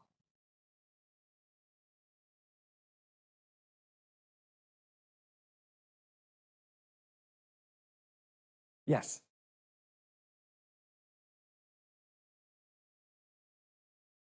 Oh, we have a mic here. I was going to repeat the question, but I think, thank you. My sister's a mid-level healthcare professional. I guess what I'm asking is, I think the training, in general, I think continued education is great, especially for our field where everything is changing all the time. But is there a plan for, I know that for her, the cost associated with the continuing education, because she's a mid-level healthcare provider, they don't cover, there's not very many free trainings. It is astronomical at times, thousands of dollars for her and her husband, who are both mid-level. Have you thought about how to help with mid to low-level healthcare providers that need to get their medical license renewed, but are struggling with the cost of getting the continued education credits that they need in order to renew that license? It's a great question. Quite honestly, it's the first time that that has been raised to us. So I think it's something we can learn and lean into a little bit. I mean, I would push the provider networks to, part of what they negotiated was if we do cultural competency, we'll extend the time that is needed to renew licenses. So that should have a positive impact on people's pockets, because instead of, I'm going to make up numbers, but instead of having to renew one's license every 3 to 4 years, you now have to renew it every maybe 5 or 6 years. So that should reduce the cost. But I think that is a great point we could talk to medical associations about. I think something else is we're always trying to push, and we are not the experts here, but I know when we did this in education, how much content can we put up that our allies can put up that is low cost or free? Or I should say, no content is free. Somebody's footing the bill. So maybe I should say subsidized. I think that's something that is definitely worth considering, and we hope to be able to push on. Other questions or comments? Ooh. Taken to push the LGBTQ plus work forward and collaboration. Can you list those 3 again? Yeah, so the question was, I said, based on that story around healthcare cultural competency, what were the 3 things that we did, kind of the 3 takeaway lessons? So 1 is we grounded in story and data. 2 is we collaborated across community. We didn't view this as just a queer issue. And I always like to remind people, like, none of us operates in a silo, right? Like, we just don't show up only as queer people, right? We show up in our multiple identities. So we were hungry about that. And then we kept pushing and innovating. Other questions? Well, I know you mentioned the other concern being criminal justice involvement. So what about like the intersection of health and queer people and criminal justice? What kind of work is there for you all or others around the state that are doing that, especially loss of access to medications or even safety issues? Or I mean, like PREA, for example, is not a really great law that does much for people. So kind of, can you talk about that work some? Yeah. So if I step back and think about how I think about the American legal system, I always think of it as a lagging indicator of other inequities, right? And the way I describe it, look, queer people are 3 times more likely to be incarcerated than our straight and cis peers. We are 6 times more likely to be stopped by police. Nearly half of all queer Illinoisans report a negative interaction with police. And when we say why, it's because everything up to that point has led us to that point, right? If we are less likely to be well educated and attain a college degree, like we are, if we are more precariously housed, if we are less healthy, right? If we are earning overall lower income than our straight and cis peers, we are more likely going to be caught up in the criminal justice and American legal system. And then all the biases within that system that fester and cycle will then reinforce against us as a community. So I say that because I think this intersection between healthcare and the legal system is also true of the intersection between education and the legal system, housing and the legal system, right? Economic justice and the legal system. So right now, I mean, one of the things we try to do is focus very, very narrowly on a particular set of issues at a time. If we focus too broadly, we're not able to get everything done. I will tell you, we are not focusing so much on just this issue per se about the intersection between mental health and legal system, but I will talk about something that sits at the intersection between sexual health and the legal system. We have been working for 3 years with a group of current and former sex workers.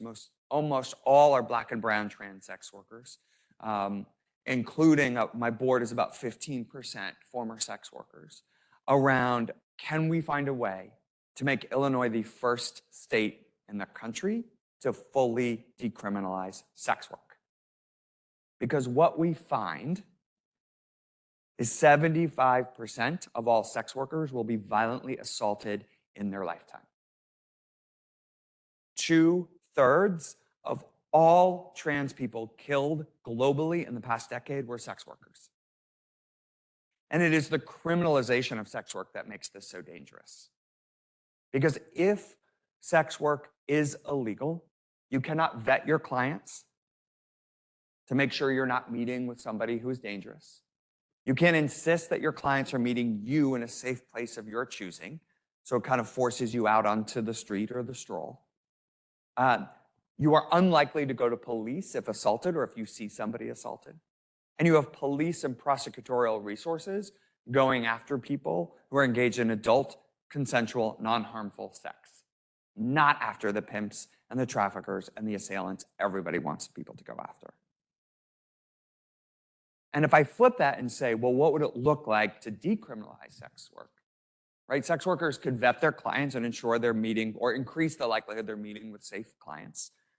2, it would take it off the street into places of their choosing and safety so they can engage in that behavior at home or in a safe place. 3, they're more likely to go to the police if they're assaulted, and the assailants will know that, or they're more likely to go to the police if they see somebody who they think is being trafficked. And then 4, you don't have taxpayer dollars going after people engaged in adult, consensual, non-harmful sex. You have it targeted toward the most violent offenders in our society.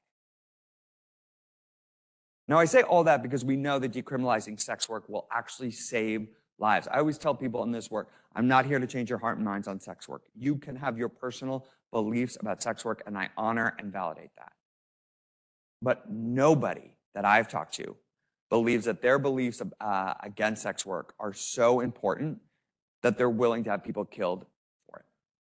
So we should just be able to protect sex workers.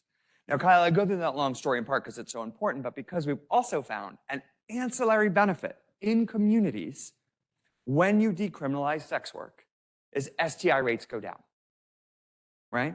Not just among people who are engaged in sex work. STI rates in the population go down. So if you want to think about how integrated sex work is in the population, that is good data for you. So I think that's an area we're finding the intersection between public health and criminal justice right now that we're most interested in. Maybe we have time for one last question.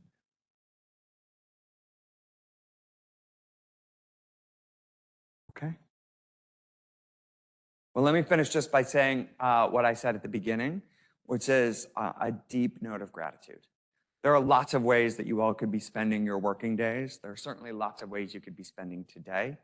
And the fact that you're showing up wrestling with how can we make sure queer people and broad populations here in Illinois have access to the healthcare that they deserve is truly moving to me, and I'm deeply, deeply grateful. And thank you for including me in today's conversation.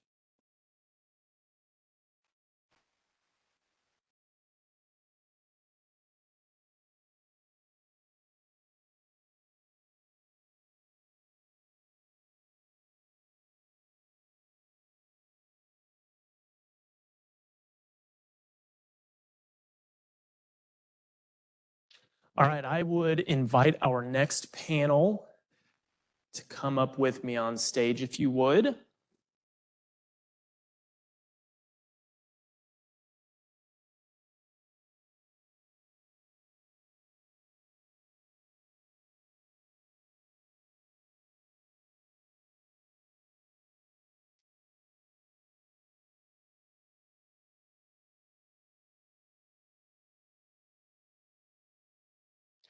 I'm going to start with introducing our moderator.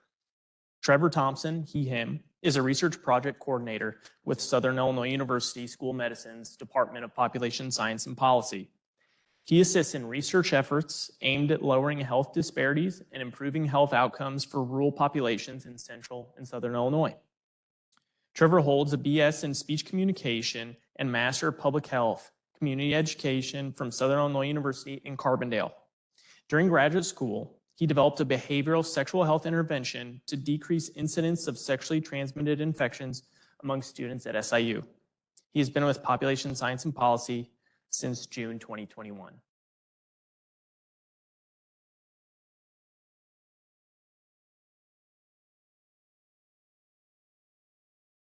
Can everyone hear me?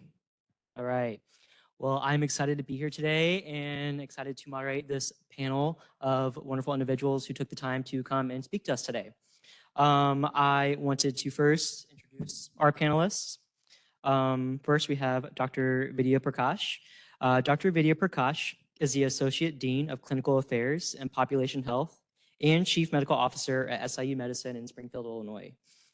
She's a professor of clinical internal medicine and infectious diseases faculty And Dr. Prakash graduated from The Ohio State University with a BA in English, and she received her MD degree from the University of Cincinnati College of Medicine.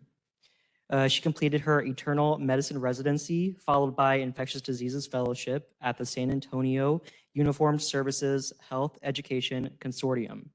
And after serving as an infectious disease physician in the United States Air Force for 10 years on active duty status, she retired from the military in 2014 and joined SIU School of Medicine. Dr. Prakash is the founder and director of SIU Medicine's Alliance for Women in Medicine and Science, and she also serves as chair of the Health and Healthcare Committee, Illinois Council on Women and Girls, and as chair of the Illinois Department of Public Health, Diversity, and Healthcare Task Force. She's a proud member and fellow of the American Medical Women's Association, and recently she was elected as the American Medical Women's Association Board of Directors from 2023 to 2025. Next, we have Sarah Bowen Lassisi. Sarah Bowen Lassisi is the Assistant Director of the Phoenix Center here in Springfield, Illinois. She has a master's in public health and is working on a doctorate in health education and promotion. Sarah became familiar with the Phoenix Center when her transgender son was attending the weekly youth group there. However, it was an MPH internship that eventually opened her eyes to the opportunities to work there. Sarah's experience includes directing the clinical outreach program for the Phoenix Center, which entails establishing rural HIV and hepatitis C virus outreach testing events in partnership with public health departments, community task force groups, and similar organizations. She has served on advisory boards for the New York State Psychiatric Institute and the Columbia University Pleasure and Health Study, and SIU School of Medicine Rural Harmony Project. And finally, we have Mike McGinn. Mike McGinn serves as HIV Prevention Director and HIV Prevention Lead Agent with the Illinois Public Health Association. The role of HIV Prevention Lead Agent is to monitor provisions of HIV prevention services for highest risk HIV clients in their respective regions. He also provides ongoing quality assurance, guidance, and organized service delivery to fill identified gaps in existing regional services so that combined regional services will mirror recent regional HIV incidents proportionally by risk, by race, and ethnicity. He's actively involved with local, state, and national organizations, including the Illinois Commission on LGBTQ+ Aging and those aging with HIV. Also the Chicago Pandemic Advisory Council, and also served as past co-chair of the Illinois HIV Integrated Provider Service Council and co-chair of the Epidemiology Committee. He served the state of Illinois CAB representative for Centers for Disease Control Medical Monitoring Project, and Mike has been involved in the HIV health field for over 20 years. So thank you for our panelists for joining us today. And I think I speak for everyone when I say we're excited to discuss with you today. First, I wanted to give our panelists a space to share personal stories about their experiences working in and around health equity among sexual and gender minority communities. And first, we'll start with Dr. Prakash. Thank you so much, Trevor. And thank you, Dr. Jenkins and the entire planning committee for having me here. I'm really honored to join you and our panelists today to talk about a really important topic. And Trevor gave me this opportunity, this space to share a little bit about my work on the Illinois Council on Women and Girls. And I promise not to go over time. Next slide. So Governor Pritzker, next slide, please. Thank you. Governor Pritzker convened the Illinois Council on Women and Girls about 4 years ago in 2019. And the purpose of this council is to advise the governor and the Illinois General Assembly on policy issues related to women and girls. And on that council, I lead the Health and Healthcare Committee. Next slide.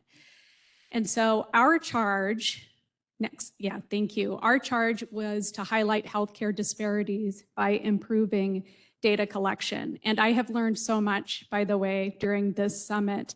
And I consider all of the speakers my teachers. And so I learned from Dean Davidson, who started us off, that health equity is ensuring that every individual in our community and we're providing services for has a fair and just opportunity to achieve their best health.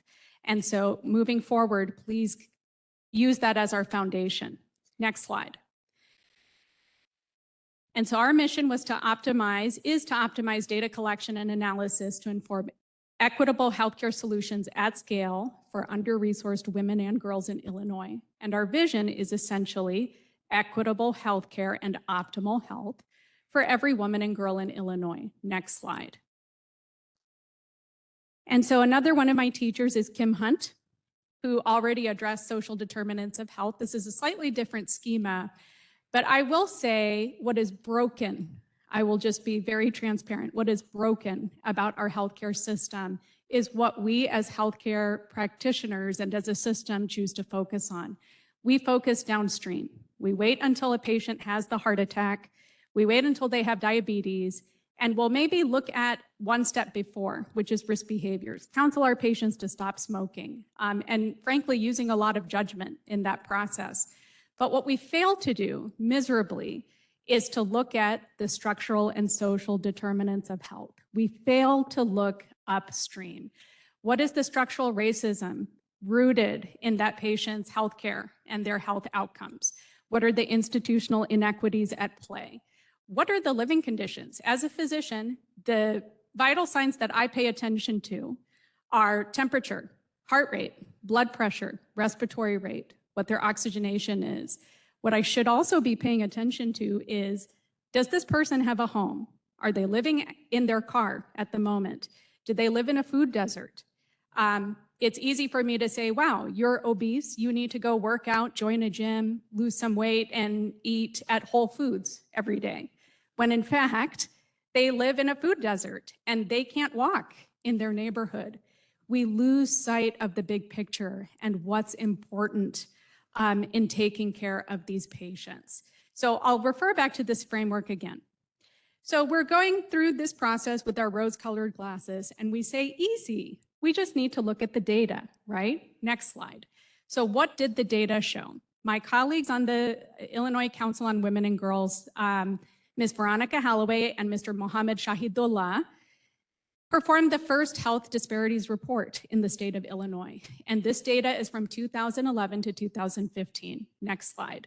So what did the data show us? It showed us that teen births were highest among our Black birth, and I'm learning, so bear with me. I'm so used to saying moms, birthing people, followed in a close second by those who are Hispanic or Latino. Next slide. When it comes to maternal and child health and prenatal health care, we have failed miserably when it comes to prenatal health care for our people who are non-Hispanic Black. Next slide. Maternal and child health, so birth weight. We saw the lowest birth weight among birthing parents who were Black. Are we seeing a pattern here? Next slide. And when it came to cancer-related deaths in females, regardless of the cancer type and regardless of socioeconomic status, the highest rates were in Black women. And so is it race? Tell me, is it race? No. Next slide. It is this. Racism, not race, is killing our patients. We have to pay attention to the upstream drivers of health, healthcare, and health outcomes. And so what did we do? We got our stakeholders together. Next slide. We got stakeholders from across the state of Illinois. In the interest of time, I'm not going to go through all of them, but we got them together to answer the question, what is missing in the data? Because the data is foundational to informing solutions at scale. Next slide. And this is my second to last slide, but we focused heavily on social determinants of health. And what data do we need for our neighborhoods and physical environments? Food deserts, walkability of the neighborhood, zip codes. One observer, just observational, said that I know that in this area there are 7 healthcare facilities, and another zip code there's only 2. Isn't that going to influence health outcomes for those patients? And then healthcare. Forgive me, I think this came from you, Kim Hunt. Cultural humility, not competence. What is the cultural humility of our practitioners? And how do we engage them in making sure that they are culturally humble? What are the effects of racism and discrimination on health? And our data collection methods, instead of quantitative, what are our patients' stories? Are we getting out in the community and are we listening to them? And are we incorporating that into the data? And how about our churches and our nonprofits and our community organizations? Those are key data holders too. And I'll end with my last slide, which is we need to integrate social care into healthcare.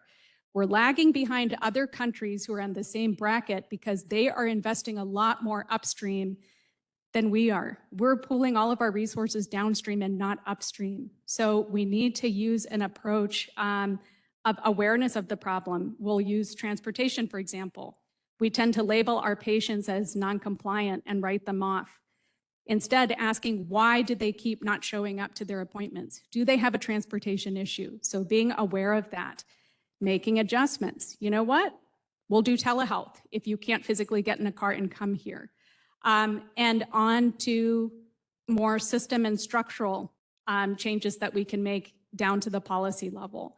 And so that's my introduction to the work on the Illinois Council on Women and Girls. And again, I look forward to a great discussion. Thank you. Thank you, Dr. Prakash. We'll now hear from Sarah Bowen-Lassisi. All right, can everyone hear me? Am I good? All right, Dr. Prakash, I think that we probably have we cut from the same cloth a little bit when it comes to what I'm also going to talk about in our beliefs in the healthcare system. So in the summer of 2020, everyone in this room, along with every single person globally, was affected by COVID. We all made adjustments in public health and healthcare to provide direct services. And some of that it changed how we walked into the emergency room. Unfortunately, I had to do that with my son during COVID, during the summer of 2020. And we walk in and the person says, "What's the patient's name?" And we're out in a lobby area. It's a very public area. And I said, "I choose not to say that here. Do I have to say that here?" And she says, "You do have to say that here if you want to go in to see the provider." We were just in the process of finishing up changing my son's legal name and gender identifier on his birth certificate. I had all the court paperwork. I had the new birth certificate and all of the things, but we just hadn't been to this provider since those things happened. It was an emergency room, which I avoid at all costs. No offense to our ER providers. So I knew that I would have to provide the dead name in front of my son. And I turn around and I look at him. He's 15 at the time. And he sees the anger that he knows very well in my face of having to go through these types of situations over and over again. But I also see the look on his face that says, "Mom, just say it so we can get in here." So I do, unhappily so, but I do. And then we just moved on with the process. The people in triage were a little bit better. We described the situation. I explained to them the medical records need to be changed. This is what it says on paper. That is no longer his legal name. And please use he, him pronouns at all times. They were very embracing, and I have nothing to really say in that sense. However, we are called back to the emergency room for the visit, and a nurse comes in and uses the dead name. This is after we've talked to medical records. Let me go back a little bit. And medical records has updated everything now. Our insurance card even has the new legal name on it. The only thing that doesn't is their system at this point. So medical records says, "Oh, we'll get that changed. No problem. I'll make sure that the providers coming in are aware." The the nurse comes in first, uses my son's dead name and she, her pronouns. When corrected every single time, she continued to use them. The doctor came in. He also used the dead name and she, her pronouns. And I, at that point, was, you know, this is done. We're done with this. No one else is going to come in here and use my son's no longer legal name even, and which shouldn't matter. That shouldn't matter at all. And also wrong pronouns. He apologized, and we continued with our course of action. He did switch to he, him pronouns and was respectful. However, with the prognosis, we did have to transfer to another hospital for continued care, inpatient care. Before we left, the nurse came back in and she went over our discharge and what was going to happen in moving to the next hospital, and ends it by saying, oh, by the way, I'm really sorry for calling you she and her. You know what? I do that all the time with my dog. I never know who I'm talking to. Okay, that's a first for the justification. I've never heard that justification. I refer to my dog in the wrong pronouns. Please don't take offense. So I did, obviously. And we transferred to the other facility. When we got to the facility, the medical records there were as they should have been, based on how the first facility sent them over. Thank you, and that was fantastic. My son received care. We went on a Friday. He saw the attending on Monday and then again on Tuesday. And on Tuesday, the attending physician says, you know, maybe just before, you know, we know some of these things that are going on, but just to rule some things out, we should do an STI screening. And being in public health and HIV prevention, and STI prevention, and all of the things, I said, you know, is that really necessary? The risk is very low right now. He has a vagina. All of his partners have vaginas. And I don't think that they're, you know, doing a whole lot at this time. I will say in our household, conversations about sex are very, very different than they are in most households. They are wide open. We know about all kinds of things at young ages. So having talks with my son about having sex would not be something that would be considered uncomfortable. Are they going to tell me everything? No. Of course not. But when it comes to safety, they do.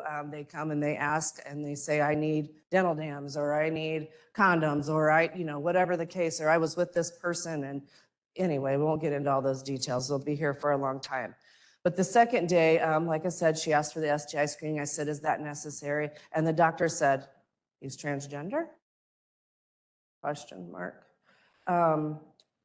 And it was at that time, we have a couple of rules and it's rules that we came up together, my son and I. There are 2 times where you should reveal your gender identity, and the first is in healthcare. You cannot get comprehensive healthcare if they do not know what parts you're working with. So when you go into the emergency room, when you go into a clinic, it's imperative that you let your medical care providers know that your parts don't necessarily match your gender identity. And so we do that always, and we did in this instance too, but 4 days now later, the attending doctor doesn't know my son's transgender. I'm not entirely sure which scenario is worse.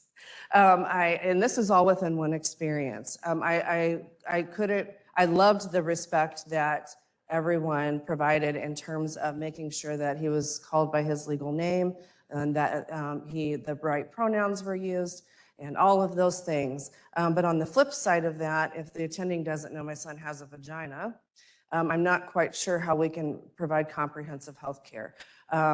So it's kind of a fine line in all of those things, and I'm not entirely sure where the answer is, but I know that there has to be one, because it's not comprehensive on either side of, you know, knowing that someone is transgender but not respecting them, or, you know, not looking at files or, you know, case notes or whatever the case may be, and saying that this person is transgender, so the question should look a little different when we're asking, you know, maybe just a little, you know, a series of questions just for intake, if you will.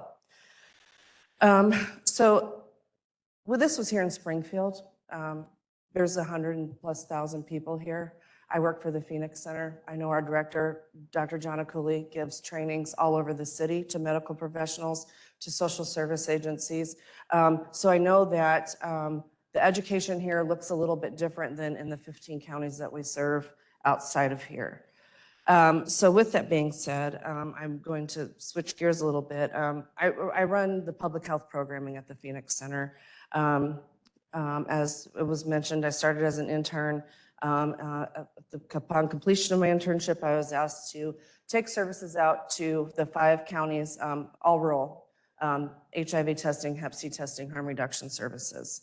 I sat in public health departments for a year waiting for people to show up. Partnerships with public health departments, not one person came in 5 counties, not once. And unfortunately, fortunately, COVID affected all of us, right? Especially in medical and public health arenas. And we were given the opportunity to start mobile outreach. You know, all of us were at home from the office, and I said to my boss, hey, can I go just grab a burner phone and put a sign on the door, and I'll take my car and we'll deliver services to people. That way they're, you know, not people in the building, and we're in open spaces, and, you know, the air's flowing, and I've got a mask on and they have a mask on, and all of those things. So with that being said, I had to take notes because I will start rambling on something else. I need something to bring me back. So anyway,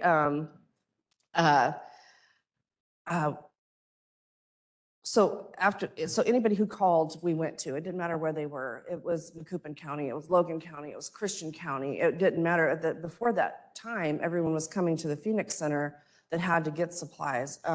And what I realized in doing that work is how very different the needs were in the rural areas than they were right here in Springfield, and what a just cumbersome lack of access to anything there really is in terms of public health and health services. And so how that, you know, how the response to just adding something as simple as mobile services. Hi, Scott Fletcher, I know your granddaddy of mobile services, but as something as simple as taking those services, we could have never in a million years understood what that impact was going to have in our community. So like I said, we're now, we start off in 5 counties, we're now in 15 counties. Our staff does HIV, hepatitis C, chlamydia, gonorrhea, and syphilis testing in sheds that have no water or electricity in rural Macoupin County. People live there. That's where they live. They live year round. They might run a cord from somewhere until someone catches them. They also do the same things at trap houses and motel rooms in Sangamon, Adams, Logan, Macon counties, among several others that I didn't list. And that's important because we had to build that trust. It took a long time and a lot of effort to build the trust with folks to say, oh, they're cool, let them in. Doesn't matter what's going on in the house. I personally have been in motels and homes where people are actively injecting, and I just keep talking. I just keep talking to whoever I'm there to see, and you know what? That's happening over there, but that's why I'm here. I'm here to educate folks on how to use safer. It doesn't matter if they're, you know, if they're using right then. I feel like it's odd to say, an honor to be invited in those spaces, because that means that they're listening to what I'm saying, but they also trust what I'm saying and trust me to be there and trust me not to call the police, and, you know, all of the things that come with that. And I do want to say that one of my favorite things that I ever heard in building the program was, I didn't even know people like you existed. We didn't know. We had no idea that this was even an option. And so what does this really mean for gender and sexual you know, health equity in rural areas? What it means is that it's not enough to learn the right terms. That is important. We should learn the right terms. We should know them. They should just be a part of who we are. Because we can all memorize the right thing to say. But in growing this program in particular, the thing that was most important is that I inherently, in my human soul, believe that people who use drugs have a right to health equity. Is exactly what you were saying, is that we have to inherently believe in our whole soul that everybody deserves health equity, no matter what that looks like. And that is absolutely essential in medical care provision and public health programming provision, because otherwise we're not going to see those folks. And Brian had some great stats that attested to that. So with that being said, I want you to go back to my son's story. And I want you to think about him being in a community hospital instead of in a town of 100,000 people, where at least some people are knowledgeable about the needs of the LGBTQ population. Go somewhere where there are none. There are 0 providers who will call you by the name that you prefer or the pronouns that you prefer. We've heard all of the stories. Brian also mentioned some examples, but we hear them a lot too, and they're rarely ever good. Misgendering is, you know, like I said, just the beginning. It's one thing to know all of the right terms, but we have to have medical providers and supporting staff all the way from the lady who greets you at the door to the person, the transporter who might take you out of a hospital. Those folks have to also inherently believe in their soul that everyone has a right to equitable health care. So I will end that with saying that it's important that providers understand the historical medical trauma for our community and the importance of fixing that, and not only in the vow to do no harm, but to heal the individual, thus our entire community, when we have providers who identify not only with us, because they are a part of our community, but also identify their own biases and maybe, you know, just figure out a way to either educate oneself or potentially you're not made for this work, because having biases within healthcare is just not acceptable and will continue to affect everyone, but especially those folks in rural areas and that have no access otherwise. They're just not going to come. That's all I have. Thank you, Sarah. Finally, we're going to hear from Mike McGinn. Great, thank you. Thank you to my co-panelists. And so they asked to talk about lived experience. I'm a happy queer, and I felt this is the perfect platform to announce that I'm looking for a husband. And yes, older people still have sex. Okay. Now that I said that, I want you to imagine in 1984, a very attractive 30-year-old gay man living in the city of Chicago in Boys Town, where the gay streets were safe, the gay bars were safe, and it was a sexual freedom at that time. And all of a sudden you hear about this gay disease. People are dying, friends are dying. You know, Victor Russo, who was the original founder of ACT UP, said, living with HIV is like living through a war, which is happening only for those. Oh, and I have to preface, last night at our reception, I said I'm a crier when I speak, so I brought my prop. So it's like, so living through a war with it is happening only for those people who happen to be in the trenches. Every time a shell explodes, you look around, see, and you discover that you've lost more of your friends, but nobody else notices. It isn't happening to them. They're walking in the streets as though they weren't living through some sort of nightmare. And only you can hear the screams of the people who are dying and their cries for help. No one else is noticing. So when I heard about this gay disease on my 30th birthday, I thought I owed it to myself, I owed it to my community to get tested. So I went to a doctor who treated a lot of gay men. And for whatever reason you went in to see him, he always had his finger up your butt. I don't, you know, whether it's an oral, hearing thing, but. So I went in and got tested and it was positive. And at that time, there was no medications, there was no treatment. And he pretty much just said, go home and get your affairs in order and prepare to die. Okay. Well, luckily a year later, AZT, was able to start at Cleveland Clinic. And there I was able to start also doing clinical trials. Some were successful, some were not. I was highly allergic to nevirapine, and I blew up like a blowfish. I had a temperature of like 104, and my skin peeled like a snake. It's just like it molted. And that's why I look so good today. But HIV is a disease of stigma. HIV is a disease of homophobia. HIV disease is of racism. HIV is a disease of prejudice and fear and judgment and shame and guilt. And for 40 years, stigma has been and remains the gasoline on the fire of the epidemic.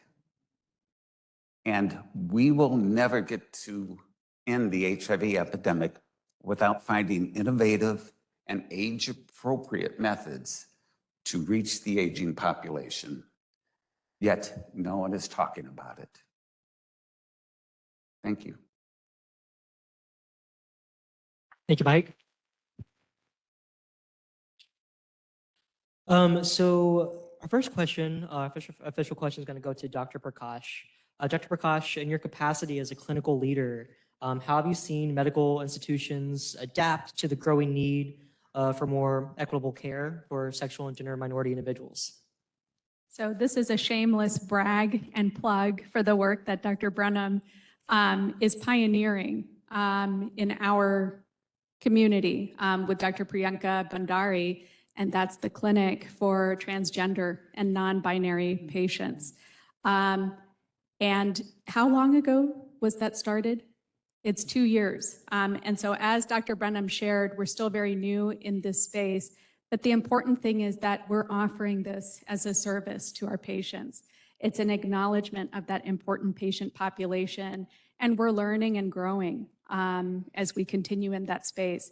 I'm also hopeful when I see organizations like the American College of Physicians, the Association for American Medical Colleges, and the AMA. The AMA and the ACP put forth very strong statements opposing restrictions on gender-affirming care. And that right there gives me hope that at the national level, we have national leaders who are vocal about this, down to our local and regional level, we have the best leaders in place.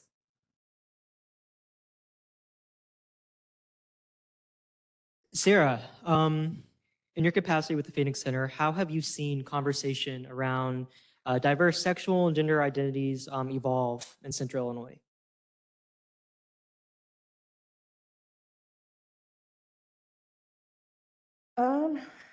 I think that in some ways it's changed, in some ways it hasn't. The one thing that has increased is the conversation.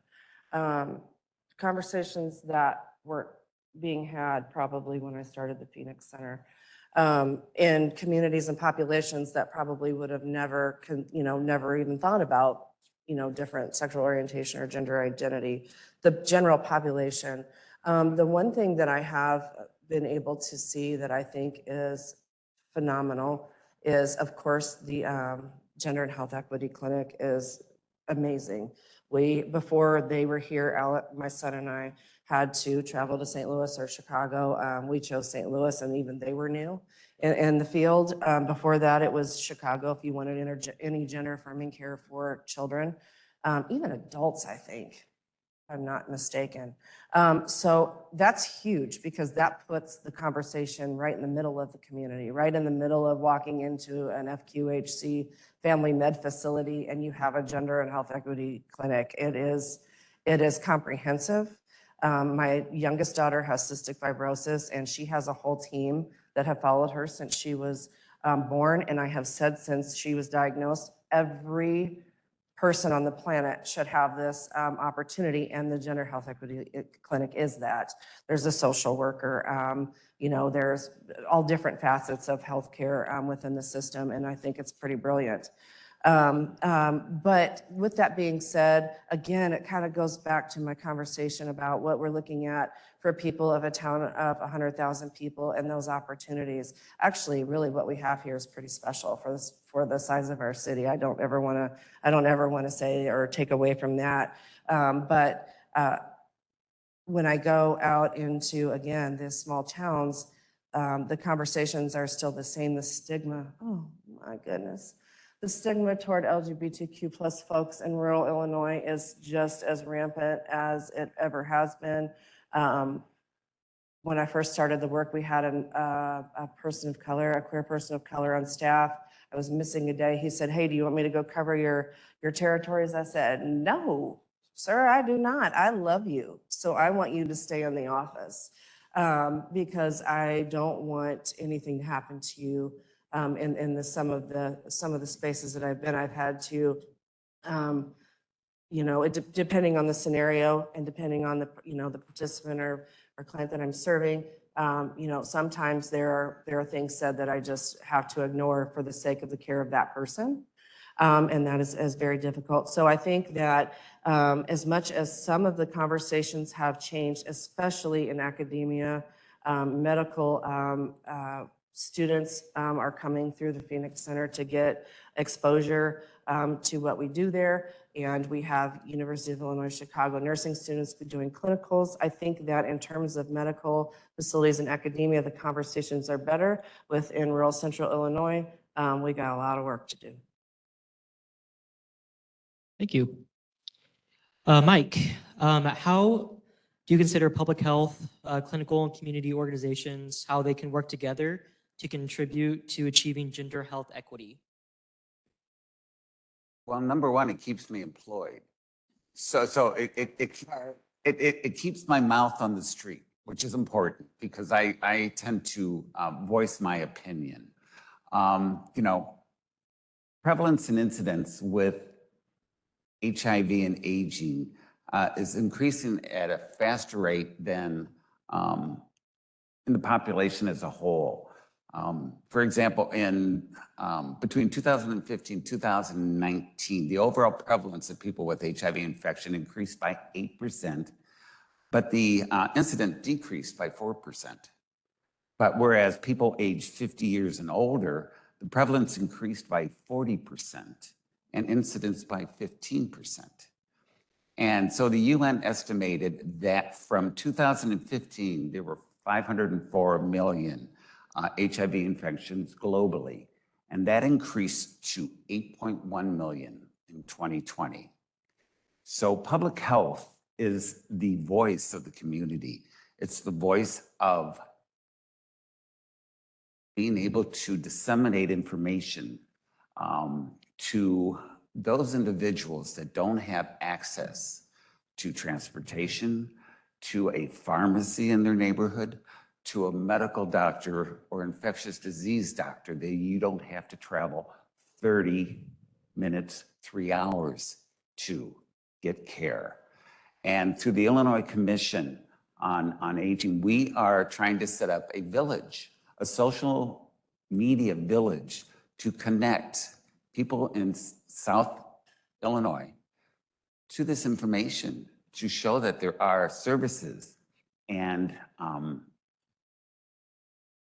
providers that can make their life manageable and livable. HIV is now a chronic disease that is very, through ART luckily, able to virally suppressed. I have been living over half my lifetime with HIV, and I have been virally suppressed for over 20 years. And, this group knows, data shows that if you are virally suppressed, you are not able to transmit the infection. And so we need to get those individuals that are not positive on PrEP, pre-exposure prophylaxis, to where they can't acquire the disease. And then those that are living with HIV get durably virally suppressed, so you can't transmit the disease.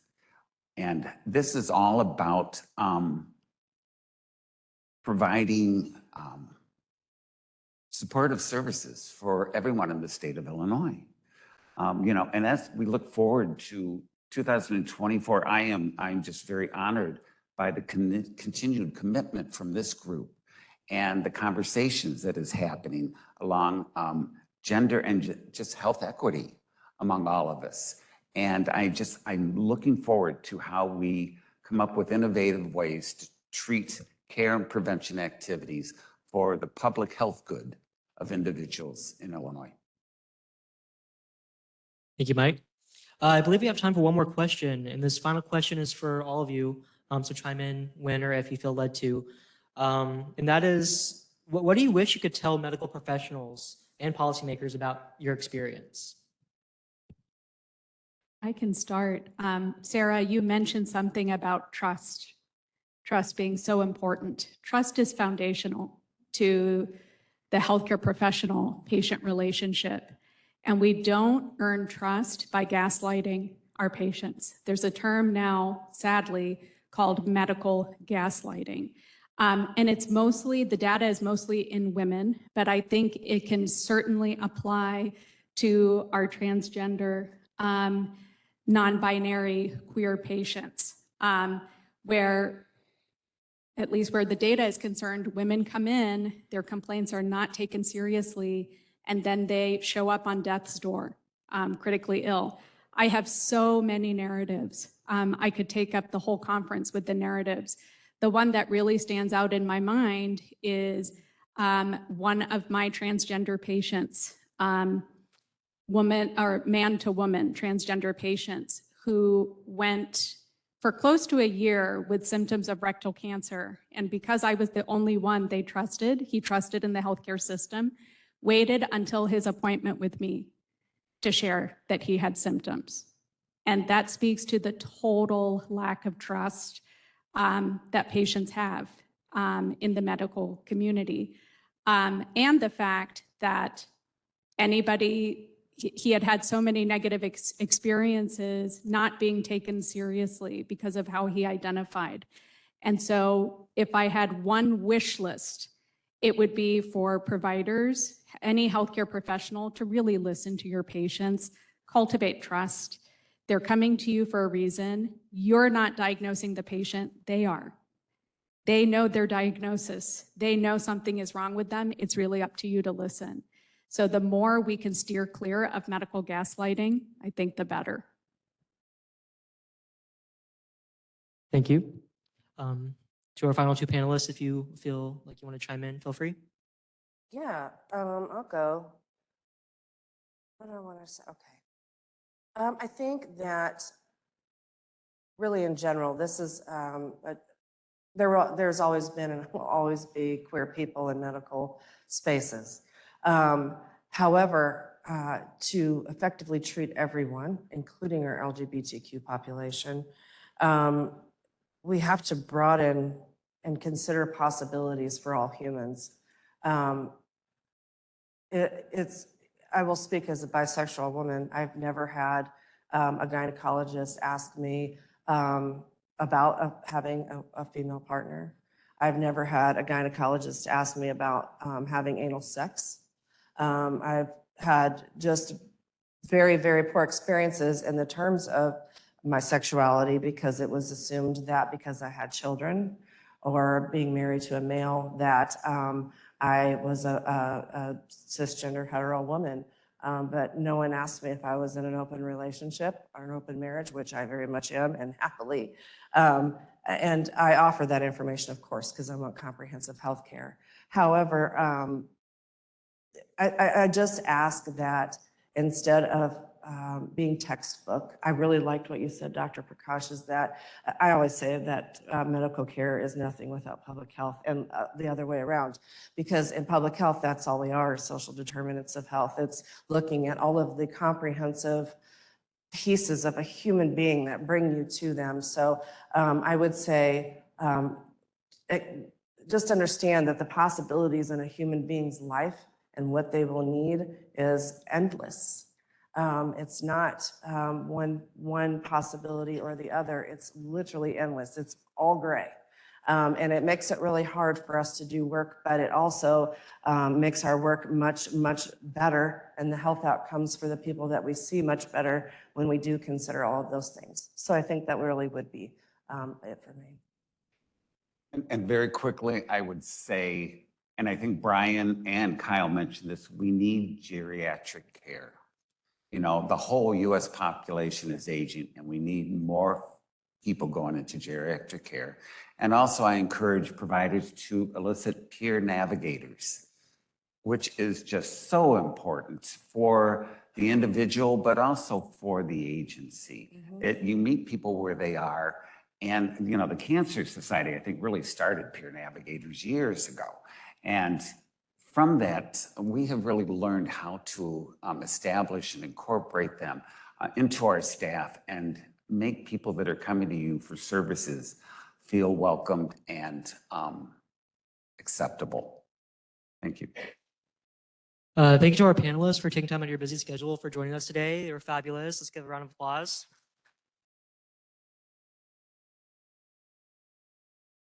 Thank you.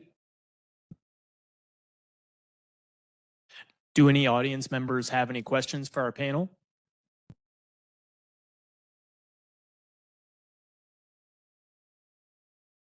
All right, thank you. So we're going to go ahead. We have a 15-minute break. We're going to start right back up at 2:45. Thanks.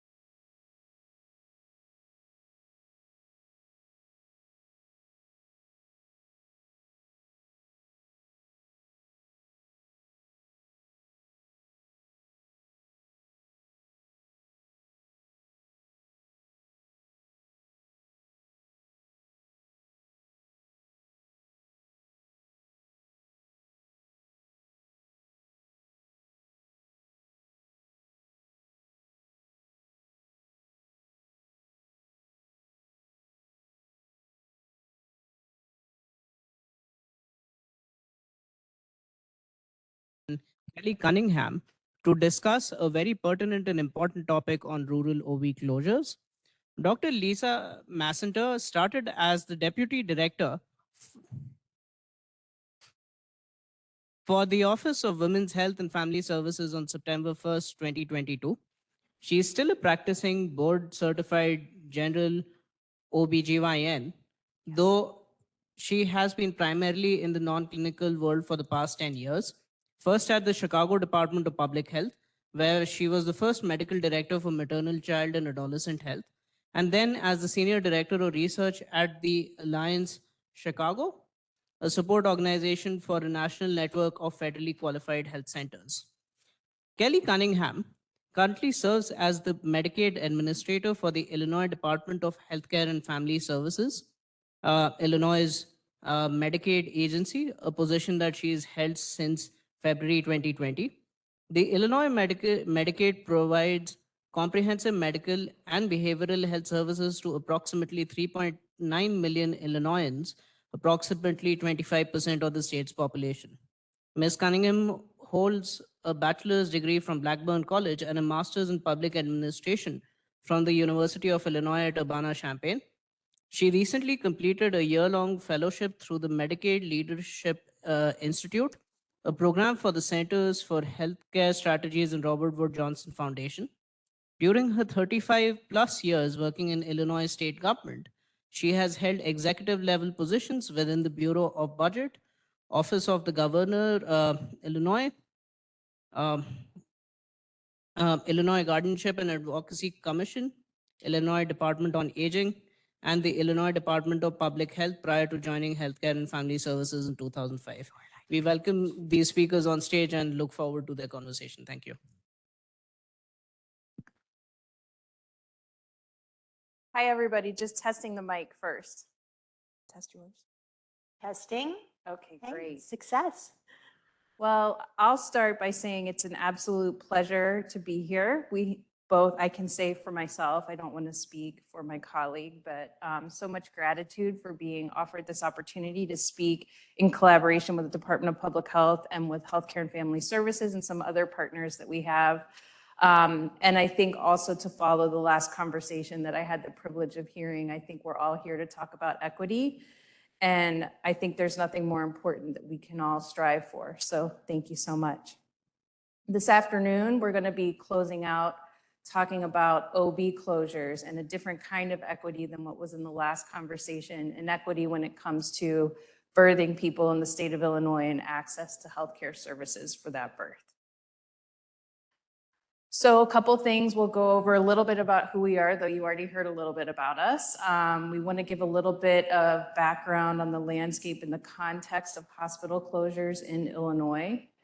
We also want to talk about what's happening at our two respective agencies where we're both working in concert to try to address this issue to the extent we can, recognizing, as we'll get into, it's a multi-pronged issue.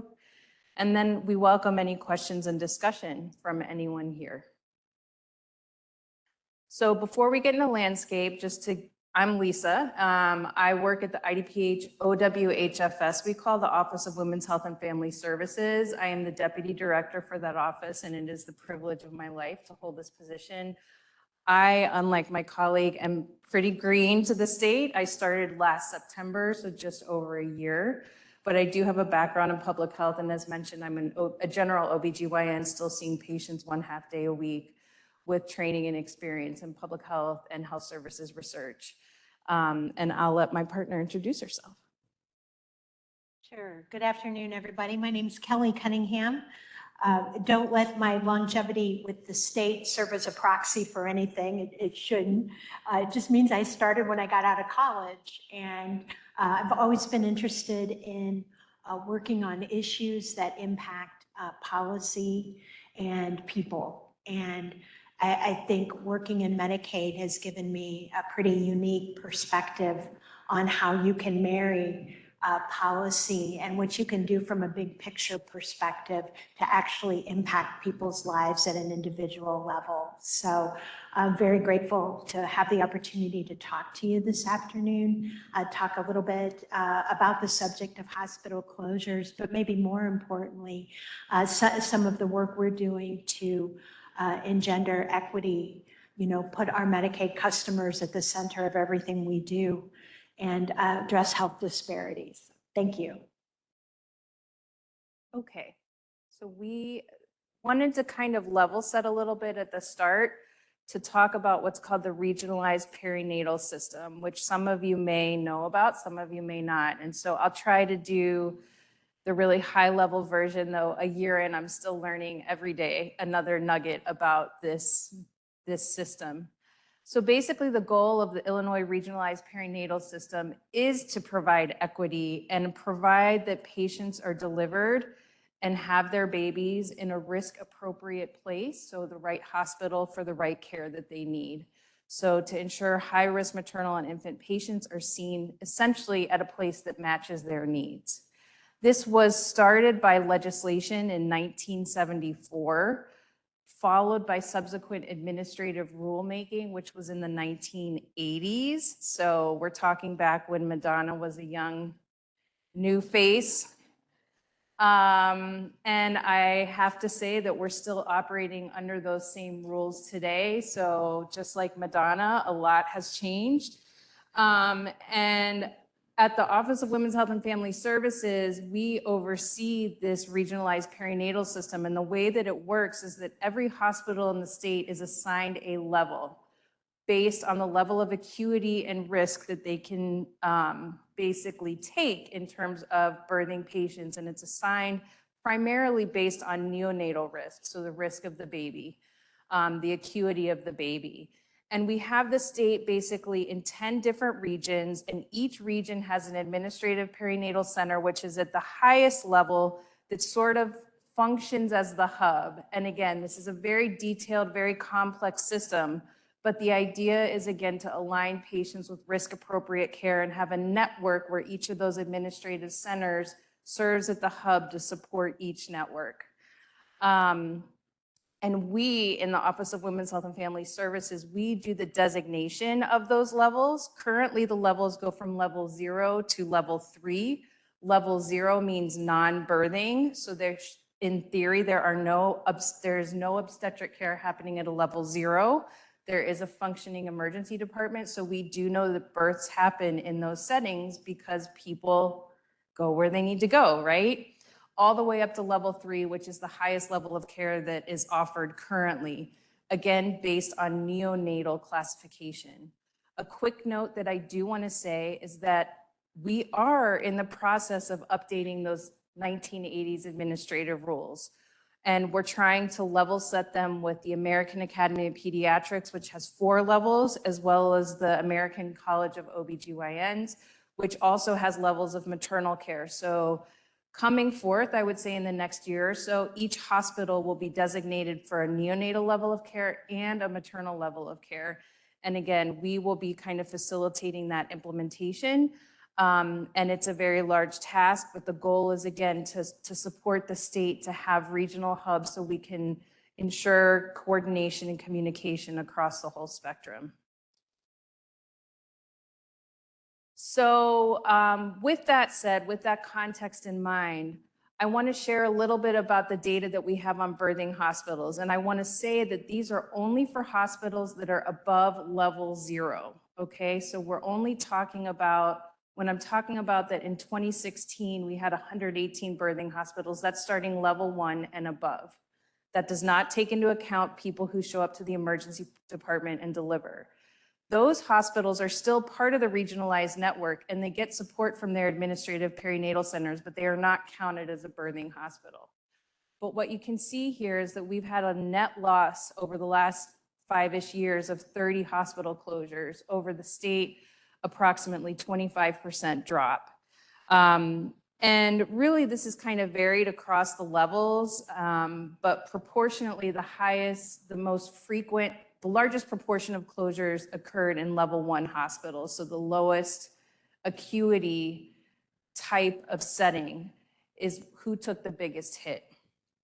I'll also say that rural counties took a bigger hit than urban and suburban, though there are definitely issues that we're dealing with. I came here from Chicago, up closer to Chicago and right around the city, that are very impactful, though not rural.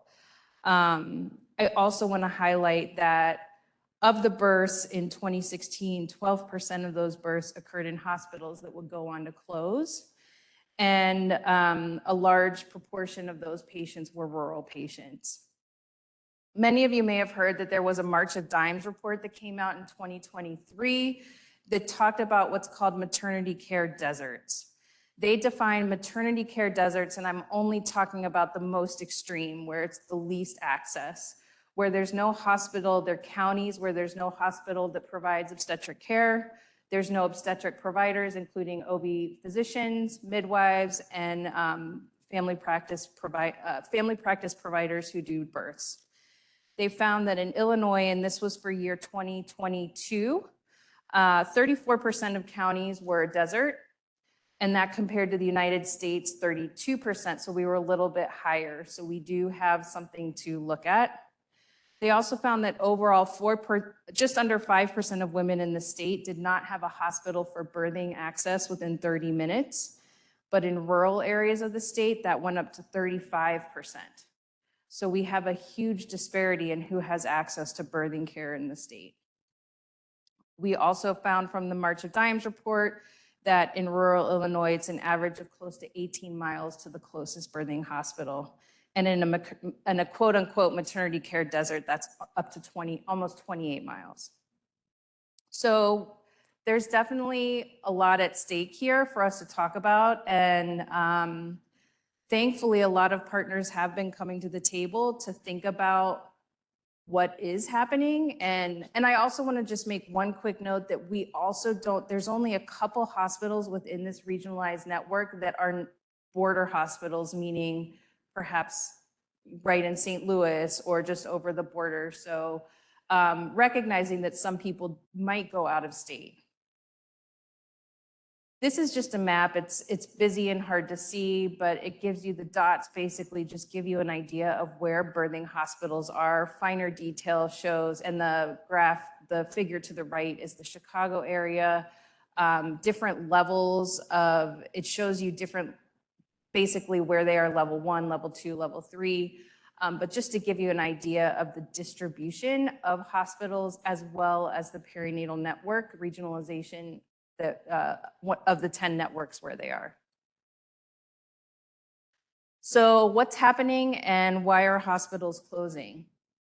So in 2021, the Office of Women's Health and Family Services, in collaboration with the Illinois Hospital Association, and we do have one of our colleagues here from the Hospital Association, in partnership with our Perinatal Advisory Committee, which the Perinatal Advisory Committee is a group of partners and experts who advise our office and IDPH on all things related to the regionalized network, carried out a survey where every single birthing hospital, it's 100% response rate, which me as a researcher was like, wow, that's amazing.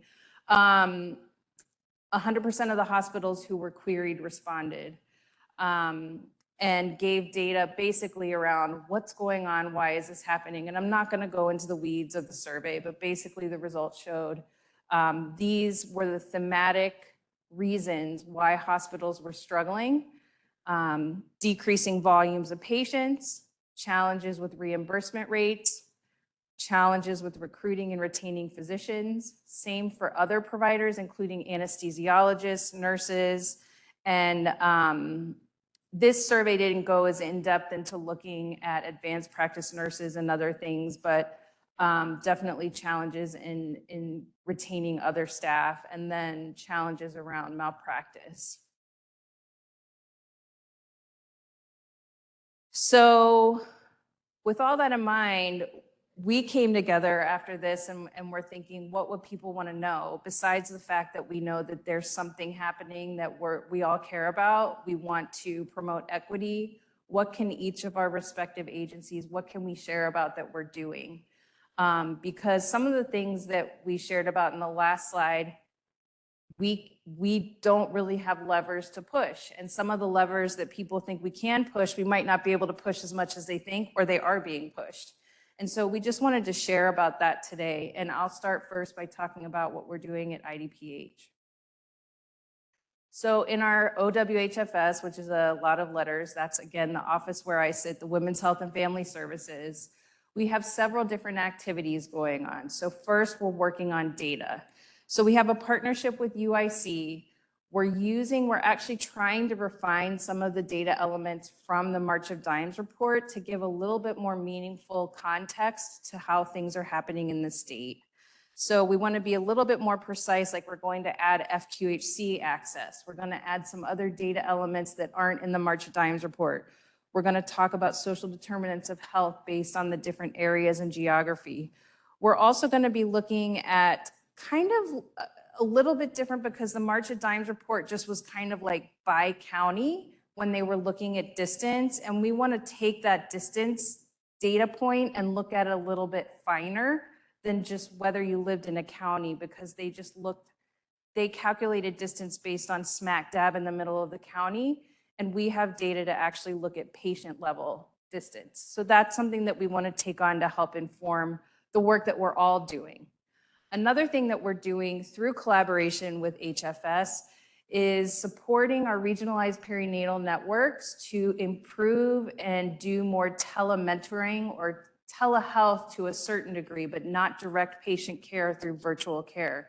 What I mean by that is if a patient walks into an ER in a county or a location where they're in one of the deserts, there's no OB provider, there's no birthing hospital close to them, that hospital is part of a network with an administrative perinatal center that's at the highest level of care. We want to facilitate them having a consultation in real time remotely with high quality cameras, high quality materials, what have you, so that perhaps rather than transferring a patient, which is what has generally been the case, we can help the patient stay closer to home and avoid having to go far away from home. Again, we ideally want them to birth at a birthing hospital, but again, we might be able to avoid some sort of downstream situation by providing this service. So we're really excited about working with our hospitals to expand that access.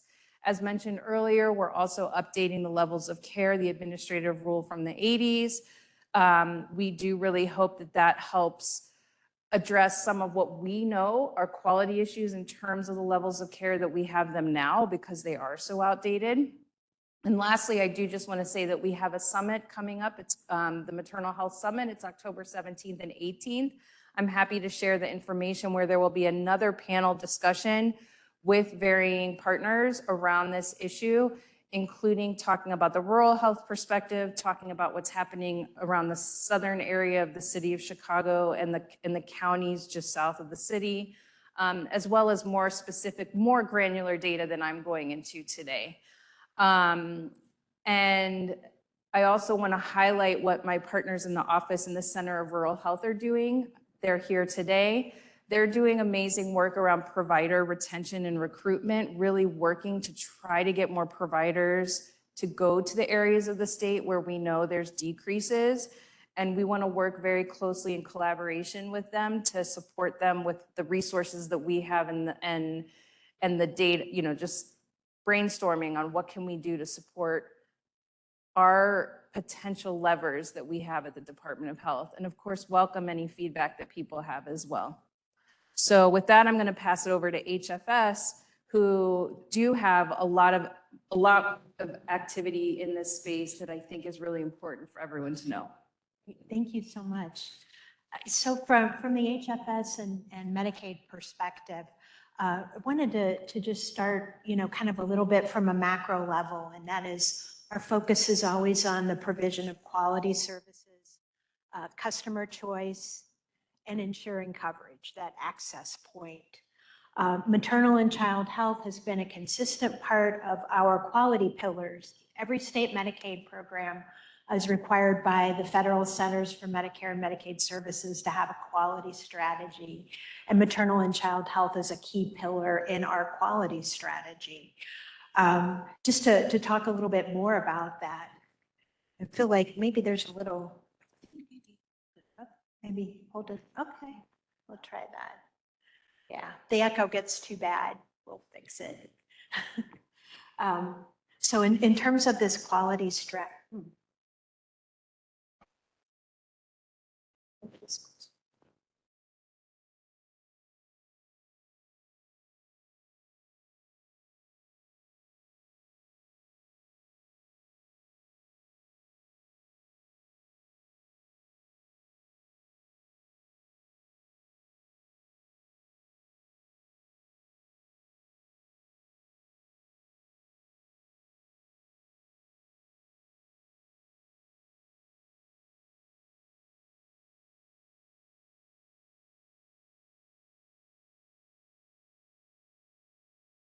I feel kind of like I'm from the Madonna age when she was new. So, yeah.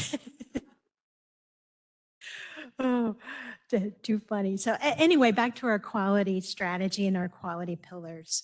And why these are important is that in Illinois, we deliver the vast majority of healthcare that we pay for to close to 4 million individuals in this state. It's delivered through managed care plans, Medicaid managed care plans. And so what this quality pillar allows us to do are set consistent forms of measurement that allow us to measure progress across our health plans to see how they're performing in various areas. And some of those measures as they relate to maternal and child health, address preterm birth rates and infant mortality. We look at the rate and quality of postpartum visits. We try to improve well child visit rates for infants and children. We also measure immunization rates for infants and children. So, kind of a key part of the, ensuring the health of moms and babies. We also work with our managed care plans to incentivize certain types of behavior through what's called either a pay for reporting or a pay for performance type of mechanism. Again, and we have designed those around prenatal and postpartum care, timeliness of prenatal care, postpartum care visits, and then childhood immunization status. We're also looking at well child visits in the first 30 months of life, child and adolescent well care visits. And so the point of this is to really say this quality strategy allows us to hold our managed care plans accountable for improving performance in the area of maternal and child health. And we know, I think we all know, we haven't said it today, but there's a lot of room for improvement in maternal and child health, particularly among our Black and Brown communities in this state. One of the other things that we really focus on is working with the I Promote Illinois initiative, Innovations to Improve Maternal Outcomes in Illinois. We've worked with them in a couple of different areas. One thing I want to highlight is that we work with them a lot as the PHE is ended. And from a Medicaid perspective, the thing that most Medicaid programs in the country are focused very heavily on right now is redetermining individuals to determine if they're eligible for Medicaid. I think folks realize that during the public health emergency, everybody kind of got that pass. We were not renewing people, redetermining them. They were simply staying on coverage. And now we have a vast redetermination campaign underway through a Ready to Renew platform. We have a lot of materials about that on our website and a lot of things that we can share. But I Promote Illinois, again, is one of our important partners, working with their providers and their advocates and their network to get that message out. And we also promote a number of strategies that they recently released in terms of a report in just the last year, particularly strategies related to social determinants of health, bringing social determinants of health into coverage by the Medicaid program, which is something that's new, something that we are pursuing very actively in Illinois, and something that a few other states are beginning to deliver as well.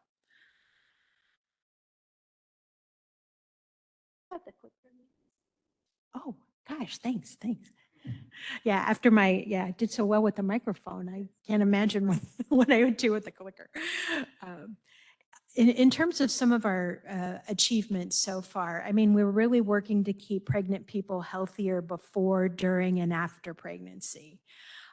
One highlight I really want to point out is that we were I can't even say one, we were the first state in the country to get full benefit coverage with continuous eligibility through 12 months postpartum approved by federal CMS. We were at a conference last week, I believe maybe 30 to 35, maybe other states now have followed our lead, but to actually be the first was something that we're proud of and something that we hope really makes a difference in bending these curves.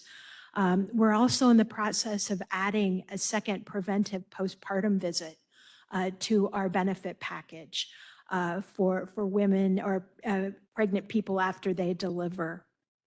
Again, going back to the quality pillars, maternal and child health are very important quality pillar for us.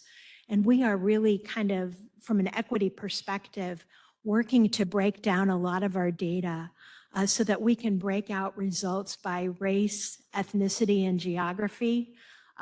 This is a lot heavier lift than it sounds like, but we think it will bear tremendous fruit once we're able to break out that data in that way to really give us a picture into the lives of the individuals that we serve. We're also working, I just mentioned, through what's called an 1115 waiver, and it's kind of a technical term, but we're seeking Medicaid coverage approval by the federal government to get a waiver that would allow us to fund health-related social needs services to individuals on the Medicaid program.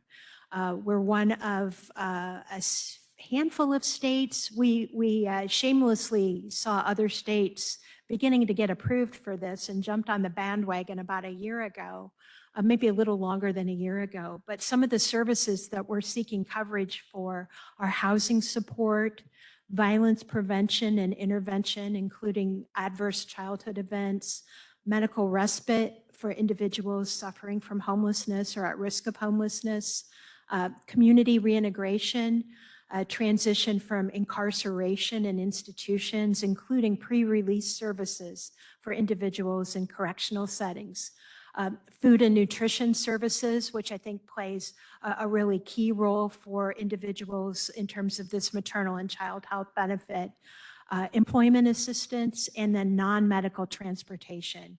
I know from a rural perspective, we could talk about transportation challenges all day long, probably for many days. And so seeking coverage for those non-medical transportation services, as well as looking at some of our own internal policies and practices at HFS, in the Medicaid program to really try to make a difference in this area. There's a few things we've done. I think a lot of times when we talk about Medicaid, and I hear it all the time, well, it's just about payment, it's just about rates. Well, we could talk about rates all day long, I think, for a couple of days. And there are some things we've done on the reimbursement rate side of things, but I think we all realize, and I think that's why our partnership with public health is so valuable, that it takes a lot of solutions. There's not just a single solution to solve issues around hospital closures or lack of OB access. We've done some payment bonuses, a $75 add-on for timely postpartum visits. We have a critical access OB pool for certain types of hospitals. We've really tried to engage our managed care plans in delving into issues around maternal and child health because we know that many solutions are local and they should be in the position to employ some of those local solutions. One of the things that I think, Lisa, you got to this in your presentation, but we've been looking at some of our data, And, even before the public health emergency, even before some of these recent hospital OB unit closures that we've seen, we saw people bypassing some of their local hospitals to go to bigger settings or different settings in different communities to deliver their babies. Some of our data, and I thought this was really interesting, we found a number of examples where if a county had an OB unit in 2018, where only 30 or 40% of the residents who delivered from that county actually lived in that county, there was a chance that by 2022, those hospitals were going to close that OB unit and births were going to go somewhere else. So, people do show preference, in terms of their choices. They use their feet.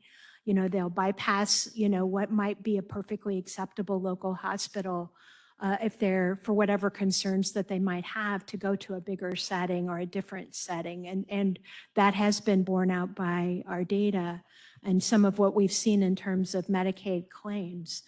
And that's an interesting phenomenon, probably not anything that's new, but definitely something that is an underpinning to this work that we should be cognizant of. We're also seeing reduced birth rates in our Medicaid claims, just lesser births. Not so much in the collar counties, but downstate and in more rural areas, we are seeing declines in births overall. So that could be a contributor to hospitals making that decision to close that OB unit. Hospitals, I think, first and foremost, are a business.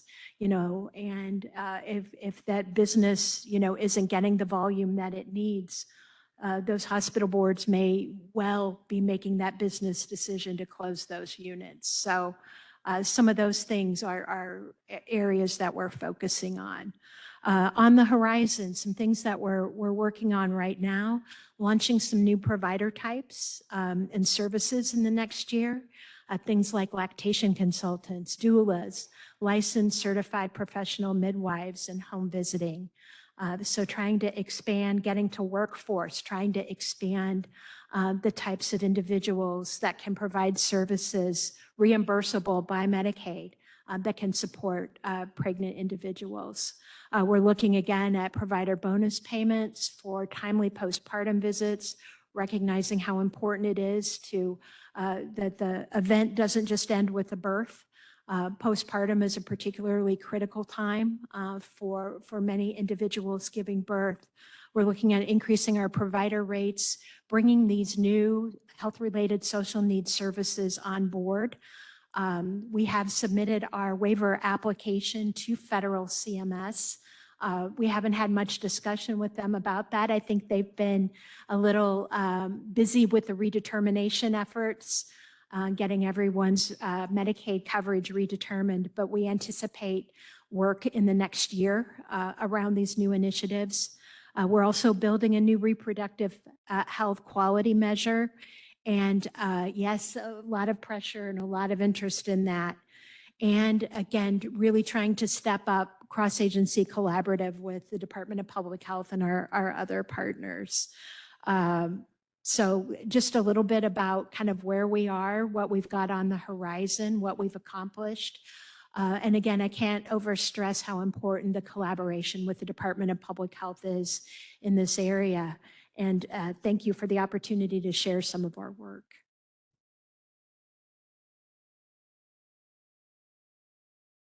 Any audience questions?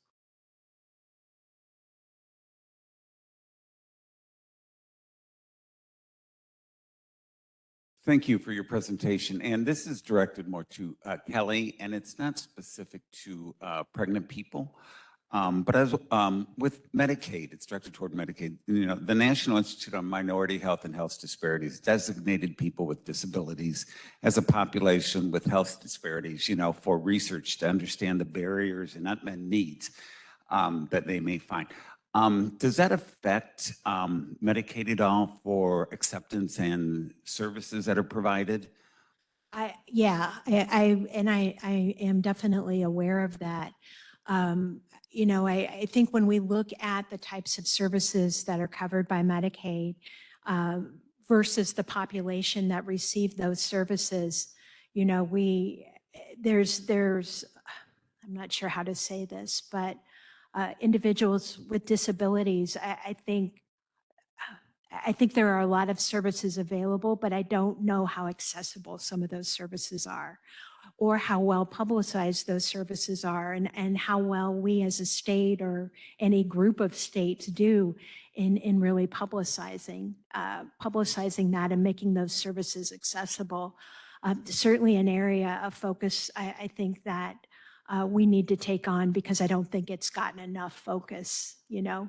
Medicaid started with, you know, with moms and babies, but largely with much more healthier families, you know, and then the AABD population, you know, seniors and individuals with disabilities, but you tended to focus more on, you know, nursing facility care, other types of things, and maybe not those preventive services that can help keep people healthy. I think some of these social determinant services can help a lot too, particularly around employment and transportation.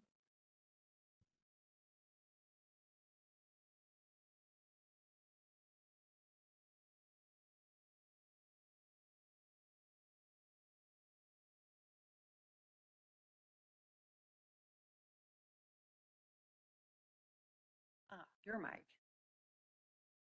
Hi, I heard a very disturbing report on the National Public Radio local station about a program being implemented. I don't know that it was in Illinois, that they had put in some midwives, and there was a lot of pushback. And that included asking them to do work outside of their shift at no additional pay. And then when their contracts were renewed, dropping the reimbursement rate that the facility was going to pay them. I'm just wondering if you are checking for the perceptions of the people who are in the OBGYN arena and how that will be received if midwives do come in. I think they could be extremely valuable. My grandfather had 2 farms, and it was hard to get somebody down the road in an emergency situation, but it might be easier to get one person at least into the house to help.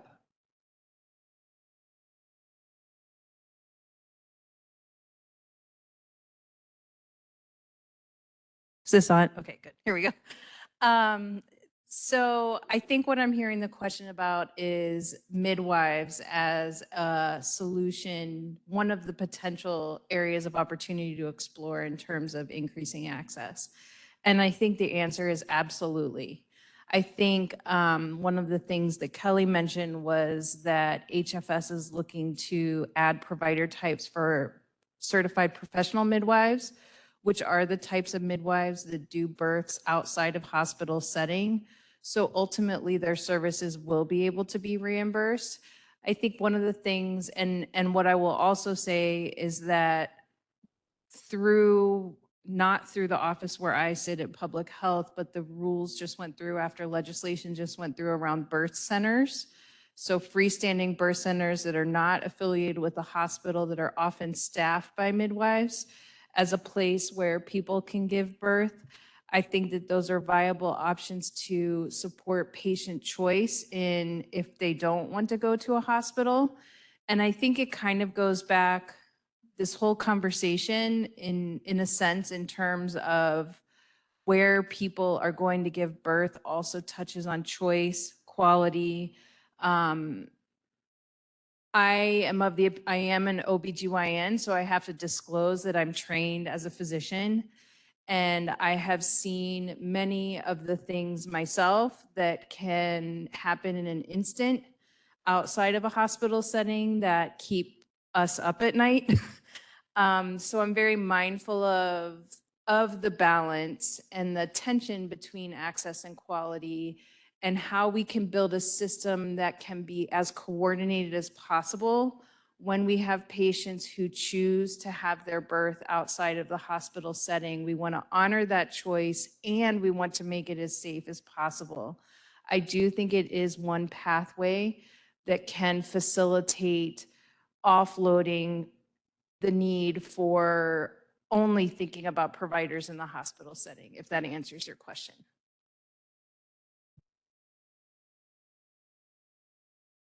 Yeah, I think as I had mentioned, we are looking at adding some provider types, to the Medicaid program to make them eligible for reimbursement. And with that comes a lot of stakeholder discussions. There's a lot of stakeholder discussions, usually this process takes some years usually to add a new provider type because you want to hear from the individuals involved. You want to hear from advocates. There's generally a legislative purpose. So I share that only because I think that there are a lot of people that have a lot to say about that. And that's what makes sometimes this process so difficult is balancing all the various perspectives and needs against access and safety, and that's what we do, almost every day. Or try to. And I'll just add, I want to clarify, I want to be very clear in saying that I believe that care that can be provided outside of the hospital is high quality. I want to be very clear with that. Where the challenge is distance.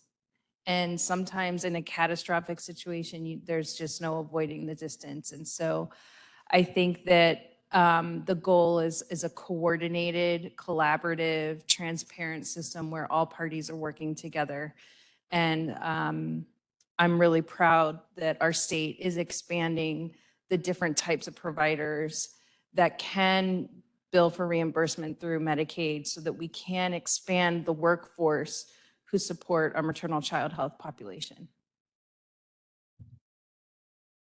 Thank you to our panelists. We actually have one more question. I'm sorry.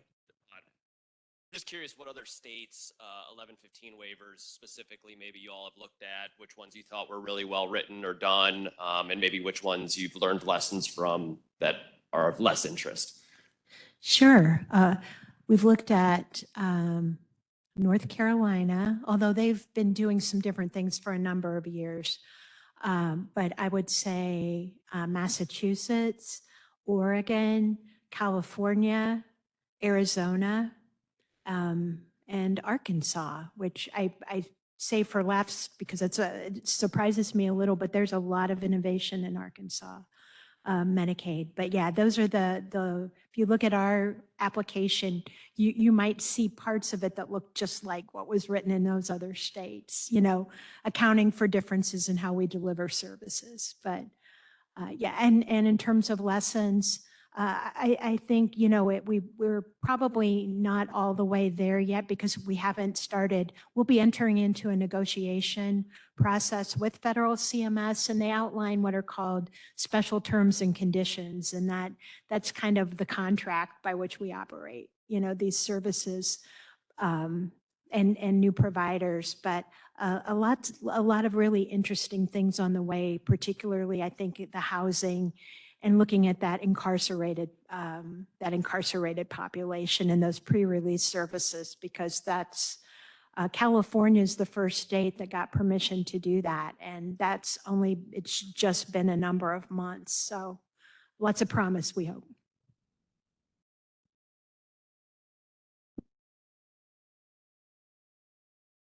With that, in the interest of time, we'd like to thank our panelists for such a brilliant presentation and the question and answer session that we had. At this point in time, the Department of Population Science and Policy has organized a Slido survey that will be rolled out to all participants. You can log in through the link provided as well as the QR code which will appear shortly on the screen.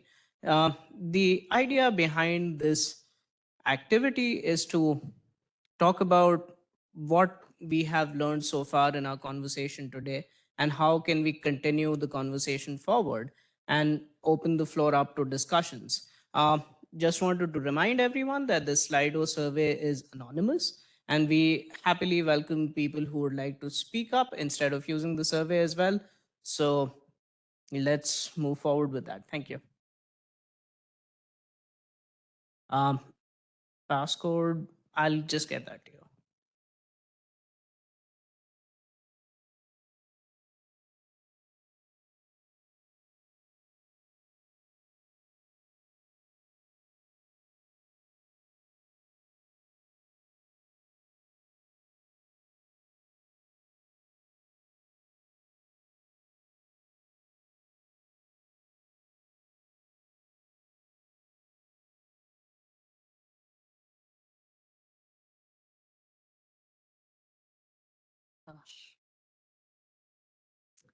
Okay, the passcode is lowercase k, y, z is in zebra, 6, 4, h. All the letters are lowercase.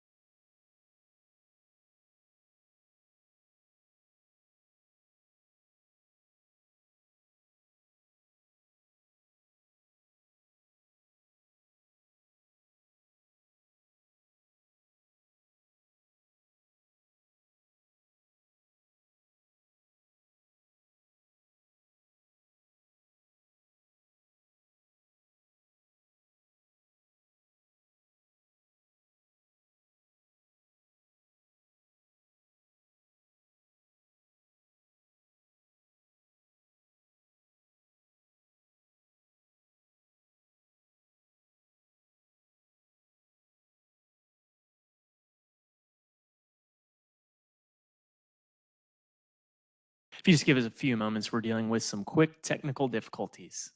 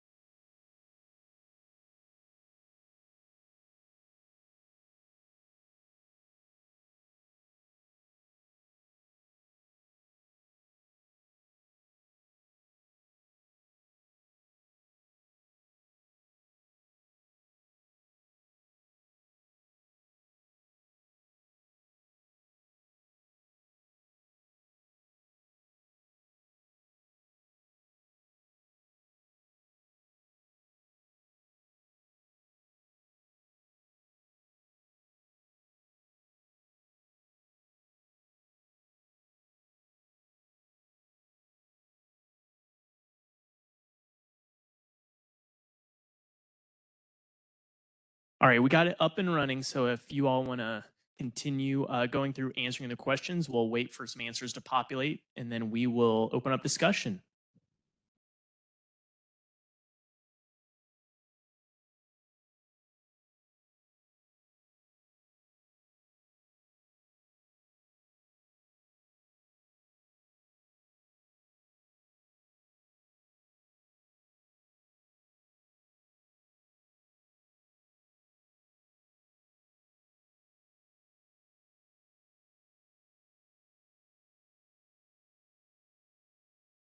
All right, so does anybody want to kick us off with how do you define health equity, either from an organizational perspective, a system perspective, or in the work you do every day?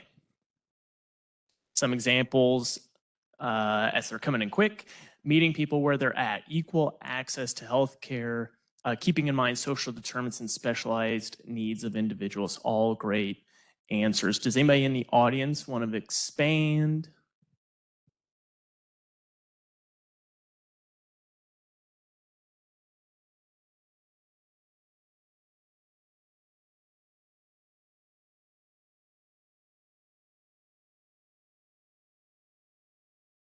Moving on to the next question, we see we have a question which talks about who are the important stakeholders to include when strategizing to reduce gender health inequalities. And we see that some of the bigger trends that we're noticing are patients, community, and health as well as community leaders.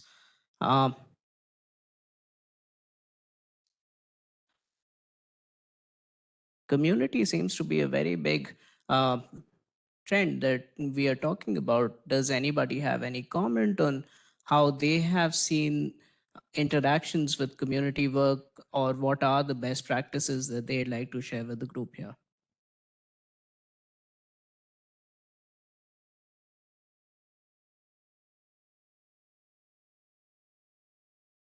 I think it's important to, when you're strategizing, like how to move forward, to actually include the people who you're trying to help versus the professionals. Because I feel like we all here have like formalized education. We're in it, like we may be part of the community, but like not everybody is like us.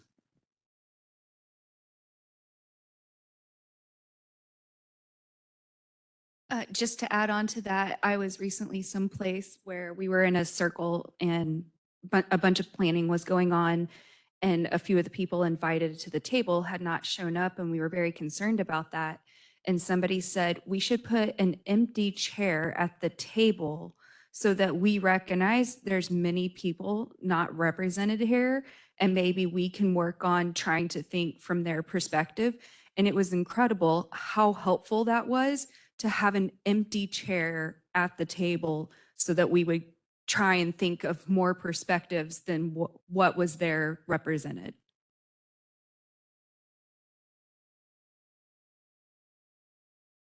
Moving on to the next question.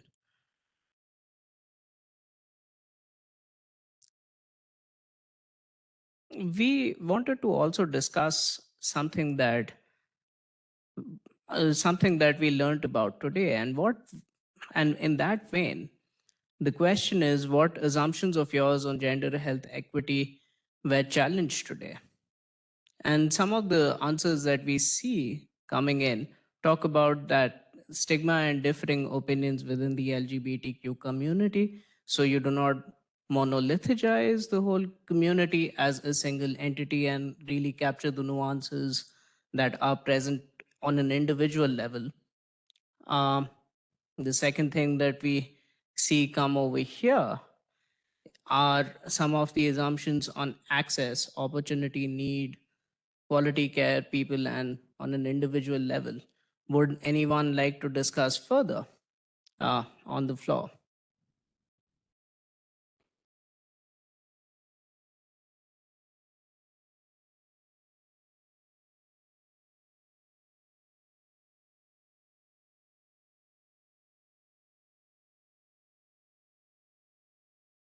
All right, we will move on. I don't think we have any hands. All right, so next, after this conference, how comfortable are you in talking about the impact of language on health equity to your peers? And it looks like we have semi-comfortable, very, very comfortable. See if it'll let me scroll. Fairly comfortable, very, lots of varies, which is great to see after this. Anybody want to expand on their varies or very comfortables?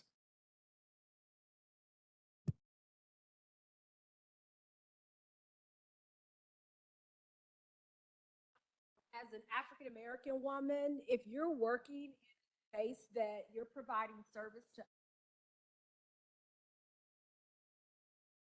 if that's the case, you need to find another job. You need to find another place to be because we're in the service of people.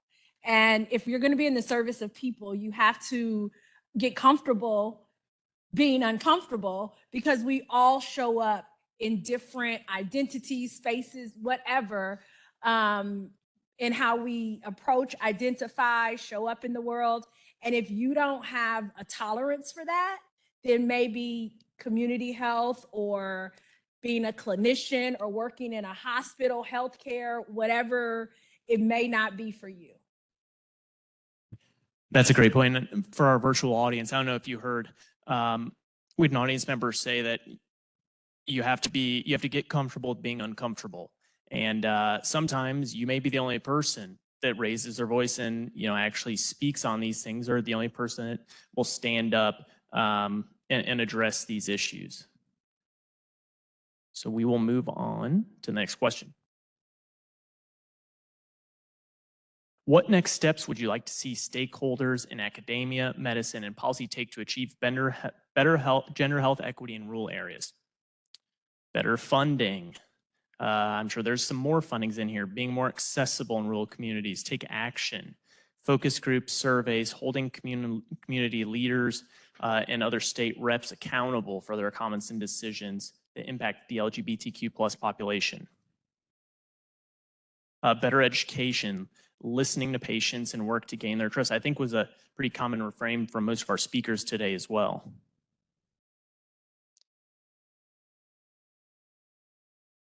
Yeah, lots of funding, lots of more resources too. Does anybody have anything they want to expand on in the audience here? I don't think we have anybody online expanding.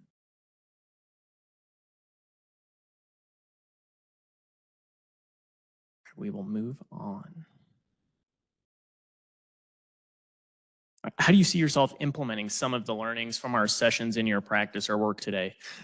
Before I go through the answer, I'll say this is one of the main things that at PSP, when we think of these events, this is one of the most important things is we want to know how you all in the audience here in person, online, are going to take whatever you learned today, hopefully back to your organization and implement things you've learned from our great list of speakers.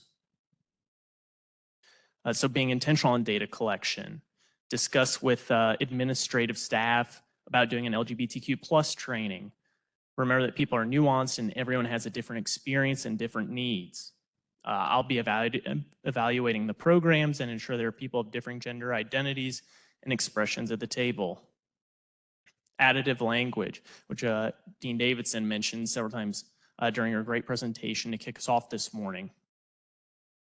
Providing information. As an EDI coordinator, I think I found many potential collaborators today and information informing how to ensure access to mental health care. All great answers. I'll ask again, anybody want to expand? Any takers?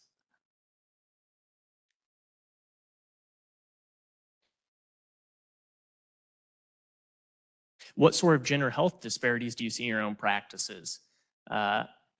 Racial disparities. Few staff who won't use appropriate pronouns for anyone, which I think goes back, to Sarah Bowen Lassisi's, story that she told about her transgender son. Stigma and prejudice, working in the sphere of disabilities. I'm limited on advocacy due to the bias being discriminatory and not disability related. Because of how this person identifies, I sometimes don't think of asking certain questions to ensure the community is being thoroughly reviewed. That means I could be missing something incredibly important. To challenge myself to learn more and develop more in-depth questioning. I missed it. Non-acceptance of transgender individuals. working in women's health, OB closures are concerning in the region they cover? None. Great. That's where I want to work. No gender health disparities in. If you don't identify yourself, you'll probably have a lot of people putting in applications. Maybe we can have them as a speaker for the next time. Yeah, that's right. We're in the back after if you want to come see us. What's your organization most ready to impact? Collecting stories from LGBTQ plus representatives of the community, advocacy, community health access, mental health, expanding services, the mental health workforce unsure, which are okay answers. We're here to learn. As Brian Johnson, I think, said several times throughout his presentations, we're always continually learning on these issues. Anybody want to expand on what they may take back to their organization and what they're ready to impact?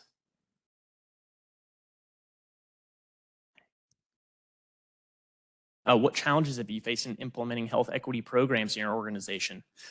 Bureaucracy, getting clinical colleagues involved in community work. How do we effectively get colleagues and leaders out of the hospital and in the community? Anybody want to comment on that? Has anybody had success in that?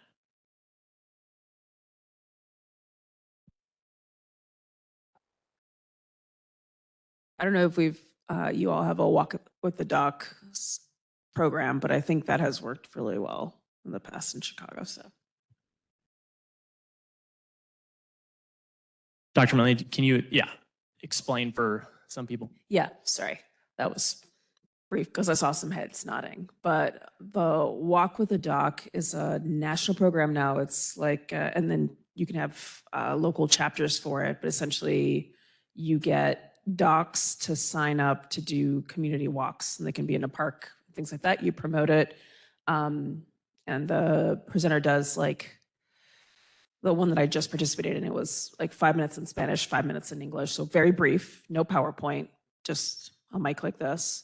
And then you walk for 45 minutes, and it can be talking about what you talked about. It can just be establishing those relationships between clinical leaders and community partners. And I thought it was nice to get outside of a screen and outside and walking. And they were doing it summer and then early part of fall all the way to the end of this month.